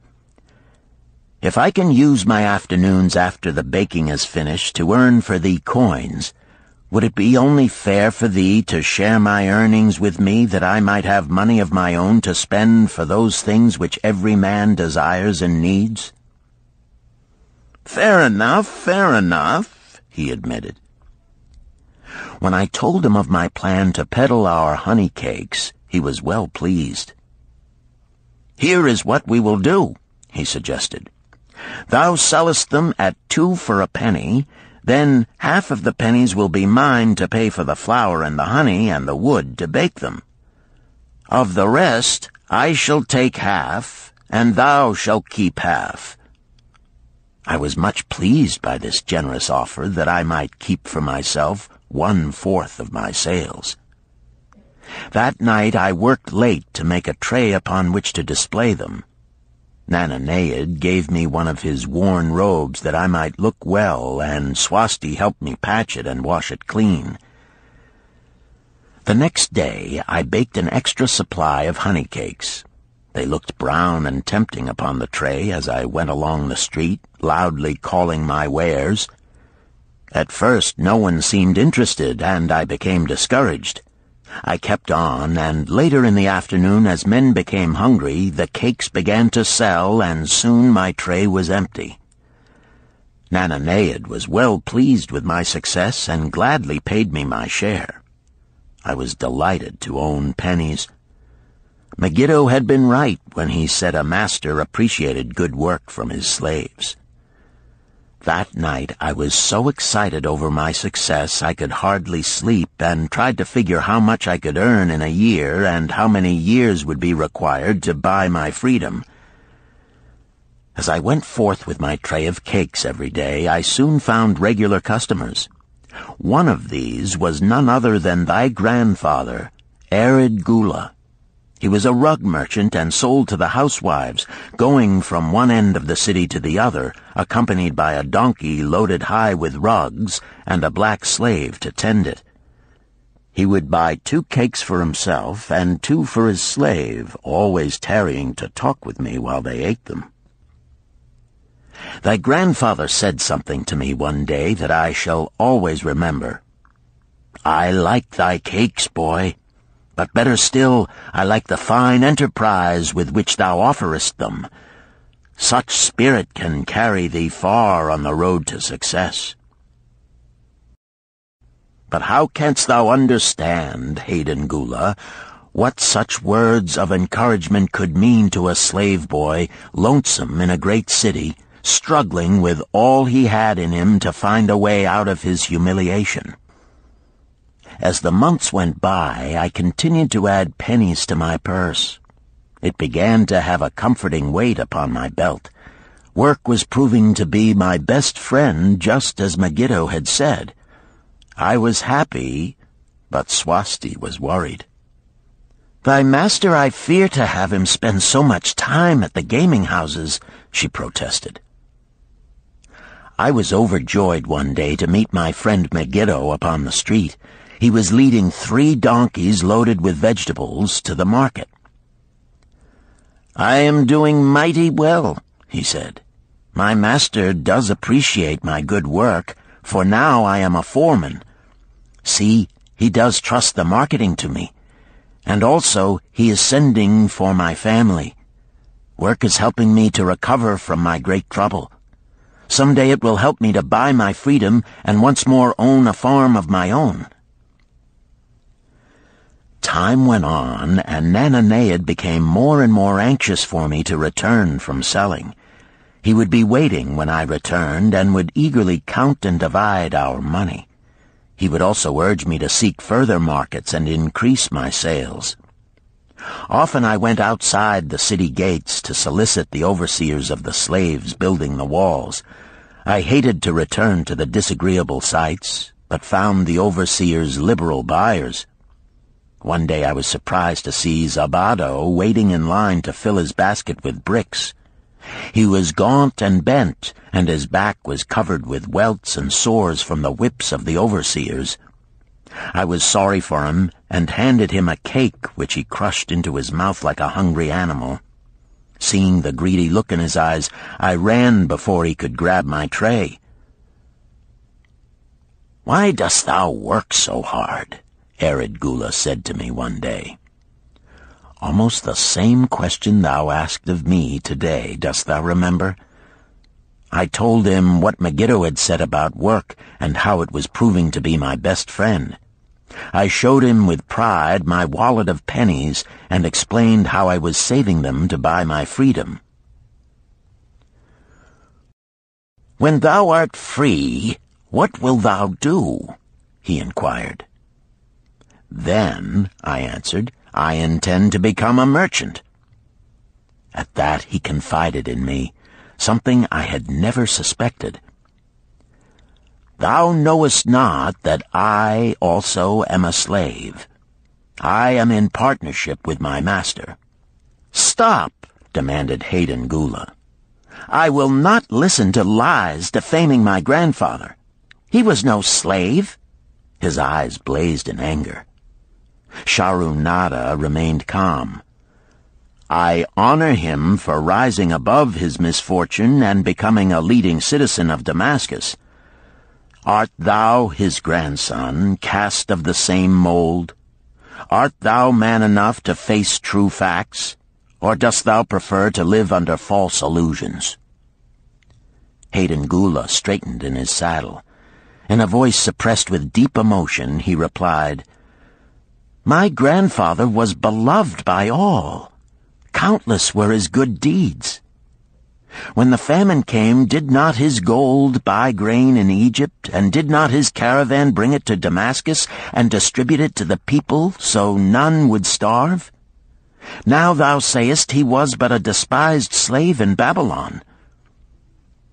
Had he remained a slave in Babylon, that he might well have been despised, but when, through his own efforts, he became a great man in Damascus, the gods indeed condoned his misfortunes and honored him with their respect," Sharunada replied. "After telling me that he was a slave," Sharunada continued, "he explained how anxious he had been to earn his freedom. Now that he had enough money to buy this, he was much disturbed as to what he should do. He was no longer making good sales and feared to leave the support of his master." I protested his indecision. "Cling no longer to thy master. Get once again the feeling of being a free man. Act like a free man and succeed like one. Decide what thou desirest to accomplish, and then work will aid thee to achieve it." He went on his way, saying he was glad I had shamed him for his cowardice. One day I went outside the gates again, and was surprised to find a great crowd gathering there. When I asked a man for an explanation, he replied, "Hast thou not heard? An escaped slave who murdered one of the king's guards has been brought to justice and will this day be flogged to death for his crime. Even the king himself is to be here." So dense was the crowd about the flogging post, I feared to go near lest my tray of honey cakes be upset. Therefore I climbed up the unfinished wall to see over the heads of the people. I was fortunate in having a view of Nebuchadnezzar himself as he rode by in his golden chariot. Never had I beheld such grandeur, such robes and hangings of gold cloth and velvet. I could not see the flogging, though I could hear the shrieks of the poor slave. I wondered how one so noble as our handsome king could endure to see such suffering, yet when I saw he was laughing and joking with his nobles, I knew he was cruel and understood why such inhuman tasks were demanded of the slaves building the walls. After the slave was dead, his body was hung upon a pole by a rope attached to his leg so all might see. As the crowd began to thin, I went close. On the hairy chest, I saw tattooed 2 entwined serpents. It was Pirate. The next time I met Arid Gula, he was a changed man. Full of enthusiasm, he greeted me. "Behold, the slave thou knewest is now a free man. There was magic in thy words. Already my sales and my profits are increasing. My wife is overjoyed. She was a free woman, the niece of my master.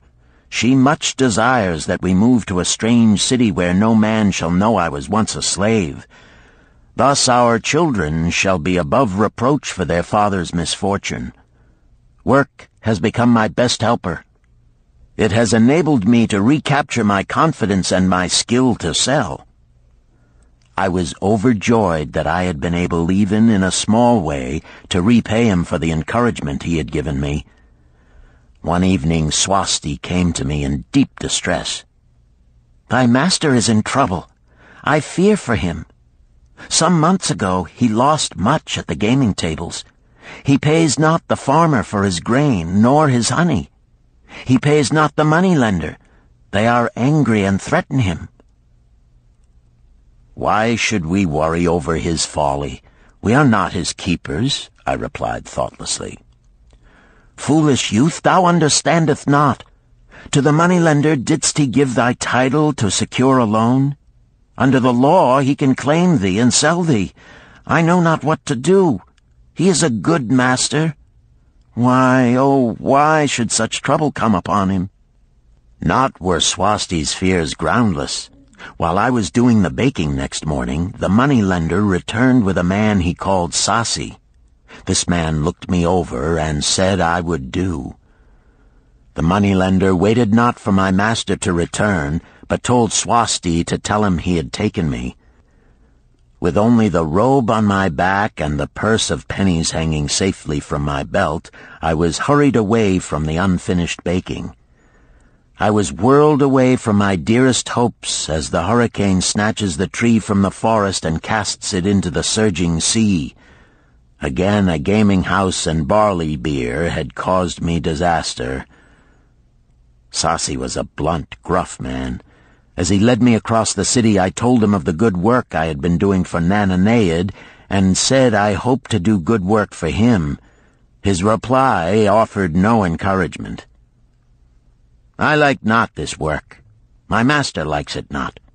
The king has told him to send me to build a section of the Grand Canal. Master tells Sasi to buy more slaves, work hard, and finish quick. Bah! How can any man finish a big job quick? Picture a desert with not a tree, just low shrubs and a sun burning with such fury the water in our barrels became so hot we could scarcely drink it. Then picture rows of men going down into the deep excavation and lugging heavy baskets of dirt up soft, dusty trails from daylight until dark. Picture food served in open troughs from which we helped ourselves like swine. We had no tents, no straw for beds. That was the situation in which I found myself. I buried my wallet in a marked spot, wondering if I would ever dig it up again. At first I worked with good will, but as the months dragged on I felt my spirit breaking. Then the heat fever took hold of my weary body. I lost my appetite and could scarcely eat the mutton and vegetables. At night I would toss in unhappy wakefulness. In my misery I wondered if Zabado had not the best plan, to shirk and keep his back from being broken in work. Then I recalled my last sight of him and knew his plan was not good. I thought of Pirate with his bitterness and wondered if it might be just as well to fight and kill. The memory of his bleeding body reminded me that his plan was also useless. Then I remembered my last sight of Megiddo. His hands were deeply calloused from hard work, but his heart was light and there was happiness on his face. His was the best plan. Yet I was just as willing to work as Megiddo. He could not have worked harder than I. Why did not my work bring me happiness and success? Was it work that brought Megiddo happiness, or was happiness and success merely in the laps of the gods? Was I to work the rest of my life without gaining my desires, without happiness and success? All of these questions were jumbled in my mind, and I had not an answer. Indeed, I was sorely confused. Several days later, when it seemed that I was at the end of my endurance and my questions still unanswered, Sasi sent for me. A messenger had come from my master to take me back to Babylon. I dug up my precious wallet, wrapped myself in the tattered remnants of my robe, and was on my way. As we rode, the same thoughts of a hurricane whirling me hither and thither kept racing through my feverish brain. I seemed to be living the weird words of a chant from my native town of Harun. Besetting a man like a whirlwind, driving him like a storm, whose course no one can follow, whose destiny no one can foretell. Was I destined to be ever thus punished for I knew not what? What new miseries and disappointments awaited me? When we rode to the courtyard of my master's house, imagine my surprise when I saw Irid Gula awaiting me. He helped me down and hugged me like a long-lost brother. As we went our way, I would have followed him as a slave should follow his master, but he would not permit me. He put his arm about me, saying, "I hunted everywhere for thee. When I had almost given up hope, I did meet Swasti, who told me of the money-lender who directed me to thy noble owner. A hard bargain he did drive, and made me pay an outrageous price. But thou art worth it. Thy philosophy and thy enterprise have been my inspiration to this new success." "Megiddo's philosophy, not mine," I interrupted. "Megiddo's and thine.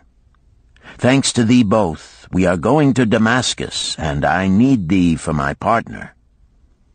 "See," he exclaimed, "in one moment thou wilt be a free man." So saying, he drew from beneath his robe the clay tablet carrying my title. This he raised above his head and hurled it to break in 100 pieces upon the cobblestones.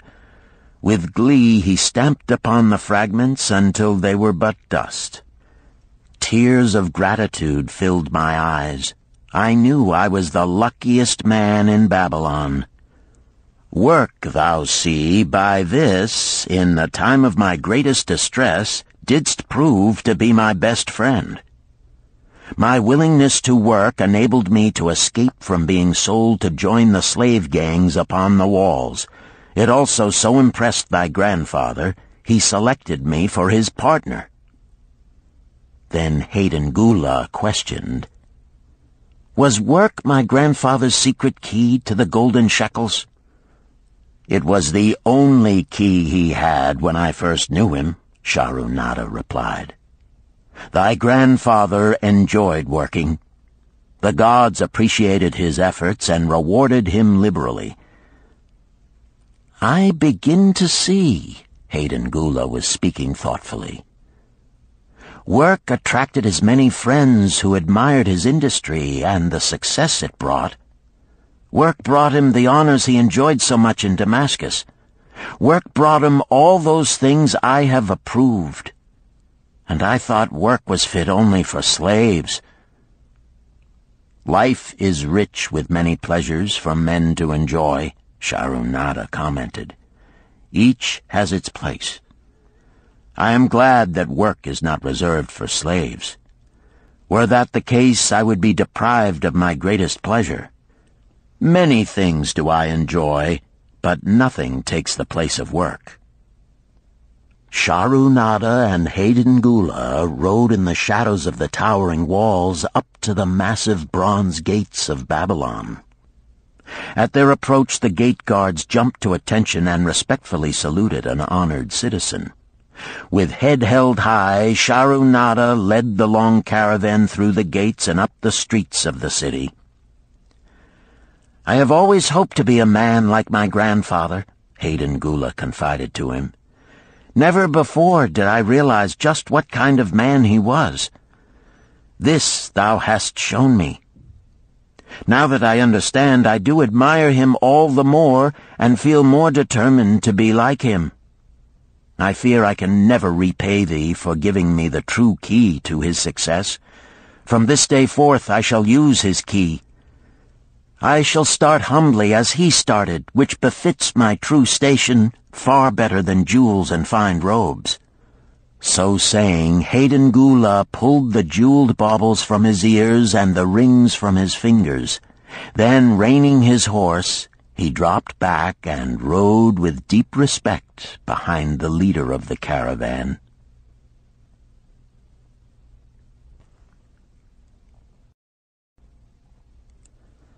Chapter 11. An Historical Sketch of Babylon. In the pages of history there lives no city more glamorous than Babylon. Its very name conjures visions of wealth and splendor. Its treasures of gold and jewels were fabulous. One naturally pictures such a wealthy city as located in a suitable setting of tropical luxury, surrounded by rich natural resources of forests and mines. Such was not the case. It was located beside the Euphrates River in a flat, arid valley. It had no forests, no mines, not even stone for building. It was not even located upon a natural trade route. The rainfall was insufficient to raise crops. Babylon is an outstanding example of man's ability to achieve great objectives using whatever means are at his disposal. All of the resources supporting this large city were man-developed. All of its riches were man-made. Babylon possessed just two natural resources: a fertile soil and water in the river. With one of the greatest engineering accomplishments of this or any other day, Babylonian engineers diverted the waters from the river by means of dams and immense irrigation canals. Far out across that arid valley went these canals to pour the life-giving waters over the fertile soil. This ranks among the first engineering feats known to history. Such abundant crops as were the reward of this irrigation system the world had never seen before. Fortunately, during its long existence, Babylon was ruled by successive lines of kings to whom conquest and plunder were but incidental. While it engaged in many wars, most of these were local or defensive against ambitious conquerors from other countries who coveted the fabulous treasures of Babylon. The outstanding rulers of Babylon live in history because of their wisdom, enterprise, and justice. Babylon produced no strutting monarchs who sought to conquer the known world that all nations might pay homage to their egotism. As a city, Babylon exists no more.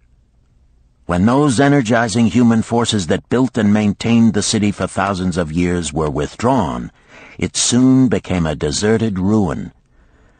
The site of the city is in Asia, about 600 miles east of the Suez Canal, just north of the Persian Gulf. The latitude is about 30 degrees above the equator, practically the same as that of Yuma, Arizona. It possessed a climate similar to that of this American city, hot and dry. Today, this valley of the Euphrates, once a populous irrigated farming district, is again a windswept arid waste. Scant grass and desert shrubs strive for existence against the wind-blown sands. Gone are the fertile fields, the mammoth cities, and the long caravans of rich merchandise. Nomadic bands of Arabs, securing a scant living by tending small herds, are the only inhabitants. Such it has been since about the beginning of the Christian era. Dotting this valley are earthen hills. For centuries they were considered by travelers to be nothing else.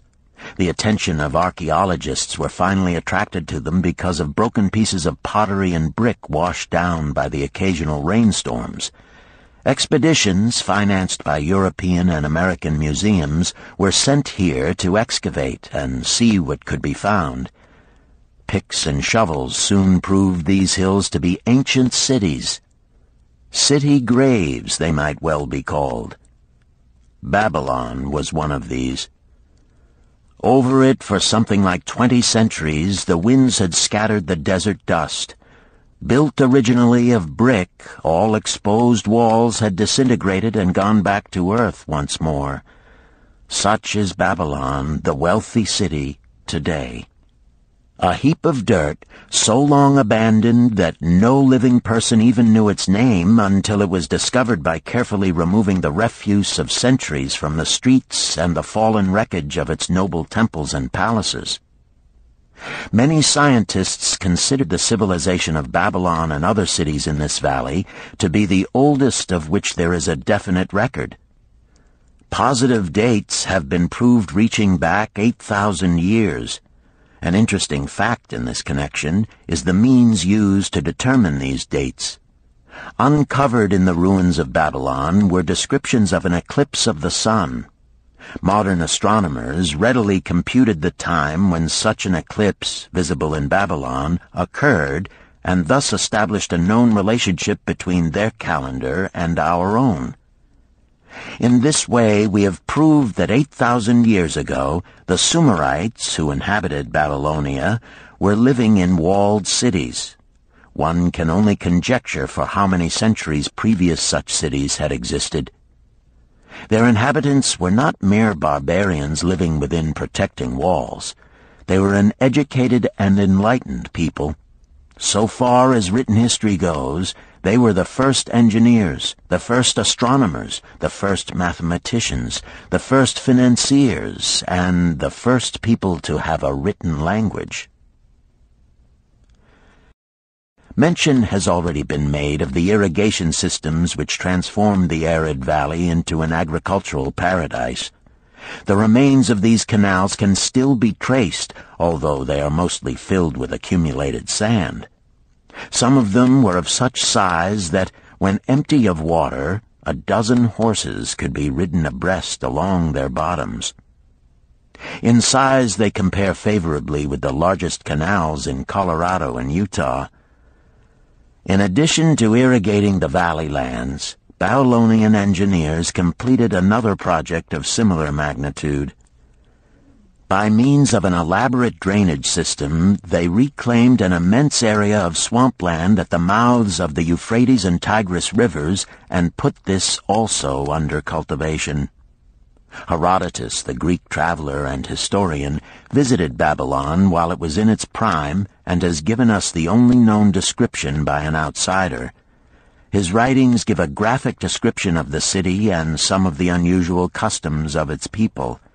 He mentions the remarkable fertility of the soil and the bountiful harvest of wheat and barley which they produced. The glory of Babylon has faded, but its wisdom has been preserved for us. For this we are indebted to their form of records. In that distant day, the use of paper had not been invented. Instead, they laboriously engraved their writing upon tablets of moist clay. When completed, these were baked and became hard tile. In size, they were about 6 by 8 inches and an inch in thickness.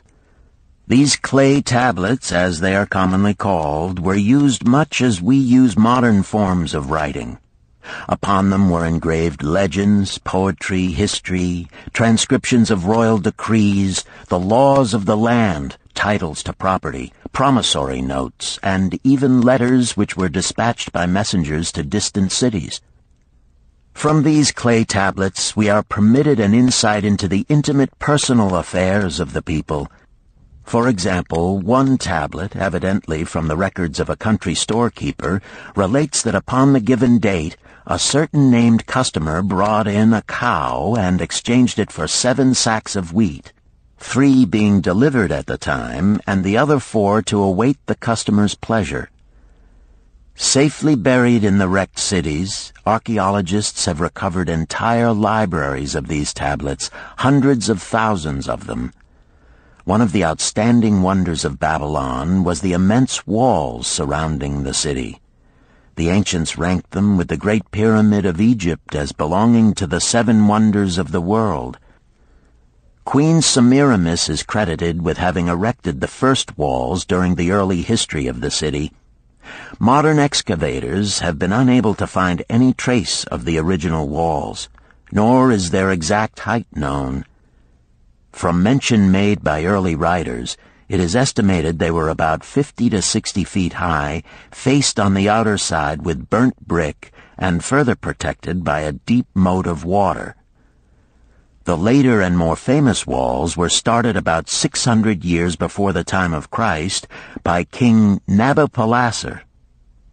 Upon such a gigantic scale did he plan the rebuilding, he did not live to see the work finished.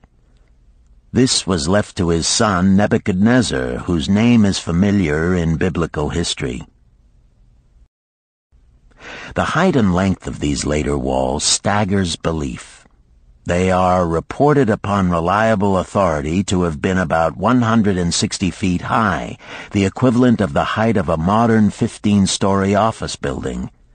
The total length is estimated as between 9 and 11 miles. So wide was the top that a 6-horse chariot could be driven around them.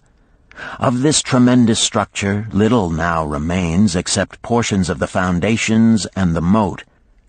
In addition to the ravages of the elements, the Arabs completed the destruction by quarrying the brick for building purposes elsewhere. Against the walls of Babylon marched, in turn, the victorious armies of almost every conqueror of that age of wars of conquest. A host of kings laid siege to Babylon, but always in vain. Invading armies of that day were not to be considered lightly. Historians speak of such units as 10,000 horsemen, 25,000 chariots, 1,200 regiments of foot soldiers with 1,000 men to the regiment. Often 2 or 3 years of preparation would be required to assemble war materials and depots of food along the proposed line of march. The city of Babylon was organized much like a modern city.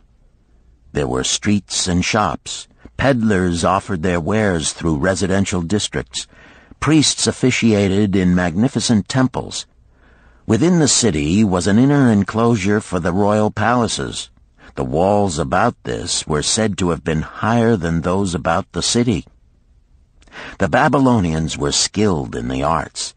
These included sculpture, painting, weaving, gold working, and the manufacture of metal weapons and agricultural implements. Their jewelers created most artistic jewelry. Many samples have been recovered from the graves of its wealthy citizens and are now on exhibition in the leading museums of the world. At a very early period, when the rest of the world was still hacking at trees with stone-headed axes, or hunting and fighting with flint-pointed spears and arrows, the Babylonians were using axes, spears, and arrows with metal heads. The Babylonians were clever financiers and traders. So far as we know, they were the original inventors of money as a means of exchange, of promissory notes, and written titles to property. Babylon was never entered by hostile armies until about 540 years before the birth of Christ. Even then, the walls were not captured. The story of the fall of Babylon is most unusual. Cyrus, one of the great conquerors of that period, intended to attack the city and hoped to take its impregnable walls. Advisors of Nabonidus, the king of Babylon, persuaded him to go forth to meet Cyrus and give him battle without waiting for the city to be besieged. In the succeeding defeat to the Babylonian army, it fled away from the city. Cyrus thereupon entered the open gates and took possession without resistance. Thereafter, the power and prestige of the city gradually waned until, in the course of a few hundred years, it was eventually abandoned, deserted, left for the winds and storms to level once again to that desert earth from which its grandeur had originally been built. Babylon had fallen, never to rise again, but to it civilization owes much. The eons of time have crumbled to dust the proud walls of its temples, but the wisdom of Babylon endures. The End. You've been listening to The Richest Man in Babylon by George S. Clason, narrated by Richard Ferrone, and directed by Ben Ruggiero. If you've enjoyed this book and this performance, Recorded Books recommends The Art of War by Sun Tzu, narrated by Joe Mantegna. This classic of military strategy includes a detailed introduction and commentary on the history of Chinese warfare and military thought. We also recommend Nickel and Dimed by Barbara Ehrenreich, narrated by Christine McMurdo Wallace. Nickel and Dimed reveals low-wage America in all its tenacity, anxiety, and surprising generosity. A land of big boxes, fast food, and 1,000 desperate stratagems for survival. You'll find a wide selection of titles in the Recorded Books catalog, including bestsellers, mysteries, classics, histories, and more. So to order another recorded book, or for a copy of our latest listing, please call the toll-free number found on the back of this book. Don't forget to ask about easy 30-day rentals by mail. On our website, you can browse our catalog, place orders, hear about our latest releases, or tune into narrator profiles and author interviews. So visit us there at www.recordedbooks.com. And thank you for being a Recorded Books reader.